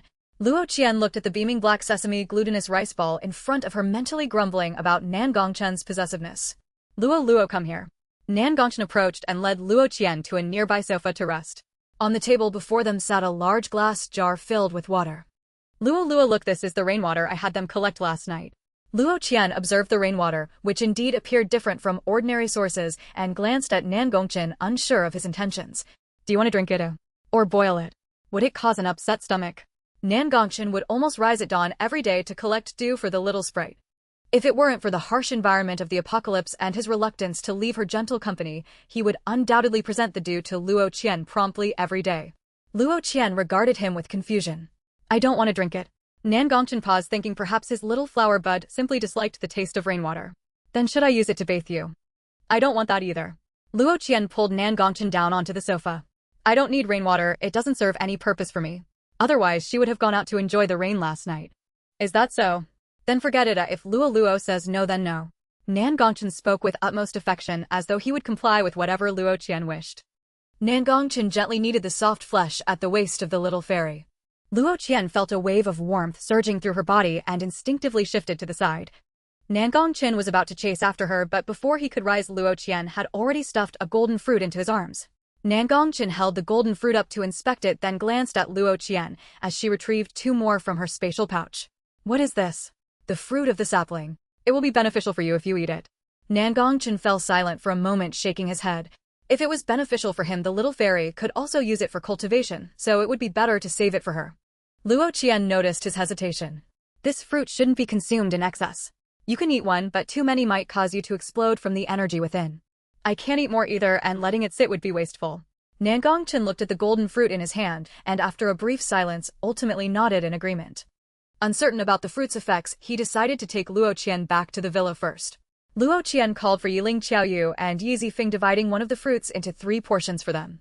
Unlike Nan Gongqin, the 3 of them were level 5 ability users. If they consumed an entire fruit, they might not be able to digest the energy, which could potentially harm their bodies. The fruit was not large, about the size of an egg. Nan Gongqin took 2 bites before swallowing it whole. Though the fruit appeared enticing, it lacked flavor. Moments later, Nan Gongqin felt a surge of heat throughout his body and then fell into a deep slumber. Luo Qian touched Nan Gongqin's feverish forehead, surprised that this fruit could induce such a deep sleep in a human. Given the energy within, it seemed he would not awaken quickly. Yiling dialed an internal phone line, doubling the security around the villa. Shortly after, Yiling Qiaoyu and Yi Zifeng consumed their divided portions of the fruit and also fell into slumber. Around 3 hours later, Yiling Qiaoyu and Yi Zifeng each gradually awoke. All 3 effortlessly upgraded to level 6 abilities. It is known that as the level of abilities increases, upgrades become more challenging and require more energy cores. Yet now they had each ascended a level with just a third of a fruit, showcasing the remarkable potency of the sapling's fruit. Is the boss still not awake? Upon awakening, Yiling assessed his body and turned to the still unconscious Nan Gongqin. Qiaoyu and Yi Zifeng followed suit, looking towards him. Luo Qian replied, yes, his level is higher than yours. Even with the sapling's fruit, his upgrade will be significantly more difficult. Yiling nodded and glanced at the clock on the wall. It was nearing dawn. As dawn broke, Nan Gongqin finally roused from his deep sleep. The little fairy touched his forehead and the fever had subsided. The 4 of them had kept vigil beside him through the night and now stirred to life as he awoke. Boss, how do you feel? Yi Zifeng asked excitedly as soon as Nan Gongqin opened his eyes, and Nan Gongqin nodded, indicating he was fine. How's your ability? When Xiaoyu inquired about his abilities, Nan Gongqin focused on sensing the energy within him. He discovered that his lightning abilities had not upgraded as he remained at level 8, but there seemed to be an additional energy present within him. Not upgraded, but... As he spoke, he unleashed a blade of wind. The curtains beside Yiling fell to the ground in an instant. Yiling and the others stared in astonishment. That wasn't his lightning ability. This meant Nan Gongqin had awakened a new ability. Is this wind ability? Yiling was the first to react. Nan Gongqin nodded, confirming his guess, and indicated that his wind ability had already reached level 3. However, this was not surprising. After all, his lightning ability had awakened at level 2. With the enhancement from the sapling's fruit, advancing to level 3 was quite plausible. Boss, this is incredible. Yi Zifeng exclaimed, his jaw nearly dropping in awe. This was his first encounter with a dual-element ability user. No dual-element ability users had appeared before. This news must not leave this room. Upon hearing Nan Gongqin's directive, Yiling Qiaoyu and Yi Zifeng all nodded solemnly. After all, being too ostentatious was not a good thing. One must always keep a trump card ready, just as they had concealed their true strength from the outside world. Especially Nangongchen. Besides the three of them and Luo Qian, no one else knew he was already a level 8 ability user, and now they had an additional card that they would not easily reveal. After a long night, you should all rest now. Nangongchen patted their shoulders, signaling their hard work. He then carried the drowsy little fairy upstairs. Yiling Xiaoyu and Yi Zifeng, having stayed up all night, were already exhausted. After a light meal, they returned to their respective rooms to rest. Nangongchen laid Luo Qian on the bed. The little fairy was so sleepy she could barely keep her eyes open. Feeling the softness of the blankets beneath her, she instinctively burrowed deeper into them. Nangongchen leaned down and whispered something softly into her ear. The little fairy did not catch what he said, but felt a tickling sensation on her neck and buried herself under the covers to escape. Nangongchen sighed helplessly, looking at Luo Qian with affectionate eyes. He gently helped her change into her sleepwear. Awakening a new ability had drained Nangongchen's energy, and after a simple wash-up in the bathroom, he embraced the little fairy and fell into a deep sleep. He slept for a long time, only waking when he felt fully refreshed and restored. When Nangongchen came to, he found Luo Qian was absorbing the sapling's fruit. After consuming the fruit, she was circulating her spiritual energy for cultivation. Sitting cross-legged, a faint glow enveloped her. Nangongchen stayed beside her, not wanting to leave. Only Qiaoyu knocked on the door to deliver lunch. He kept vigil by her side through the night, and it was only as dusk approached that Luo Qian finally awoke. Her cultivation had made great strides, and she felt an abundance of spiritual energy. A white bell-shaped bud had emerged from her dark hair. Nangongchen approached, gently caressing the flower bud with his fingertips. The little fairy was extremely sensitive. Though he touched the bud, her face flushed crimson. Embarrassed, she dove under the blankets, causing several flower buds to fall from her head. Nangongchen felt a pang of pity at the sight and carefully collected the fallen buds, cradling them in his hands. He patted the bulge in the blankets, coaxing his delicate little flower. Be good. I'm sorry, I won't tease you anymore. Be careful, your buds have fallen. Did I hurt you? The little fairy extended a hand from under the covers, swiftly snatching all the flower buds from Nangongchen's hands and placing them into her spatial pouch. A faint blush had crept across the little fairy's fair skin. Nangongchen gazed at his empty palms, bargaining with Luo Qian. Baby? Can you please leave me one? Why did you take them all? Just one, please. It is said that those who are close to vermilion become red and those who are close to ink become black. At that moment, Nangongchen resembled an alluring male fox spirit. Nangongchen pulled back the blankets covering Luo Qian, then crawled in beside her. Recently, due to changes in the weather, the Linchuan base has become quite busy. Zhang Junzheng and Qin Hongji divided their respective farming territories and took this opportunity to organize the base personnel to cultivate the land. More and more people have joined the Linchuan base, and its boundaries continue to expand. The faces of the passers-by now reflect a glimmer of hope, contrasting sharply with the despair they once felt when on the brink of death. Nangongchen, Yiling, and Xiaoyu have seemed preoccupied with their own matters these past few days. Luo Qian wanted to go out and play, so she pestered Nangongchen for quite a while. Unable to refuse the little enchantress, he reluctantly allowed Nan Yan and Yi Zifeng to accompany her, setting a time limit so they wouldn't linger outside too long. Several third-level abilities users have emerged from the base, and it was rumored that Song Jinghao had broken through to the 4th level.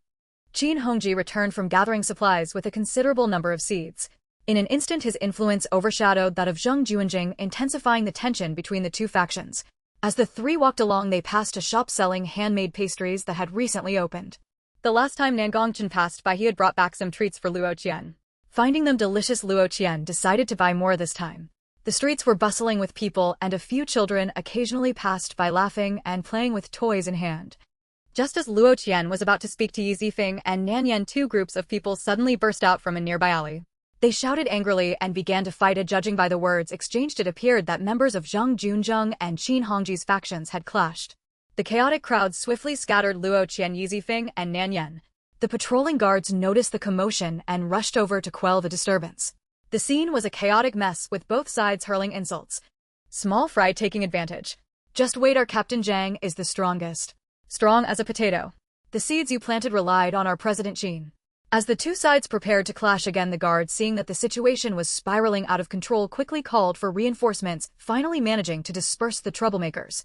The directionally challenged little enchantress looked at the dispersed crowd, feeling lost without anyone in sight.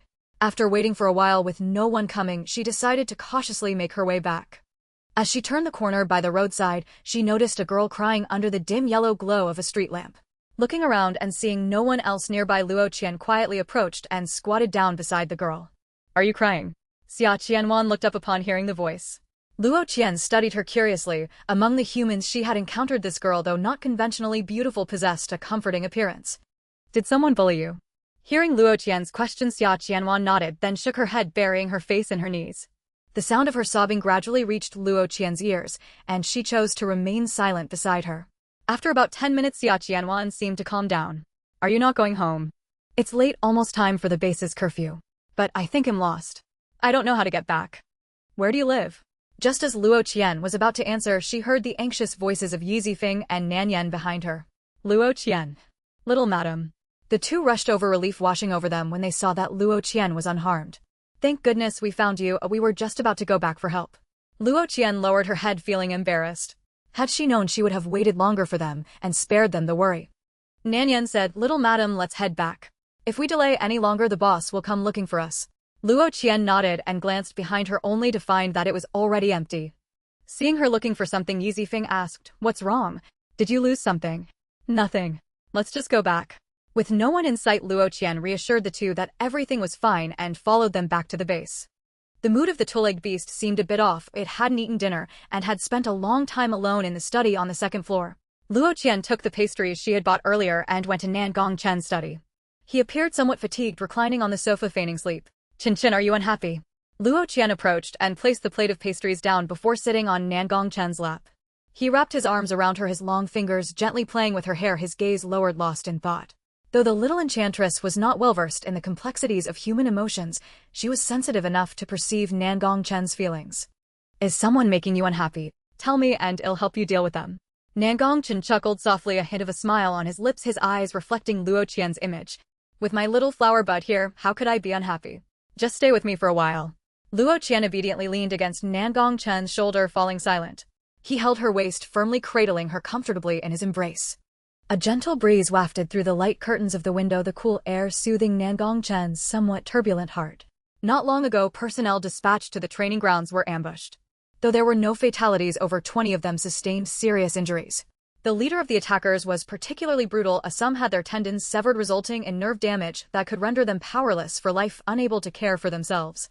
For those individuals, living like this might be worse than death. Even Nan Er had suffered 2 broken ribs, narrowly escaping the ordeal. Had it not been for the professional training the Nangong family members received since childhood, along with their basic first aid knowledge, they might not have made it back alive. Today He Ling and Xiao Yu had gone to the training grounds to handle this matter. The little enchantress would surely feel upset seeing the people who often sparred with her now bedridden, so he had chosen not to tell her, letting Yi Zifeng and Nan Yan take her out to play instead. Both Nan Er and Nan Yan had recently broken through to the 4th level. This outing was personally led by Nan Er, accompanied by a selection of 2nd and 3rd level elites. Even when pitted against opponents of equal ranking, those trained from a young age would inherently possess superior skills and capabilities. According to Nan Er, the attackers were a group of abilities users who had been prepared in advance, and one of them wielded an ice-type ability they had never encountered before.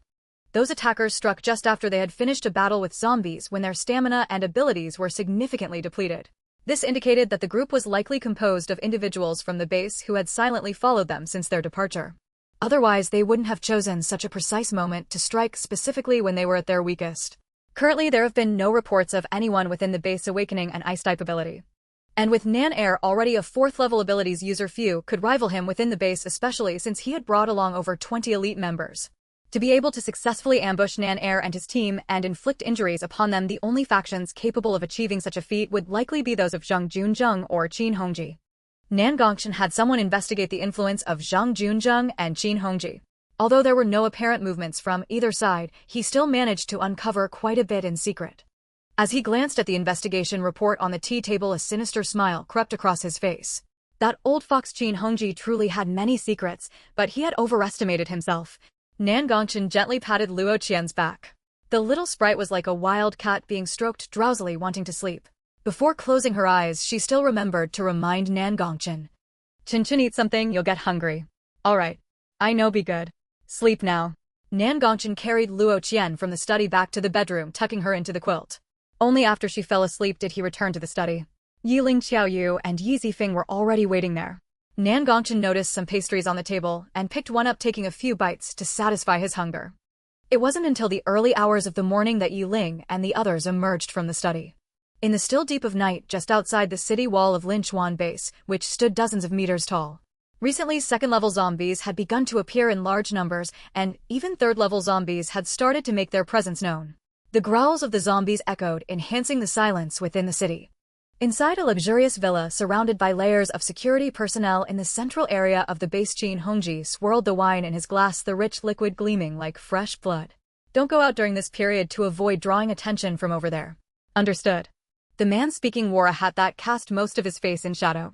Xia Qianwan.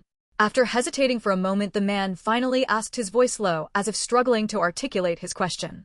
As soon as he spoke, Qin Hongji knew what he wanted to ask. Do as you wish, he replied, sealing the fate of one individual. Receiving the answer he sought, the man turned to leave. The luxurious villa was illuminated by surrounding lights, yet even in the brilliance shadows lurked. In a small storage room on the southwest side of the villa, a scream that had yet to escape was abruptly stifled. Qin Churu held Xia Qianwan's mouth tightly, preventing any sound from leaking out. Since the time when an altered rat had bitten off her small toe, even walking had become somewhat awkward for her. Qin Churu's eyes were clouded with gloom, her once beautiful features had turned a waxy yellow. Ever since Qin Hongji found out that she had offended someone at the training ground, he had given up on her. Qin Hongji had countless adopted sons and daughters, as she and Xia Qianwan were among the many he had taken in.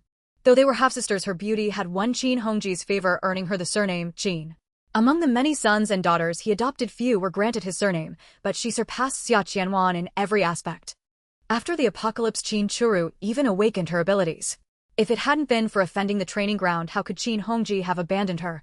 Now even Xia Qianwan seemed to be doing better than her.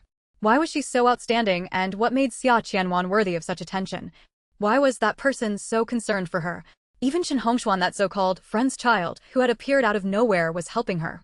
A thin stream of water wound around Xia Qianwan's neck, its sticky feel as cold and clinging as a serpent.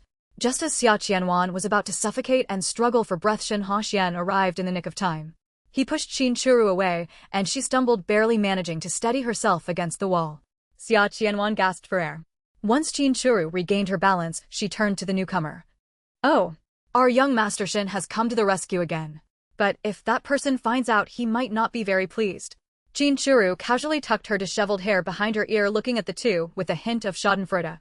After all, Father has said that as long as he completes his mission this time, his wishes will be granted. Though I don't know what Father has sent him to do, but he is Father's trump card, and with his abilities he surely can't fail. Oh, by the way, sister, I just heard that person has already returned safely. It's said that he is always bloodthirsty and brutal, so sister, just pray for your own well-being. After speaking, she straightened up and began to walk away, slowly leaning against the wall. Shen Haxian helped Xia Qianwan to her feet. Did she bully you again? Are you hurt? Xia Qianwan supported her neck, coughing lightly as she shook her head. I'm fine. That person has returned. Hearing Xia Qianwan's question, Shen Haxian hesitated, but ultimately nodded. Upon receiving confirmation, a chilling silence fell over Xia Qianwan's heart. Brother Shen, you should go now. What did you say? Shen Haxian thought he had misheard, but it was clear he hadn't. Xia Qianwan replied, I said you should leave here. You have abilities, you can live well anywhere. Qin Hongji has always exploited your powers to stabilize his influence. You've resisted him before, he is already dissatisfied with you. It's not worth helping him. Maybe one day you'll end up like the others, meeting a tragic end. It's better to leave now. Shen Haxian hesitated, contemplating for a moment before speaking. Then, shall we leave together? I'm just an ordinary person. Even if I escape, I would only be a burden to you. Besides, I have poison in my body. Qin Hongji has always controlled his adopted children with poison. Without his regular supply of medicine, I would be facing certain death. And with that person here, Qin Hongji won't spare me. Xia Qianwan's gaze fell, filled with regret. She shouldn't have saved that person out of a moment of compassion. Little did she know she had unwittingly saved a demon that would forever ensnare her. Perhaps we still have other options. Shen Haxian thought of something and pulled Xia Qianwan up. Speaking of which, he and Xia Qianwan shared quite a bond. They had been classmates in school, though they had only met once. Who would have thought they'd now be trapped in the same predicament? Nan Gongchen sat in the dining hall, his gaze fixed on the book in his hands, not looking away. After Shen Haxian was brought in by Xiao Yu, he stood to the side, just about to speak, when Yiling's voice followed closely behind. The boss is done handling things. Yiling held a bloodied scalpel in his hand, and a splatter of blood adorned his face, seemingly appearing from nowhere. He tossed the bloodstained knife and medical gloves behind him to a person who had been following, and that person retreated after receiving the items. Hearing Yiling's voice, Nan Gongchen lifted his head slightly to give him a faint glance, indicating that he understood. Go clean yourself up. Yiling nodded and walked towards the restroom on the other side. Watching the scene unfold, Shinha swallowed hard, feeling a sense of unease. He had come to the training ground early this morning only to unexpectedly witness such a grim spectacle. Moreover, Qin Hongji had just covertly attacked the people at the training ground. With this master of the house's hidden capabilities, it was impossible that he wouldn't uncover the truth. However, having occupied a high position for so long, a cunning and cautious person like Qin Hongji could easily become complacent and blinded by the view from above. This master of the house was no ordinary person, as Shinha had known from the very first time he met him that Nan Gongchen was not someone they could afford to offend. His strength was not merely superficial. Shinha was still ostensibly one of Qin Hongji's subordinates. Now that he had come here. Compared to Qin Hongji, you are indeed clever. Speak up. What do you know? Or, what is your purpose? Shinha looked at Nan Gongchen in surprise, not expecting him to deduce the purpose of his visit so accurately. This master of the house knew far more than he had imagined. Your people were sent by Qin Hongji. Say something useful. Nan Gongchen casually turned the pages of his book, barely bothering to lift his eyelids. He has secretly cultivated a few supernatural beings. Although there are not many, each one is among the elite in the base. After Shinha finished speaking, he noticed that Nan Gongchen still showed little reaction, and a nervous sweat broke out on his forehead as he continued. You may already know this, but among them there is one particularly troublesome individual who led this attack against you. Only then did Nan Gongchen lazily raise an eyebrow and glance at Shinhongshuan, indicating for him to continue. That person is named Song Zijua, the most formidable piece Qin Hongji has hidden in the shadows, and very few know of his existence. I've heard he is a level 5 supernatural being. I do not know the nature of his abilities, as those who have seen them aside from your training ground personnel are basically all dead. His identity is quite mysterious, even his name is scarcely known. And how did you come by this information? Nan Gongchen regarded him with suspicion. From what he knew, ever since Shinha had defied Qin Hongji's orders last time, Qin Hongji had grown wary of him and kept him under constant surveillance. Given Qin Hongji's character as a cunning old fox, it was Wanwan, one of Qin Hongji's many adopted daughters, Xia Qianwan, who told me. She brought that person back with her. Initially, Qianwan took pity on him and brought him to the Qin family. Qin Hongji did not pay much attention at the time, simply tossing him to the bodyguards for training. However, unexpectedly, that person demonstrated extraordinary talent and quickly stood out, prompting Qin Hongji to keep him close. After the apocalypse, when that person awakened, his supernatural level was exceptionally rare, and it's said that his ability is quite unique. Yet he has a bloodthirsty nature. A truly insatiable bloodlust. He is very strange, like a bat in a dark cave, eerily cold and forbidding, making it difficult for anyone to approach. As far as I know, many who were sent into his room by Qin Hongji did not come out alive. 80% of their blood has vanished. Why betray him? Qin Hongji had been close to Shinhongshuan's parents before their demise. After the apocalypse, he had sought refuge with Qin Hongji, who granted his wish. While Nan Gongchen understood the general purpose of Shinhongshuan's visit, he was genuinely puzzled as to what had transpired that made Shinha recognize the long-hidden true nature of Qin Hongji and awaken from his delusion. If it were merely a matter of suspicion, that would hardly suffice. After all, it is difficult to awaken someone who feigns sleep. Qin Hongji has always used drugs to control those he raises as his pawns. Moreover, almost one of them disappears regularly. At first, I didn't think much of it, assuming they had perished on missions. But one day, I accidentally discovered a hidden door in his villa's basement. Inside were corpses. Qin Hongji is very skilled at concealing himself from my parents, and I never truly saw his hidden face. After I rebelled against him last time, he seemed to sense that I had discovered something. Given his paranoid nature, even in fleeing, Qin Hongji would likely not let me go easily. I do not wish to share the same fate as those corpses in the basement. Moreover, Song Zijua has set his sights on Qianwan. Nan Gongchen admired his candor, setting down the book in his hands just as the little sprite scampered down the stairs. Chin chin. The little sprite appeared quite joyful, and Nan Gongchen was suddenly enveloped by the fragrant little flower bud. He steadied Luo Qian's waist and led her to a chair beside him. At the bar, Qiao Yu brought over the warm breakfast from the kitchen before returning to mix his own drink. Seeing her favorite custard bun, Luo Qian sat contentedly in the armchair and began her breakfast. As Nan Gongchen peeled the egg that Luo Qian disliked, he remarked, "Do you wish to save yourself and Xia Qianwan?" Though it was a question, Nan Gongchen spoke in a very assertive tone, not waiting for Shinhongshuan's response before adding, "In that case, you should make the appropriate sacrifices." "Of course. I am fully prepared to do whatever it takes as long as the master is willing to act. Help me obtain the antidote and save both my life and Kainwan's, and I will surely repay you in the future." Remember what you just said. Shinha knew that Nan Gongchen had agreed. "Thank you. Please feel free to give any instructions as needed."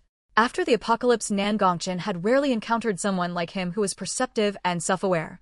To gain something, one must be willing to sacrifice something. It was a simple truth, yet in this world of power grabs, few supernatural beings could recognize it. Let's go. I will have someone contact you. I hope you won't let me down. Nan Gongchen beckoned with a finger, and a guard who had been standing outside the door stepped in and escorted Shinufa out of the training ground. Yi Ling emerged from the restroom having cleaned the blood off himself. Unlike human senses, Luo Qian was particularly sensitive to the scent of blood. Although Yi Ling had washed himself thoroughly, she still caught a whiff of the sanguine odor. Luo Qian looked back and forth among the three, feeling that something seemed off lately, and she had indeed not been mistaken. There is a smell of blood.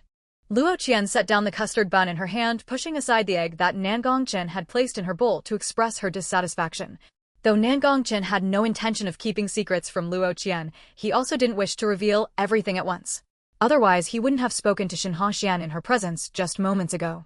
He knew that his little flower bud was quite formidable. He never intended to hide anything from her. He simply wanted to avoid making her unhappy, yet it seemed he had still managed to upset the little sprite. Yi Ling and Xiao Yu exchanged guilty glances, avoiding Luo Qian's gaze. As Yi Ling set his plate down on the table, he found himself at a loss, unsure whether to stay or leave. Suddenly, he felt a twinge of envy for Yi Zifeng, who had been dispatched to the training ground early in the morning by their leader. That guy was indeed fortunate. After all, he had been the one to take Luo Qian out to play outside the base. Now it was just him and Xiao Yu left to endure the divine judgment emanating from the little ancestor's penetrating stare. Today. Before Nan Gongchen could even begin to speak, he caught the look in the little sprite's eyes, which warned him that if he didn't speak the truth, she might just cry. His little sprite had him wrapped around her finger. Nan Gong'er and the others were ambushed when leaving the base. Yi Ling went to deal with the low-level thugs who attacked them today. Don't worry, everything is fine now. Upon hearing this, the little sprite puffed up in indignation. In her eyes, the training ground was the territory of the bipedal beings. Anyone or anything being bullied within that territory was equivalent to bullying the bipedal beings themselves. Last night, she had sensed that her bipedal being was being mistreated. And she was right. Someone had indeed bullied them without her knowledge. Who did it? I can help you beat them up. I'm quite strong, I could take him on. Are you not telling me because you think I can't handle him? I promise to protect you, and I don't make empty promises.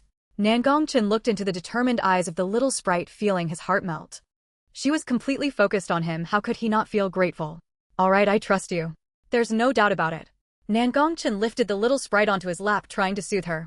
Yi Ling and Xiao Yu could only avert their eyes, finding it hard to watch. They had stayed up all night and still felt energized, eager to return to work at the base. In a luxurious villa in the central district within Qin Hongji's study, scattered documents and books lay strewn across the floor, remnants of a recent report from his subordinates. Half of his hidden operatives had mysteriously vanished without a trace. His furious movements startled the messenger, who cowered in fear, unsure whether to advance or retreat. Qin Hongji struggled to calm his racing heart, a chilling thought flickering through his mind. But no, it can't be. He had concealed his actions so well that they shouldn't have been discovered. However, he could think of no other reason for the retaliation except for that incident. After all, he never let his hidden pawns act lightly. The only recent event was indeed that matter. Previously, he had refrained from confronting the influence of the training ground, but now many of his subordinates had leveled up their abilities, and he had several third-tier and even a fifth-tier ability user under his command, which gave him a bit of confidence. While the influence of the training ground was substantial, they hadn't yet extended their claws into the base, but the lure of such a large prize was undeniable. Initially, he had suppressed his desire, knowing well that the training ground was beyond his reach. In order to divide the resources from Nan Gongchen, he had previously allowed a 30% reduction in mineral extraction.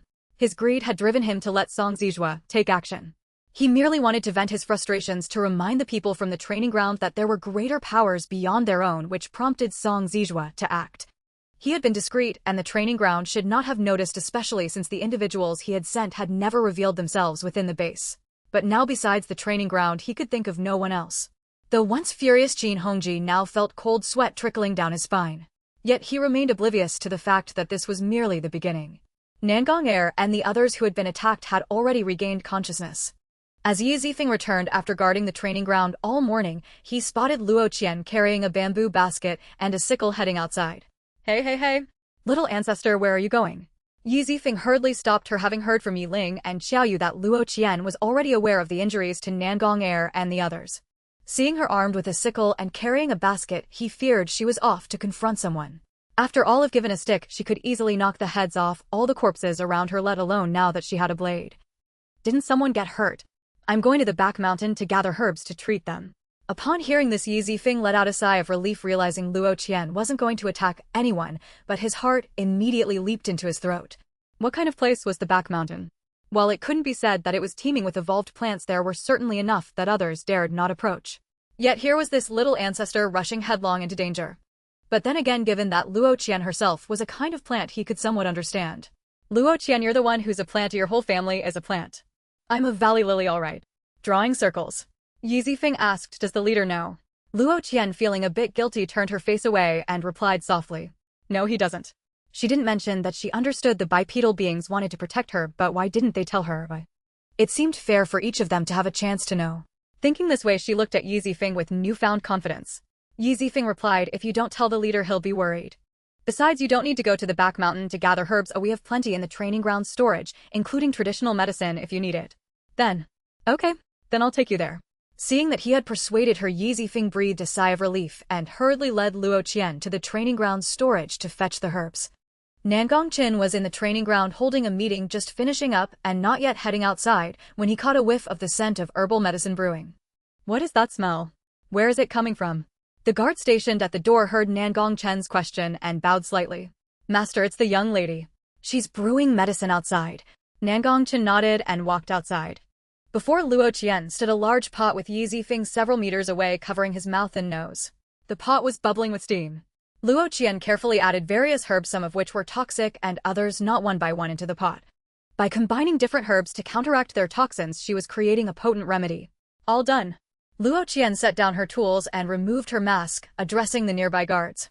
Please serve this well and distribute it to the injured. They'll recover quickly after drinking it. The guards, dressed in dark green combat uniforms, looked on with regret. Some of the injured had already suffered irreparable damage, fearing that even the medicine might not help them. However, this was the hard work of their young lady, and they felt deeply moved. They didn't say more and called over a few people to help package the medicine she had brewed and deliver it to the medical room. Nangong Air and the other injured personnel were currently recuperating there. When Nangongqin arrived, the guards had just taken away the herbal medicine that Luo Qian had brewed. Because she was the one closest to the boiling pot, the scent of herbs clung to Luo Qian, mingled with a faint bitterness. Thank you for your hard work, Luo. Nangongqin gazed at the bowls of medicine being removed, yet he refrained from revealing the true situation to her. He took out a handkerchief and gently wiped the fine sweat from her brow, then grasped her hand, kneading it tenderly. Yi Ling and Xiao Yu entered the training ground, leading a group of captives. Boss, everyone is here except Song Zijua. What about Shen Haxian? He's already been contacted. Once we act, Shen Haxian will begin to infiltrate and take over Qin Hongji's main influence. Additionally, I've reached out to some contacts related to Zhang Juanjing, and he's quite willing to cooperate with us. Qin Hongji and Zhang Junzheng were the two dominant factions within the base. Their rivalry had been long-standing, and Zhang Junzheng would likely be more than willing to assist this time. However, both factions had maintained a delicate balance in strength until now. Should Qin Hongji fall, Zhang Junzheng would undoubtedly rise to sole dominance, a scenario Nangongqin wished to avoid. Yet he was too apathetic to involve himself in the affairs of the base, which was why he decided to let Shen Haxian take over Qin Hongji's main enterprises, an outcome that would serve two purposes. Right, take these people to the dungeon and secure them properly. Yi Ling and Xiao Yu escorted the captives to the dungeon while Yi Zifeng stepped forward. Boss, I'll go get Song Zijua back. He spoke with fervor, eager to charge ahead, but Luo Qian intended to follow him as well. However, Nangongqin's quick reflexes stopped Luo Qian in her tracks, also halting Yi Zifeng. Come back. Be patient, he will eventually come to us. Though Yi Zifeng did not comprehend how the boss could manage such a feat, he recognized that when Nangongqin spoke, nothing was impossible. With that assurance, he decided to wait.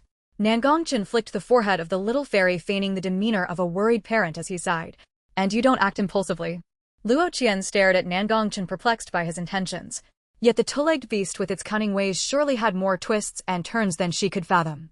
The following morning, just as Nangongqin had anticipated, Qin Hongji could no longer contain his anxiety upon discovering that many of his hidden operatives, and even several third-level ability users, had vanished without a trace. At that moment, as Shen Haxian sent word to the training ground, Qin Hongji was preparing gifts to present himself there. Yet Nangongqin did not allow him entry. He merely instructed his men to convey a message. If you wish to come and apologize, bring the culprit with you. Otherwise, all discussions are off the table. With no choice left, Qin Hongji had to retreat, taking with him a trunk full of prepared offerings. Song Zijua was a 5th-level ice ability user, and within the Linchuan base, he had no rivals among those in the training ground. However, controlling him was relatively simple, a mere presence like Xia Qianwan was enough. Xia Qianwan had helped Song Zijua during his most difficult times, and he harbored an unhealthy obsession with her. Using Xia Qianwan as leverage, Qin Hongji brought both her and Song Zijua to the training ground under the pretense of making amends. This time he successfully entered through the gates. As he stepped through, the young sapling's twisting branches gradually parted, allowing the guards to usher him inside. Just as Qin Hongji entered, Shin Haxian followed closely behind. After the guards escorted Shin Haxian into the training ground, they halted him at the villa's entrance. Shin Haxian anxiously stared at the iron gate of the villa, his senses keen, fearing he might miss any sign of activity. Yet whether due to the villa's excellent soundproofing or another reason, he, despite being an ability user with heightened awareness, could not detect even the slightest sound. Once inside the villa, Qin Hongji did not proceed to the main hall, but instead made his way to a small two-story building slightly removed from the primary structure. As he gazed at the distant main building, his anxiety peaked. The small building was entirely white, and since Nangongqin and his group had moved in, no one had entered it. Due to its distance from the main building, Luo Qian rarely approached it, only catching a distant glimpse now and then. The small building had always remained locked. This was the first time Nangongqin had brought her inside. It was established when they first settled at the base designed by Nangongqin himself. However, since the little fairy had come to be by his side, he had seldom revealed his more brutal side. He hadn't intended to bring the little fairy along, but he understood that she was no fragile flower unaccustomed to bloodshed. If he failed to inform her in time, she would surely be upset with him. The building had an open layout spanning 2 floors with minimal decoration, only a few candles adorned the walls, and a grand crystal chandelier approximately 3 to 4 meters in diameter hung centrally. Nangongqin sat at the forefront of the steps, holding his little fairy in his arms, eyes closed in feigned slumber. Yi Ling, Qiaoyu, Yi Zifeng, and a host of subordinates stood to either side, presenting a chilling tableau reminiscent of a grand judgment, every breath echoing ominously. As Qin Hongji entered with Song Zijua and Xia Qianwan, the imposing scene caused him, a man accustomed to standing at the pinnacle, to nervously swallow hard. Xia Qianwan, standing behind Qin Hongji, was curious to discreetly glimpse who could make Qin Hongji so anxious. Daring not to move too much, she merely tilted her head slightly, only to spot Luo Qian above. Taken aback for a moment, she quickly looked down, perhaps overwhelmed by the intense atmosphere above. Even a furtive glance had drained her of energy. Nervously standing below, Qin Hongji awaited the next words from above, who had yet to speak. Master of the house, I have brought individuals to apologize to you. It was his fault. He made a mistake and accidentally harmed someone in the training ground. I implore you, please do not hold it against him. Let us resolve this amicably. Nangongqin toyed with Luo Qian's hair, emanating an ominous and suffocating pressure that made it hard for others to breathe. This is the one who inadvertently offended you. I have instructed him to apologize on my behalf. Pushing Song Zijua forward to take the blame, Qin Hongji felt a newfound confidence since his pawns had all upgraded. He had always been aware of the Nangong family's power and had always feared it. However, he had not anticipated that the influence within the training ground was far greater than he had imagined. In just a few short days, the third-level ability users hidden among his ranks had all vanished silently, one by one. Pushed forward by Qin Hongji, Song Zijua stepped up, his eyes beneath the brim of his hat gleaming with a fierce intensity. Nangongqin seemed too disinterested to continue listening to Qin Hongji's rambling, finally lifting his eyelids to cast a glance at him. Do you plead guilty? I do. Haven't I brought you the person? As long as you're happy, you can deal with him as you wish. But this person has some skills. I kindly ask you to spare his life, so I can take him back without dirtying your territory. And those superhumans you took away. As long as you let them go, feel free to propose any conditions. These individuals were Qin Hongji's lifeline, and now they had all been captured by the training ground personnel. No matter what, Qin Hongji had to retrieve them, otherwise he would lose his footing in the base. If that happened, the base would surely become the domain of Zhang Jujing. It was laughable that even now Qin Hongji still attempted to negotiate with benefits, wholly unaware of his precarious situation. The moment he acted against the training ground personnel, he had already crossed Nangongqin's bottom line. In that case, hearing Nangongqin finally speak, Qin Hongji thought he had swayed him and was about to add more bargaining chips when Nangongqin abruptly changed his tone. Then you may as well leave your life here. Nangongqin gently raised his hand, and before Qin Hongji could react, he was surrounded by a heavy presence. Since arriving here, Song Zijua had remained silent, but upon hearing Nangongqin's words, he merely smiled disdainfully. As someone moved forward to restrain him, those who reached out to touch Song Zijua felt an unbearable chill creeping upon them. Centered around Song Zijua, the icy tendrils spread several meters outward, stopping anyone from approaching. Seeing this, Yi Zifeng ordered the assailants to retreat, stepping forward himself as flames began to swirl around him like a tangible force. A wall of fire expanded and the intense heat evaporated the ice beneath, causing those nearby to scatter. Upon witnessing the chaos, Luo Qianwan felt compelled to join in, but was tightly held back by Nan Gongchen. This little sprite not only feared insects, but also fire. In a moment of impulse she sought to rush forward, but later she would undoubtedly complain to him, and he would feel pained. Perhaps due to the evolution of her abilities, the strength of the two-legged beast had been increasing recently. Unable to break free, Luo Qianwan bit down on Nan Gongchen's shoulder. He shielded her actions, meticulously ensuring that no outsider could catch a glimpse. As if unfazed, he continued to observe the battle unfolding just a few meters away. Yi Ling and Xiaoyu stood beside him, appearing equally nonchalant. After several exchanges, the 6th-level Yi Zifeng had barely gained a slight edge, clashing with the 5th-level ice ability user Song Zijua in a stalemate. Aside from their leader, they had seldom encountered abilities beyond the 5 elements. Indeed, mutation abilities were stronger than ordinary ones. Even with a level difference, Song Zijua was only slightly at a disadvantage. Everyone knew that the higher the level of an ability user, the more pronounced the gap between levels became. Fortunately, the building had little ornamentation, otherwise it would have been reduced to rubble. With a swift movement, Yi Zifeng dodged a frost shard launched by Song Zijua, which struck the ground and shattered the stone tiles, creating a deep crater. The two exchanged blows, both bearing wounds, and after several minutes of fighting, the outcome remained undecided. However, closer observation revealed that Yi Zifeng held a slight advantage in agility and stamina, a testament to years of rigorous training. Ultimately, Yi Zifeng was a 6th-level ability user. Although the outcome was still undetermined, if the battle continued, it was inevitable that the 5th-level Song Zijua would exhaust his powers first. With a loud crash, a hanging light fixture from the ceiling was knocked down by Song Zijua, shortly followed by another crash as Yi Zifeng smashed a door. Seeing that their brawl could destroy the very building they fought in, Nan Gongchen summoned a dark purple lightning bolt, which separated the two and called a halt to the skirmish. Yi Zifeng stood, wiping the sweat from his brow, extinguishing the surrounding flames before returning to the side of Yi Ling and Xiaoyu. Song Zijua, with a trace of blood at the corner of his mouth, glanced at Qin Hongji, who was being restrained, before letting his gaze linger on Xia Qianwan, who cowered in the corner. He licked the blood from his lips, regarding Xia Qianwan with a sickly possessiveness that hinted at an intense obsession, much like a vampire entranced by the allure of fresh blood. Xia Qianwan felt a shiver run down her spine under his gaze, recalling the girls who had been sent to his room only to lose their lives from blood loss, causing a cold sweat to beat on her back as she averted her eyes from him. With Qin Hongji pinned down, he seemed to genuinely comprehend the meaning of a dead end, frantically shouting, You dare to kill us? I control nearly half of the base. Why shouldn't I? Nan Gongchen's casual retort silenced him, shattering the fragile hope he had managed to muster. Indeed, why not? Looking back, all the leverage he thought he had seemed utterly ineffective against this enigmatic man before him. This time he was likely, truly at the end of his rope. He wanted to regret his choices, but it was too late. Song Zijua crouched slightly, his gaze shifting from Qin Hongji to Nan Gongchen atop the stairs. You truly are impressive, even more so than the rumors suggest. Though they had yet to engage directly, the lightning that had just descended was enough for him to recognize the man's power. The lightning had intentionally missed him, but the pressure it exuded nearly left him unable to stand. But I despise those like you, the rulers above, to an extreme. No one had ever dared to stand before Nan Gongchen, attempting to insult him. Usually those who spoke before him had already met their demise. Yi Ling was about to step forward to subdue him, but the restless Luo Qianwan, upon hearing the mention of the two-legged beast, was the first to rush out. Luo.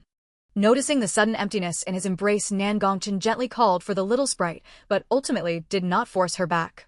The little sprite could no longer contain herself. Had it not been for Yi Zifeng's flames flaring everywhere, she might have charged in sooner.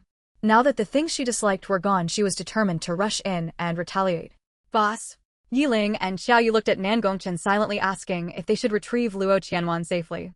Seeing Nan Gongchen shake his head lightly, they stood by, quietly refraining from further action. They were not concerned about Luo Qianwan's ability to hold her own. After all, they had witnessed her strength, which was not inferior to their leaders. It was Song Zijua who would likely find himself in a dire situation. Song Zizuo's deranged shouts echoed in the emptiness. Haha, you have no one left, letting a little girl come forward. Just as I like it, the blood of such a tender little girl is the sweetest. As soon as he finished speaking, the lightning from Nan Gongchen struck beside him. The electric current grazed his cheek, hitting the ground at his feet and creating a crater in the earth around him.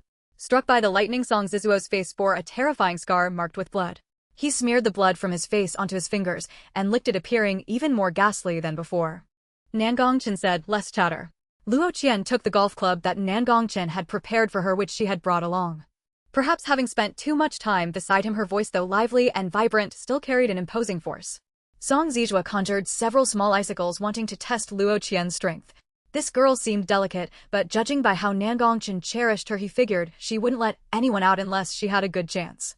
She might even be stronger than the previous fire elemental user. As the icicles flew toward Luo Qian, they fell to the ground, no longer under his control. Though Song Zijua had anticipated this, his eyes still reflected surprise, for he could not discern what ability the girl was using. As he saw Luo Qian approaching with the golf club, he gathered his powers for a full strike, hoping to injure her.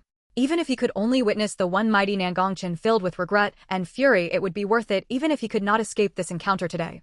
A chill emanated from several meters around Song Zijua, causing the air and ground to grow cold. Amidst the frigid atmosphere, several blades of ice materialized around him, hurtling toward Luo Qian. However, his weapons dissipated in the air before reaching her. As Luo Qian drew closer, the cold air surrounding him inexplicably returned to normal. It felt akin to striking a fist into cotton, fruitless and ineffective. Song Zizua's astonishment was uncontrollable, and before he could react, Luo Qian struck him repeatedly with the golf club. The little imp preferred straightforward combat. She relished such visceral direct attacks. Song Zijua, battered and bruised, lost consciousness. Just before fading away, he cast a cherished glance at the corner where Xia Qianwan stood, as if wanting to imprint her image in his memory. After all, he might never see this special person again, the one who had once saved him from despair. For years, Qin Hongji had used Xia Qianwan as leverage against Song Zijua. He knew perhaps he was naturally a demon with sinful traits etched into his very being from birth. Yet, even demons could fall in love with someone. Each time he encountered fresh blood, he would fantasize whether it tasted as sweet as hers. Even if she feared and dreaded him, the chance to protect her in this lifetime was enough to satisfy him. Nangongchen remained seated on the steps, his gaze unwaveringly fixed on Luo Qian. As the little imp concluded her battle, he quickly descended the steps to her side. He took the golf club from her hands and handed it to a subordinate, using a handkerchief to wipe away the blood that had accidentally smeared onto her. He then inspected her thoroughly. Though he maintained a calm facade, he felt relieved only after confirming she had sustained no injuries. Nangongchen exhaled a quiet sigh of relief. Take them away. At his command, several men swiftly moved to escort Qin Hongji and Song Zijua to the training grounds dungeon. Xiao Yu personally escorted them there. Meanwhile, Xia Qianwan, who had been hiding on the side, was led by Yiling to the entrance of the villa, where she reunited with the anxiously waiting Shinha. Shinhongxuan, nearly frantic with worry, stepped forward as he spotted someone emerging from the villa. Seeing it was Shinhongxuan, Xia Qianwan hurried over, but her legs buckled, nearly causing her to collapse. Fortunately, Shinha was quick to catch her.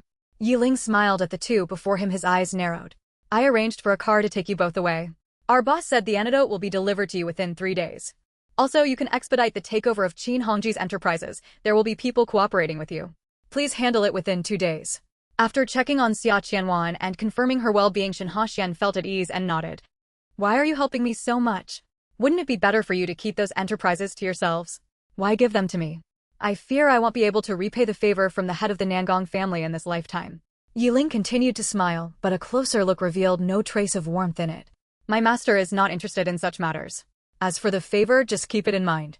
Yiling's words implied that their training ground was uninterested in such affairs, warning them not to attempt to associate with their reputation for their own benefit. Though the training ground would not involve itself in base matters, they should remember their debt and not provoke them lest they bring trouble upon themselves. Grateful, Shinha took Xia Qianwan and left the training ground in a car. Yiling, Xiaoyu, and Yi Zifeng, having worked all day, finally wrapped things up. Nangongchen dealt with all involved in this affair. Some had tendons severed, others had bones broken, and a few suffered shattered ribs. Especially Song Zijua, the primary instigator, most of the severe injuries inflicted upon the trainers had been at his hands. Nangongchen subjected him to every form of torture until he was on the brink of death. Ultimately, he returned the favor to all involved, including Song Zijua, casting them out of the base to fend for themselves. Witnessing these individuals endure punishment left Qin Hongji in shock, the gruesome scene petrifying him. Nangongchen arranged for an assessment and confirmed that Qin Hongji had indeed gone mad. For someone as arrogant and image-conscious as Qin Hongji, living without dignity like a fool was a torment worse than death. Therefore, when he arranged for the antidote extracted from Qin Hongji to be sent to Shinhongxuan, he also had the crazed, battered Qin Hongji brought back.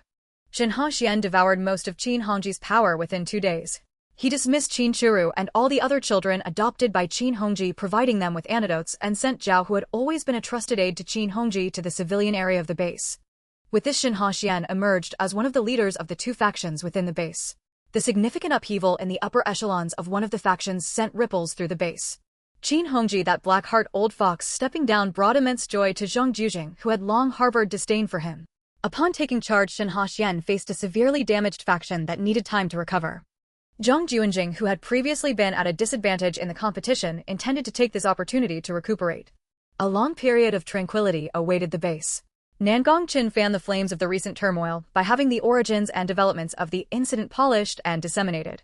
After being silent for too long, he reignited the fear of the training grounds among the people of the base, believing that this warning would deter anyone from recklessly provoking or approaching the training grounds in the future. He was never afraid to instill fear. After all, fear also served as a form of protection for oneself. As the storm calmed, all those severely injured except for those with nerve damage or broken bones recovered swiftly after consuming the herbal remedies brewed daily by Luo Qian. Nong Er, who had originally fractured 2 ribs, expressed his relief, glad that he no longer had to endure the bitter traditional medicine brewed by their little mistress. Although it was indeed effective, it was dreadfully bitter.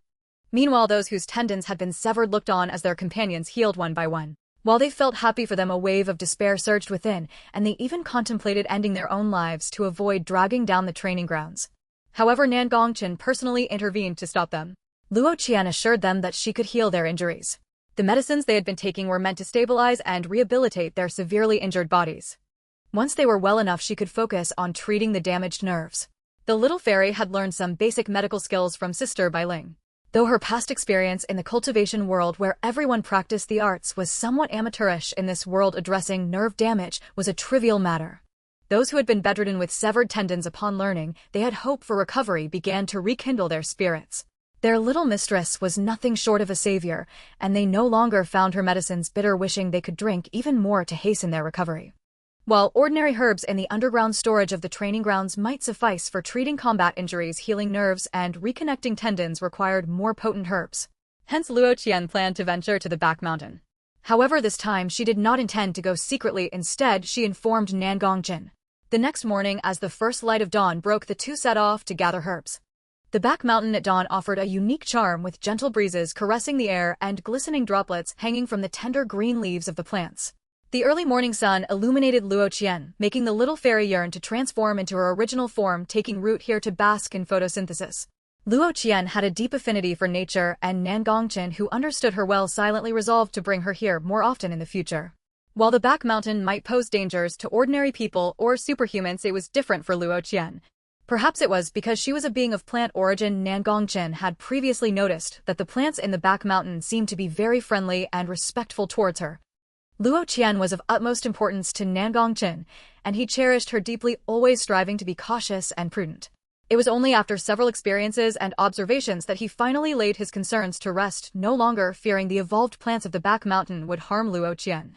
Following the trail they had left during their last visit to the back mountain, they explored, though the abundance of vegetation made the remnants hard to discern. Nevertheless, it did not hinder them significantly. They reached halfway up the mountain and gathered the necessary herbs. Many of the herbs were yet to awaken their intellect, or they grew alongside the evolved plants. This resulted in their vigorous growth, with their medicinal properties being hundreds of times superior to those of ordinary plants. As the sun climbed higher in the sky, the two returned laden with their bounty. Recently, Luo Qian had been frequently brewing medicines at the training grounds, filling the air with a strong herbal scent. The little fairy was currently busy brewing herbs in a large pot designated for this purpose. With her fingertips lightly tapping above the prepared herbs, circles of pale green healing energy infused into the mixture.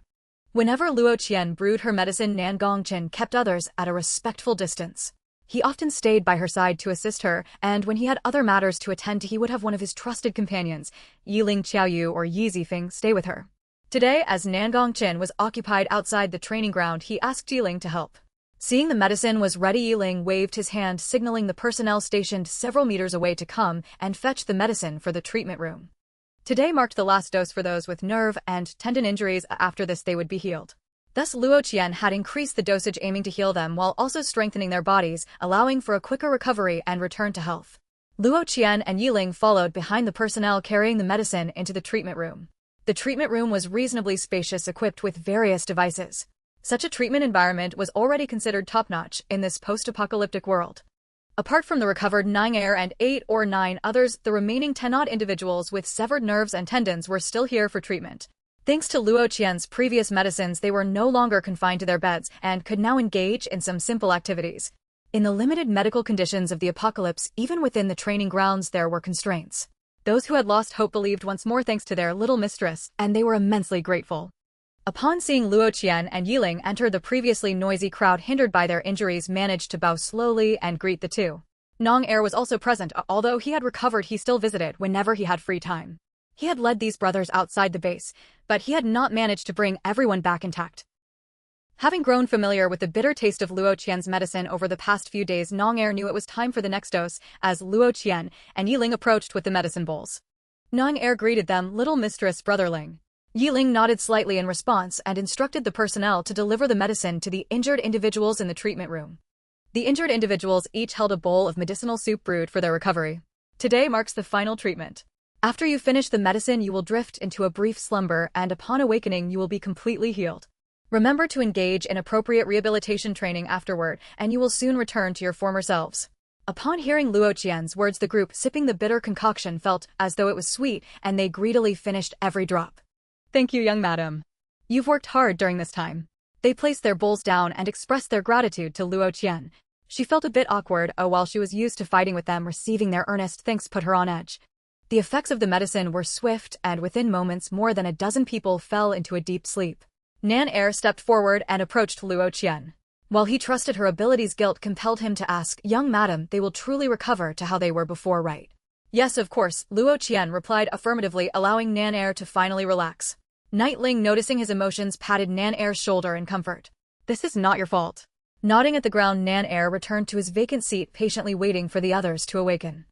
After observing the resting individuals for a while, Luo Qian and Night Ling left the room. It must be said that Luo Qian's medicine was remarkably effective. Just yesterday the patients could barely walk, but after a deep sleep following the medication, they soon regained their vitality. Stretching their limbs, the dozen or so individuals who had been bedridden for days felt as though they could punch through a wall. Nan Gongqin, returning from outside just as he learned of the patient's recovery, gazed at the proud little fairy entering the villa. She was indeed an angel sent to be by his side. Recently, Nan Gongqin had intervened in the base's research facility. Yesterday, he had left the training ground to meet with Zhang Junzheng regarding an urgent matter. Zhang Junzheng had received a distress signal from Yen City, dispatched by the largest underground laboratory in the area. Initially, Zhang Junzheng doubted the authenticity of the message. In a post-apocalyptic world, it was hard to believe that anyone could still survive there. However, after multiple verifications, he confirmed the message's validity. Yen City was a recently developed area on their planet before the apocalypse, primarily due to the discovery of an archaeological site there. Given its immense archaeological value, the region had been designated as Yen City by the authorities prior to the apocalypse. True to its name, the entire area was almost entirely covered by massive bizarre rocks, giving it the appearance of a stone forest rather than a city, and it lacked a residential populace aside from researchers. The distress signal originated from the underground research facility in Yen City. Zhang Junzheng had assumed that the people inside would be dead, but to his surprise, some had managed to survive. Due to the small number of researchers and the timely isolation of the mutated population, a few had managed to endure the apocalypse, subsisting on the remaining supplies that were delivered monthly before the world fell into chaos. They had struggled for a long time, but ultimately managed to survive and send out a distress signal. Considering that nearly all the researchers were pre-apocalypse elites in various scientific fields, and given the base's urgent need for fresh talent in its research department, Zhang Junzheng felt compelled to initiate a rescue. However, relying solely on his own resources would likely prove insufficient. Yen City's location was on the outskirts. Traveling from Linchuan to Yen City required passing through 5 cities, 3 of which were major population centers before the apocalypse. The only capable individuals he had at his disposal were a handful of level 4 abilities users, including Song Jinghao.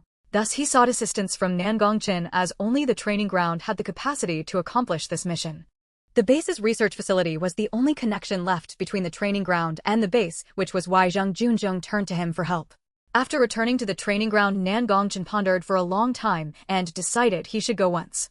Though he did not wish to involve himself in base affairs, this situation pertained to the research facility, and he had already inserted himself into its operations. Moreover, Zhang Junzheng could be deemed a gentleman who genuinely cared for the development of the base. To avoid further unnecessary connections between the two factions of the base, Nan Gongqin asked someone to relay his response to Zhang Junzheng. This would be his last involvement regarding base matters. From now on, he would not intervene regardless of what transpired. After considering his words, Zhang Junzheng readily agreed.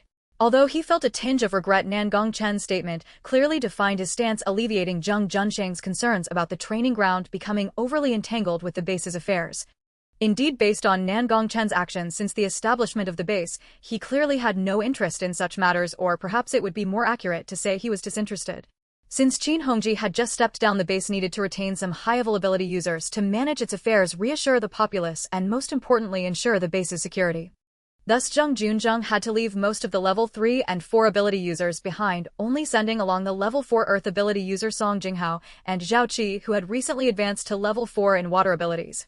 The little fairy had not ventured outside the base for a long time. Nan Gongchen initially intended to take her out for a stroll. However, remembering her aversion to places like research facilities, he contemplated canceling the outing. Yet upon hearing about leaving the base, the little fairy pouted and insisted on accompanying him. Thinking she might be unaware of their destination, he emphasized the term research facility multiple times. Seeing her unwavering determination and her plea that Chen Chen will protect me, he was utterly charmed and immediately agreed. Thus, seizing the opportunity for an outing, Nan Gongchen took Luo Qian along with Knight Ling Qiaoyu and Yi Zifeng out of the base. With Nan Yen and Nan Air present, the training ground was adequately supported. The group of 7 led by Nan Gongchen set off in 2 vehicles equipped with a substantial array of top-quality gear provided by Zheng Junzheng. The environment outside the base transformed, rapidly changing almost daily. To save time, Nan Gongchen decided to travel straight through the city center. Song Jinghao, examining the map in hand, furrowed his brow in thought. Perhaps we should play it safe. The city is densely populated with zombies, and they have been evolving quickly lately. For safety's sake, it would be better to approach via the outskirts. After all, there were far too many zombies, and currently almost everyone was reluctant to venture into the city if they could avoid it. Nan Gongchen countered, traveling through the outskirts will be too slow and unnecessary. We must save time. His formidable abilities instilled confidence, allowing him to navigate the zombie-infested city center with ease. Knight Ling patted Song Jinghao's shoulder, reassuring him. Zhao Qi and Song Jinghao were of similar age, but Zhao Kai's exuberant personality stood in stark contrast to the upright demeanor of Song Jinghao. At that moment, Zhao Qi was busy cooking alongside Yi Ling and Qiaoyu. Meanwhile, Luo Qian and Yi Zifeng sat at a makeshift table, already ready to eat. The group had just emerged from their base for half a day and found themselves in the suburban area of a city. This place appeared to be an outdoor basketball practice court, surrounded by a chain-link fence. In the center of the court stood a few dilapidated basketball hoops, their condition rendering them almost unrecognizable as proper equipment. Outside the fence, zombies roared, but within the confines, Nan Gongchen, Luo Qian, Yi Ling Qiaoyu, and Yi Zifeng were leisurely enjoying their lunch, seemingly unfazed by the tension felt by Song Jinghao and Zhao Qi. After the little sprite finished her meal and rested for a while, Nan Gongchen, with the drowsy sprite in tow, prepared to leave by car. Yi Ling used her powers to open the fence, causing the zombies outside to surge toward the basketball court. However, as the zombies approached the entrance, Qiaoyu unleashed his water abilities, forcefully pushing the nearest zombies back several meters. He condensed the scant moisture within the zombies' bodies, and with a loud explosion they burst apart, showering the area in blood and leaving only remnants behind.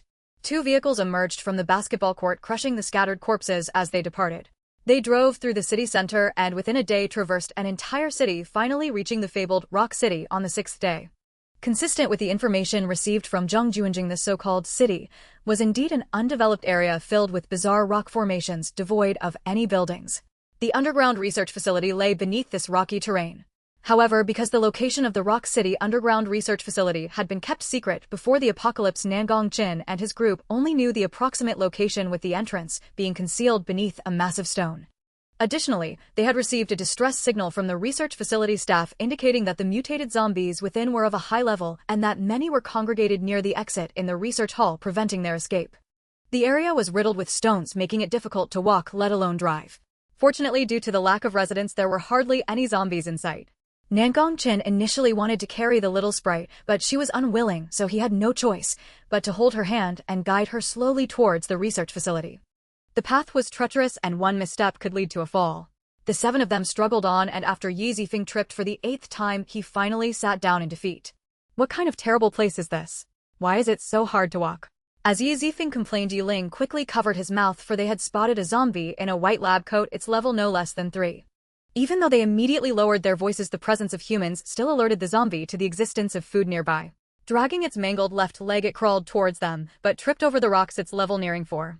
Despite hitting its head on the ground, it suffered no harm. Nangongchen scanned the surroundings, noting that behind the zombie was a conspicuously large rock that stood out among the surrounding boulders. He quickly deduced that the underground research facility must be located there. A flash of dark purple lightning struck, and the zombie attempting to rise was hit in the head and fell silent. Just like that, a nearly level 4 zombie vanished at Nangongchen's hands. Seeing the zombie dead, the group moved closer, and Yi Zifeng got back on his feet.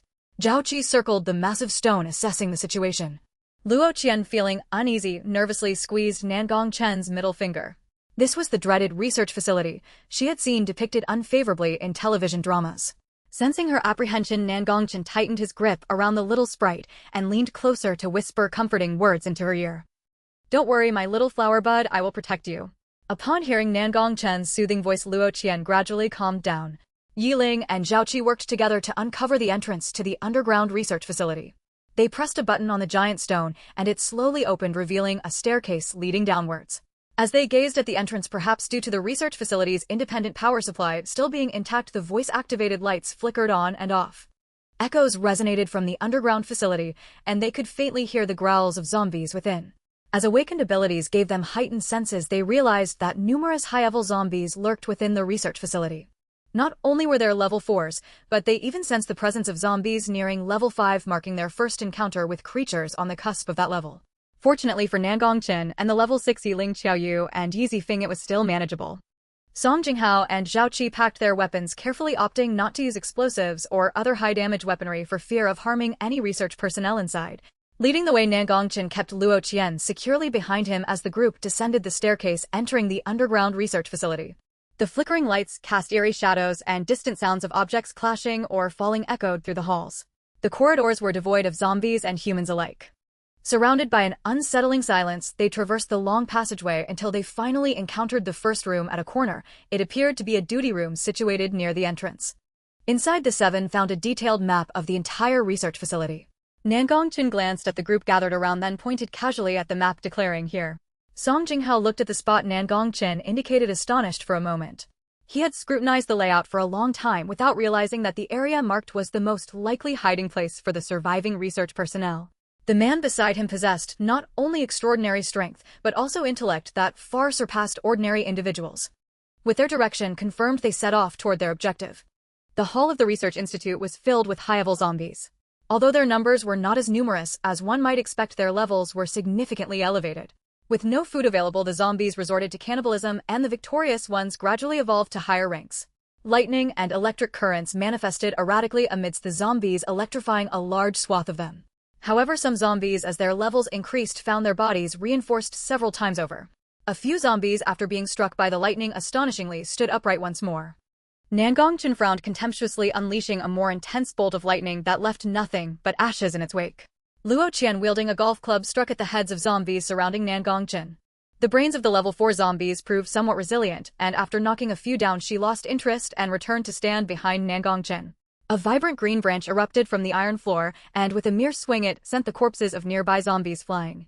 Song Jinghao and Zhao Qi were momentarily stunned by the prowess of this plant-based ability. Focus, don't zone out. Yi Ling's golden ability commanded several flying knives to zip past the two, snapping them back to reality. Amidst the white-coat zombies, one newly promoted to level 5 caught Nangongchen's attention. He summoned a descending lightning strike to drive it out. While these zombies did not actively attack Luo Qian, Nangongchen still enveloped her in a layer of electric current for protection, doing the same for himself to create a natural electric shield around them both. Nangongchen engaged the level 5 zombie in close combat, and within minutes a level 5 crystal core was firmly in his grasp. He handed the crystal core to Luo Qian. Given that most of the zombies outside were still only level 3, the rarity of a level 5 crystal core made this venture worth the effort. The 7 of them, outnumbered yet victorious, were nearing the complete eradication of the zombies when a voice crackled through the loudspeakers overhead, drawing the scattered zombies in the hall together, facilitating their battle's conclusion. Song Jinghao constructed earthen walls to trap every last zombie, while Yi Zifeng set them ablaze with intense flames. As the last of the zombies were charred, Yi Ling's knives delivered the final blow to the remaining few that lingered on. All zombies in the underground research facility were dealt with, and a door in the corner slowly creaked open. 5 emaciated survivors in white coats emerged from within. Luo Qian instinctively ducked behind Nangongchen, gripping the fabric of his shoulder. Nangongchen subtly shifted his position, shielding the timid little sprite who had once confidently pledged to venture out, now appearing anxious. He would allow no danger to approach Luo Qian, not even the slightest sign. Should any arise, he would eradicate it without hesitation. A fleeting glint of ruthlessness crossed Nangongchen's eyes as he scanned the researchers before him, all without drawing attention. The 5 researchers, upon seeing living humans, wept tears of relief. They had been trapped in that room nearly at their wits' end with despair. Their distress signal had been sent out in a moment of desperation, with little hope of rescue, especially since all previous attempts had gone unanswered. They had been confined for so long that they were uncertain if any survivors remained outside. Fortunately, the message they dispatched using their highly specialized equipment had finally reached the recently repaired signal tower, and indeed someone had come to save them. Song Jinghao and Zhao Qi meticulously examined the 5 researchers, confirming they posed no mutation risk before they could finally breathe easy. Yiling provided them with easily digestible food, which they devoured ravenously. Before departing, they carried out a substantial stack of research materials from the underground facility. The heavy load pressed against their frail sunken backs, raising concerns that they might fracture under the weight. Thankfully, they had the assistance of robust ability users, otherwise traversing the stone forest alone could have taken a day and a night. As they reached the edge of the rocky city, the terrain became less rocky and the 5 researchers finally spotted the vehicle in the distance where Nangongchen and the others were waiting. The 5 researchers squeezed into the car driven by Song Jinghao and Zhao Qi, though the sheer volume of materials made it impossible to fit everything in the trunk. Yiling glanced at the car, which was overflowing with supplies, and inquired of one researcher, "What materials have you brought with you? Are you archaeologists?" The researcher pointed toward a distant location without hesitation, responding, "That's right over there. It's a newly discovered archaeological site. This site predates any known human history. All that remains of the site is a stone wall buried beneath this pile of rocks in the rocky city. However, the apocalypse caused an earthquake that destroyed the wall, so you probably won't get to see it. Fortunately, we managed to photograph and document the information from that stone wall, and these are all related materials. The wall contains a wealth of information. We suspect it is a special message left behind by the ancients for future generations. If we could translate all its contents, it might very well astonish the entire world." Yiling nodded, refraining from further questions. The researcher spoke with palpable excitement, even a hint of madness, as they detailed their study of the stone wall. Yet Yiling was not concerned with that. She was more apprehensive about potential dangers on their return journey. As the group drove away from the stone forest, their return was not as smooth as their arrival. They encountered a small wave of zombies, but compared to the high-level zombies in the underground facility, these proved significantly easier to handle. They swiftly resolved this minor setback and returned to the base without further incident. Recently, the zombies outside had been evolving at an unprecedented rate. Many small bases had been destroyed by zombie hordes, and survivors began flocking in droves toward larger bases like the Linchuan base. When Nangongchen's group arrived at the base's entrance, the number of people waiting for inspection had increased several-fold compared to before. As they approached the side gate, a commotion erupted among the crowd nearby. A person who had been scratched by a zombie and infected with the virus went into a frenzy, but military personnel swiftly subdued him. The 5 researchers had been trapped in the underground research facility since the apocalypse began, and since emerging from the laboratory, they had encountered numerous sights and experiences along the way. The human heart was inscrutable in the apocalypse. The 5 had witnessed ample betrayal, deception, and even acts of cannibalism, revealing humanity's utter abandonment of moral boundaries for survival. What had begun as excitement over seeing the outside world after so long now felt like an unexpressed buildup of tension. The reception staff at the side gate conducted a safety check on the 5 researchers before ushering them into the base. The research facility at the base was in dire need of fresh talent, and the arrival of these 5 researchers who had excelled in various fields before the apocalypse would greatly bolster the base's research capabilities. Recently, as the weather warmed, the little fairy often found herself unwittingly sprouting flower buds atop her head. Her long dark hair cascaded like seaweed, adorned with delicate white bell-shaped blossoms that complemented her beauty, making her resemble an angel who had descended to earth, as pure and luminous as the moonlight. Perhaps due to the frequent emergence of these flower buds, a fragrance of blossoms now trailed behind her, filling the air with the enchanting scent of Luo Qian. Concerned that Luo Qian's condition might attract unwanted attention, Nangongchen had been keeping her company in the villa, limiting their outings as much as possible. Upon returning from the training grounds, Yi Zifeng found Luo Qian languidly draped over the sofa in the hall, her flower buds drooping in sync with her lackluster mood. The little fairy stared longingly through the floor-to-ceiling windows, her eyes reflecting the yearning for freedom outside. With the recent melting of snow, the snow from the mountain summit had flowed down, evolving through the roots of plants to form a pristine underground river. This hidden river emerged in various places at the mountain's base, revealing 3 small lakes of unpolluted water within the base. Among these 3 lakes, the largest had a diameter of about 10 meters, while the smallest measured just 5 or 6 meters. However, professionals had tested the water confirming its potability, and it was crucial that these sources were also expanding continuously.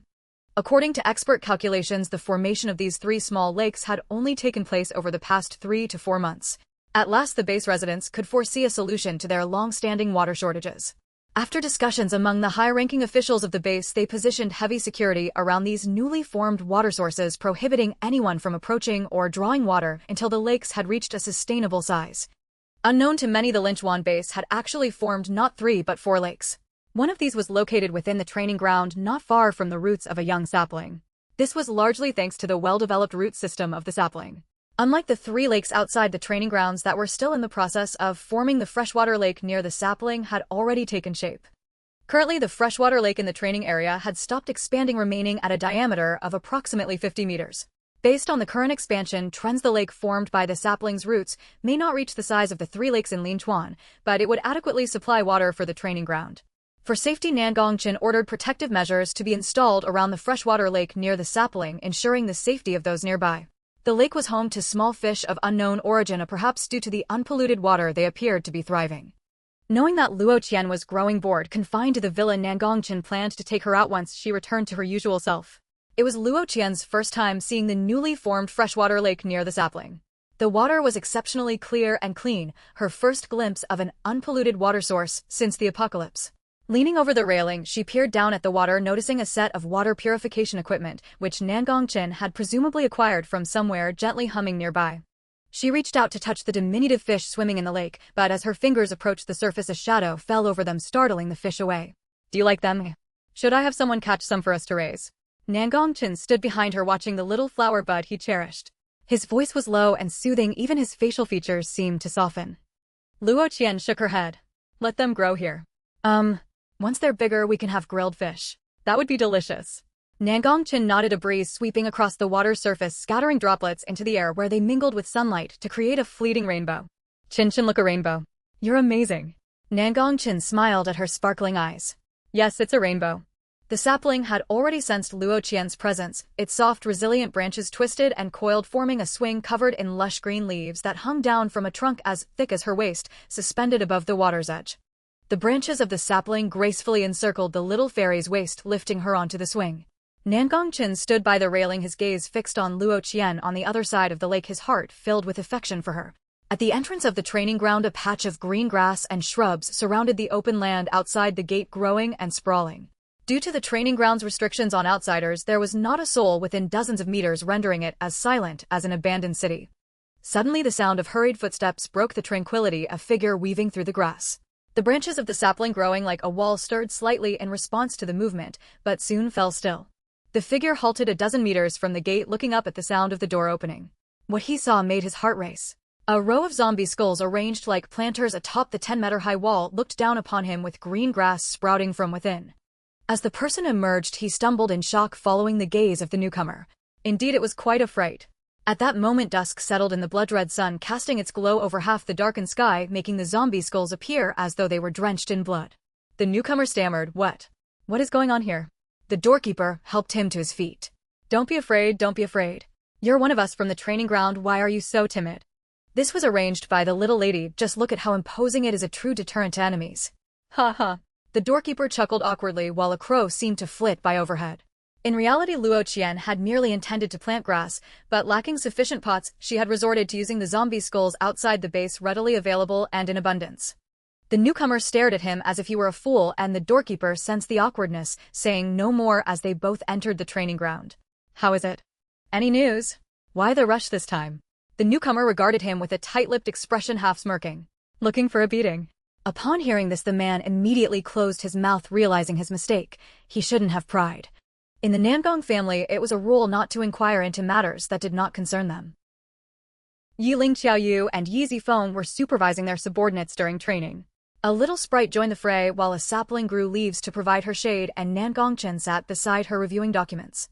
Suddenly, a member of the patrol team at the training ground arrived with an urgent message.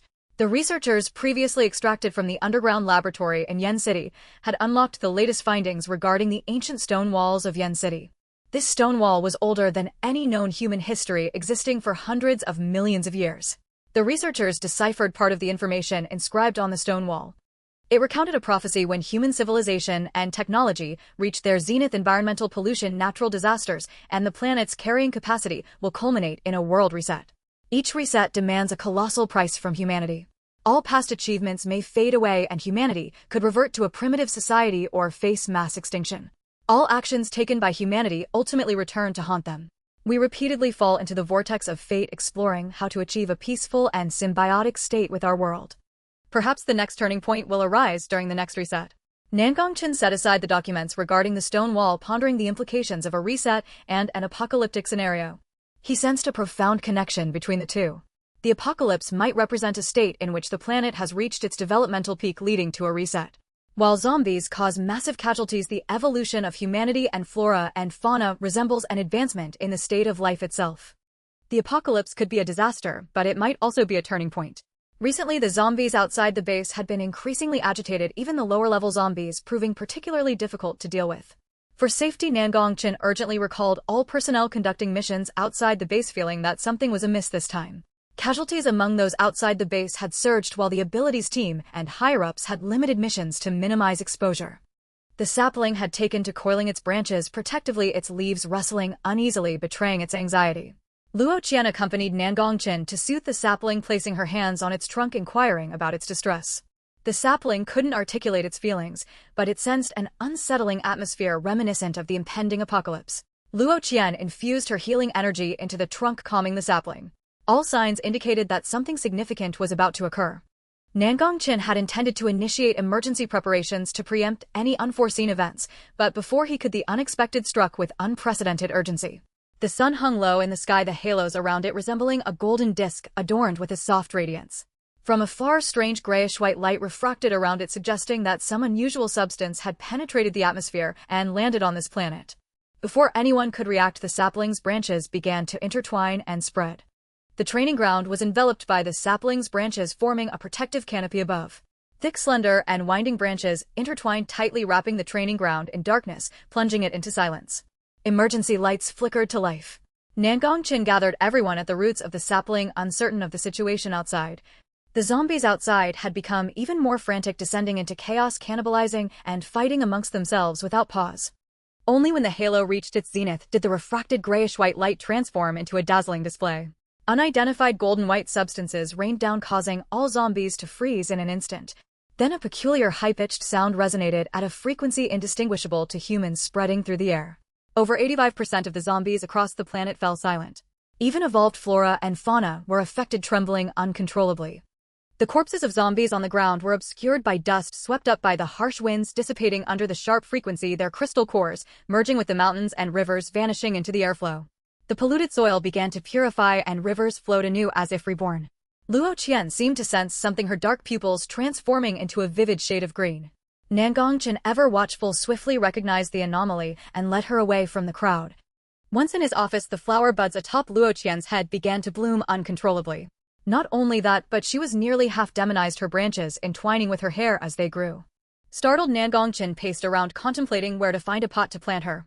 Before he could act, the branches sprouting from Luo Qian encircled him. Gently, Nangongchen stroked the branches atop Luo Qian's head, the tender green leaves curling around his fingers. Qian.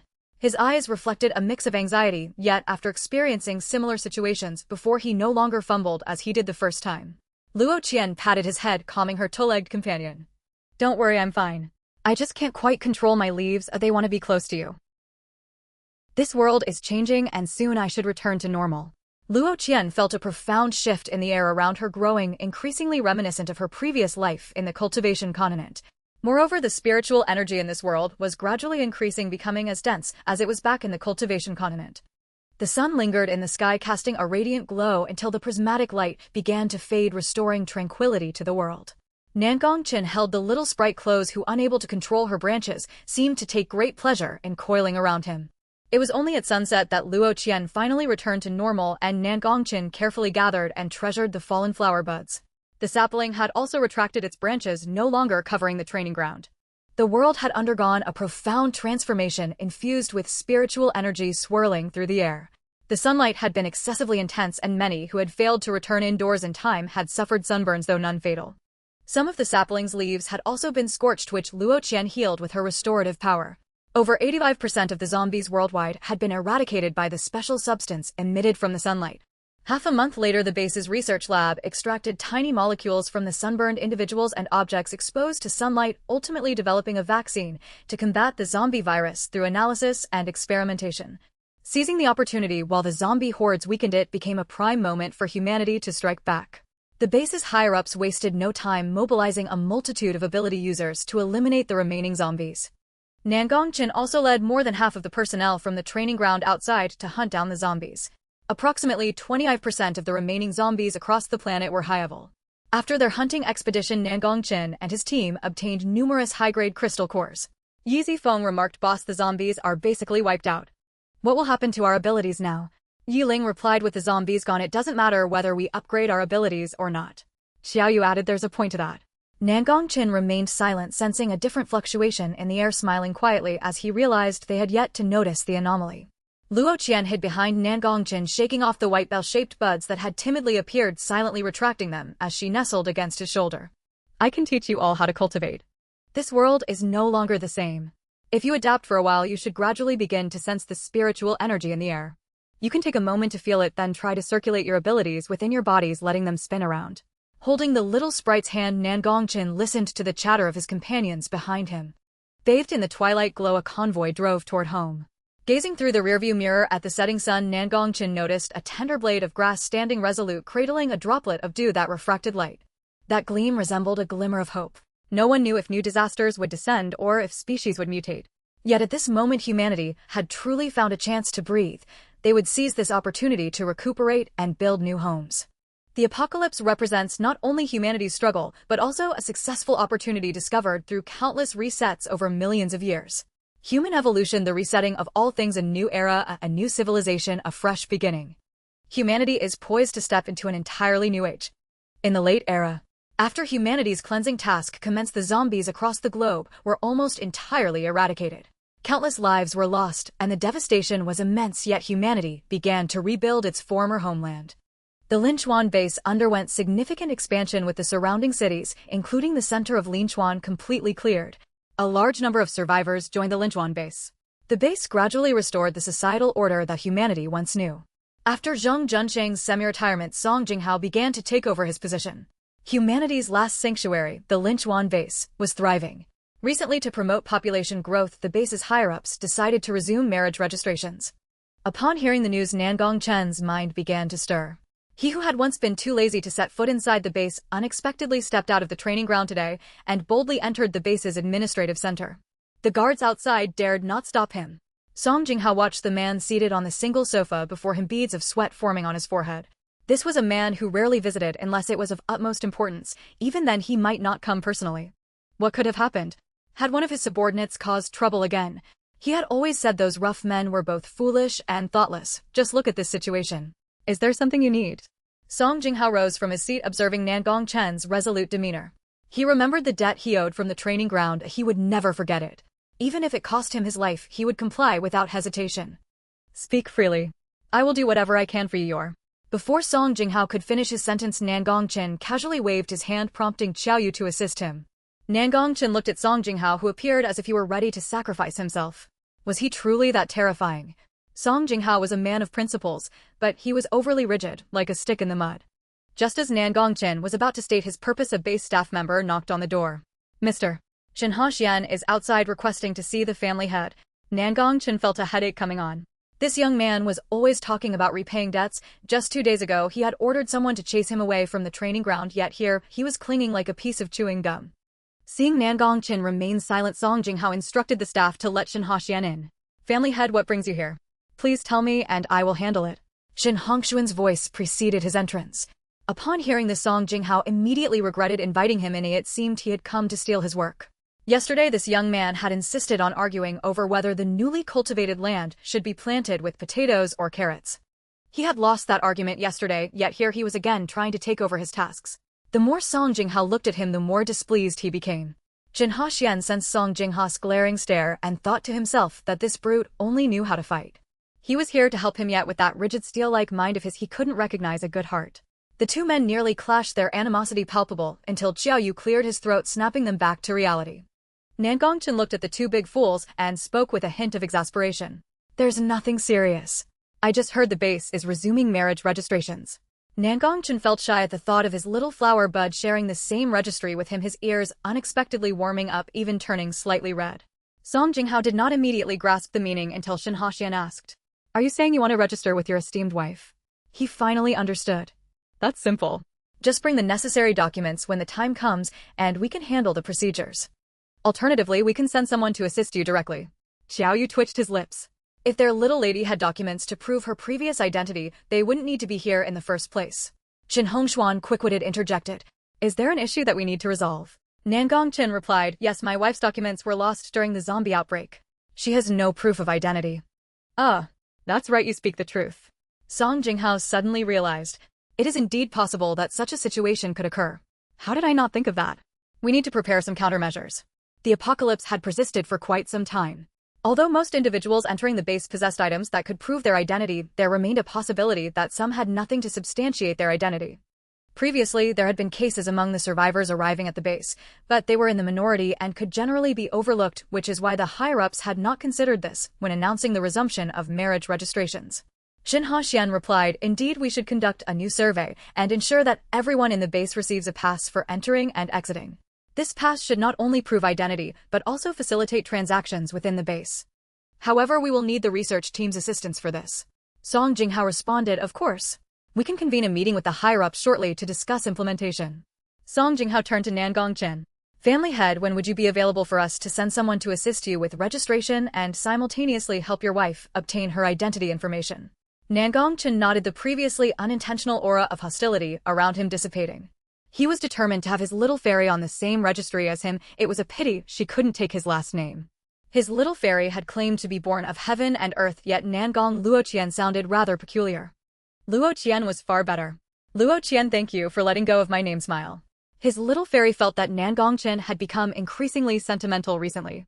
That morning he had forcibly awakened her, insisting they needed to register their marriage, claiming it was a ceremony and rambling on like an old woman. Thus they became the first couple in the base to complete their marriage registration. Today, Nangongchen announced they would hold a wedding, even bringing in several designers from before the apocalypse to create their attire. Chin, when will it be good? After trying on the 9th set of bridal attire, she decided to negotiate with the two-legged beast. Are you tired, Qian? This is the last piece. Once you try it on, we can finish and head to lunch, all right? Listening to Nangongchen's overly sweet tone, she found herself successfully charmed and acquiesced, turning to try on what he claimed was the final set. Nangongchen watched as his little flower bud puffed up her cheeks in frustration, and he felt a wicked satisfaction bloom within him. His little fairy was simply too beautiful. She looked stunning in every outfit. Once they finished trying on the clothes and headed downstairs, they found Yi Zifeng racing through the hall spewing fire, while Xiao Yu chased him brandishing a large bubble. I swear, don't run. You're going to set the house on fire. Don't go over there are curtains. Downstairs was a chaotic scene. Yiling approached with a fire extinguisher, calmly extinguishing the blazing curtains. Recently, they had all been learning to cultivate with Luoqian, but Yi Zifeng always struggled to control the spiritual energy entering his body. This was the nth time he nearly set the villa ablaze. Nangongchen felt a headache coming on as he watched Yi Zifeng wanting to hit him, but thinking better of it. After all, he was just a silly potato they had raised. He would have to find a way to keep that mouth of his shut on the wedding day. The wedding was held on a sunny afternoon at their training ground. His little fairy, donned in a phoenix crown and bridal gown, gracefully walked into his view. She was a beam of light in his life, arriving unexpectedly and binding him to her inescapably. Nangongchen felt that in this lifetime, being able to spend his days with the one he loved, who also loved him in return, was more than enough. The ceremony was simple. They vowed and confessed their feelings for one another, surrounded by their closest kin. That night, all the attendees at the training ground drank to their heart's content. As Nangongchen carried his little fairy, who had succumbed to intoxication, back to the villa, she was on the verge of falling asleep. He brought her into the jade chamber. The poor dazed little fairy murmured throughout the night. The next morning, sunlight streamed through the sheer curtain, casting a warm glow over the two of them. His little fairy looked at the headboard leaning against him as he slept soundly. She felt a sense of unease about this black sesame dumpling, and her intuition proved correct. Nangongchen opened his eyes, suppressing Luoqian's struggles like a kitten, clawing at him, holding her tightly in his embrace as he gently kissed the shy little flower bud peeking from her head. A gust of wind swept through the balcony, firmly shutting the window and causing the young sapling's leaves to sway as if dazed. The sapling hesitantly withdrew its branches, shaking its leaves as it began the process of photosynthesis under the gentle morning sun. The population has significantly diminished, and the once bustling city center is now overrun by evolved flora and fauna, leaving humanity's homeland in a state of disarray. Fortunately, the Linchuan base has attracted numerous talented individuals, transforming it into an advanced fortress amidst the apocalypse. After several years of development, restoration, and construction, Linchuan base has become unrecognizable. The outer defenses of the base are tightly secured, while various industries thrive within, bustling with life and activity.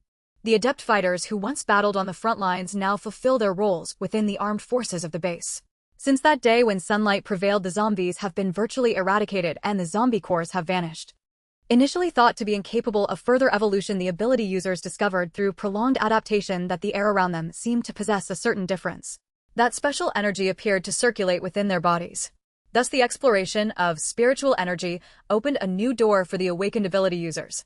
The training grounds gates now stand open, no longer perpetually closed as they once were. Only a few guards are stationed and patrol teams frequently make their rounds. However, with the presence of a young sapling, it seems unlikely that any outsider could breach the entrance even without a guard standing watch. Recently, the little sprite has had an insatiable appetite, appearing somewhat excessively so. Once able to consume 3 bowls of rice, Luo Qian now devours 5 in a single meal. Nan Gongchen watches the sprite's voracious eating with utmost satisfaction, pleased that she is indulging herself, ensuring her delicate flower bud remains nourished and vibrant. Yet he wonders if she might be overindulging, as she has begun to sprout small red round berries atop her head. Still, Nan Gongchen feels it may be a sign that her nutrition is perfectly balanced, as they are ripening beautifully. He resolves to peruse a few more cookbooks to provide the little sprite with a variety of meals daily. The sprite pats her full belly, observing Nan Gongchen, who appears lost in thought. The little sprite has recently taken on characteristics of a virtuous wife and mother, spending her days in the garden leisurely watering flowers or cooking in the kitchen. Moreover, her culinary skills have noticeably improved, making her dishes increasingly delicious. Yi Zifeng Qiaoyu and Yi Zifeng glance down at their bowls filled with dark, unappetizing failures. Are you sure? Help! Who can stop the boss from entering the kitchen? They do not wish to be test subjects any longer. The little sapling has been acting strangely these past few days, not only forbidding her from leaving the training ground, but also preventing her from sparring. After the little sprite has attempted to challenge the person on the training platform for the 8th time, only to be swept away, she can no longer contain her frustration. Why won't you let me fight? Luo Qian looks at the little sapling, who trembles its branches and shakes its head, retreating into its limbs without revealing the reason. Even the little sapling itself is unsure why. It instinctively wishes to protect her, sensing that she is vulnerable, though not in the way one might expect. In any case, even the little sapling cannot articulate its own motivations. Luo Qian initially thinks it is due to Nan Gongchen's directive and angrily returns to the villa to confront him. Upon arriving at the villa, she finds Nan Gongchen trimming flowers in the garden. Seeing the little sprite return, a smile spreads across his face. Qian, you're back. Before he can finish, Luo Qian storms past him, clearly upset, and sits on a nearby double swing. Nan Gongchen sets down his shears and approaches to comfort his little flower bud. My dear, what has you upset? Who has made my precious unhappy? Luo Qian huffs softly, turning her head away, thinking, who else could it be but you, the black sesame-filled two-legged creature? The little sprite, though genuinely angry, speaks in a tone that sounds almost like a sulk to Nan Gongchen's ears. Did Qinchin tell the little sapling not to let me outside and not to let me fight? My dear, you have misunderstood me. Nan Gongchen replies, his tone carrying an undertone of grievance. Since the order was restored at the base, the training ground has been open to all, and he merely instructed Nan Yen to accompany her, ensuring he could assist if she encountered any trouble, but he did not restrict her movements. Although he had indeed made some arrangements with the little sapling earlier, those have long since ceased after the return of safety. Moreover, Luo Qian now wears a bracelet that only he can remove, equipped with the most precise and accurate tracking chip, allowing him to know her whereabouts at all times. Additionally, a new communication device has recently been developed, enabling Nan Yen to contact him at any moment. He truly has no need to impose such restrictions. Luo Qian gazes at him with suspicion, prompting Nan Gongchen to hurriedly reassure her. Really, dear, you have that bracelet right. I genuinely have no need to do this. Well then. The little sprite sighs, puzzled by the little sapling's recent behavior. Seeing her calm down, Nan Gongchen embraces her, burying his face in her neck, inhaling her delicate fragrance reminiscent of valley lilies, which is soothing and comforting. However, lately this scent seems to have changed, imbued with an alluring quality. My dear, what would you like to eat tonight? How about your favorite ribs? Where she would typically nod in enthusiasm, before this time the little sprite shakes her head. She does not feel like eating meat today, and the mere mention of meat makes her feel a bit nauseous. Nan Gongchen knows Luo Qian well and quickly detects her unusual state. What's wrong, my dear? Are you feeling unwell? Luo Qian nods in affirmation. I feel a bit nauseous. Upon hearing this, alarm bells ring in Nan Gongchen's mind, and he becomes intensely anxious. Just as he contemplates what to do, Qiao Yu and Yiling, the best healers among them, step into the hall. As for Yi Zifeng, he remains in the training ground. Qiao Yu possesses some knowledge of traditional medicine and places his hand on Luo Qian's wrist to check her pulse, though he is uncertain of what he might find. After all, little Luo Qian is not quite human. No, that's not right, she's a plant. Saying it that way feels odd. In short, she is simply different from them. Qiao Yu was taken aback, suddenly realizing something astonishing. He had indeed detected a positive pulse. Seeing Qiao Yu lost in thought and not moving, Yiling asked, "What's wrong?" This seems to be a positive pulse." Yiling repeated the words in his mind, and after a moment of disbelief, he asked, "A positive pulse?" Qiao Yu began to doubt himself as well. After all, their leader was human while Luo Qian was. Let me check again, perhaps I made a mistake." Yiling pushed him aside, taking matters into his own hands, as he now seriously doubted Jiao Yu's medical skills. Although he and Yi Zifeng weren't as skilled as Jiao Yu, they had some knowledge of medicine. Yiling placed his hand on Luo Qian's wrist, his expression mirroring Jiao Yu's earlier uncertainty, before finally calming down and saying to Nan Gongchen, "Boss, it really is a positive pulse." Nan Gongchen instinctively tightened his grip around the waist of the little fairy, but then he remembered and feared he might hurt her, so he loosened his hold. His heart felt like 1,000 flowers bursting open, and he struggled to find words to describe his feelings. He had imagined countless possibilities, but never expected it to be like this. He thought they wouldn't have children. He didn't know whether to be happy or to worry.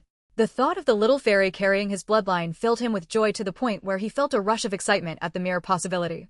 Yet, he was also afraid, concerned for her safety. The little flower bud was most sensitive to pain, and the little fairy was different from humans. He feared that if something went wrong, just contemplating such possibilities made the shadows of doubt creep into his heart. Once it was confirmed that Luo Qian was indeed pregnant, Yiling and Jiao Yu left the garden in high spirits, allowing the two of them some private time. In contrast to Nan Gongchen's uncertainty, Luo Qian appeared surprisingly calm. Having grown up in a cultivation realm, she found nothing strange about it. She gently touched her flat belly, feeling a subtle sensation. A small life was growing within her. Throughout the pregnancy, Nan Gongchen was meticulous and handsome. He entrusted all matters at the training ground to Yiling, Jiao Yu, and Yi Zifeng, focusing solely on taking care of the little fairy. Luo Qian believed that her birthing process would be roughly similar to that of a human. After all, she was a fairy who had cultivated into a human. Perhaps, though she had never experienced it firsthand, Luo Qian felt confident that she wouldn't give birth to a blade of grass. Thus, after repeatedly assuring Yi Zifeng that she wouldn't give birth to anything strange, she finally dissuaded him from collecting all the pots from the base under Nan Gongchen's suggestion. As the due date approached, the little fairy felt little, but Nan Gongchen was restless and sleepless. He dared not close his eyes at night. Even when the little fairy turned over, he had to wake up to check. Nan Gongchen specifically set up a birthing room in the villa, equipped with the most advanced and precise facilities.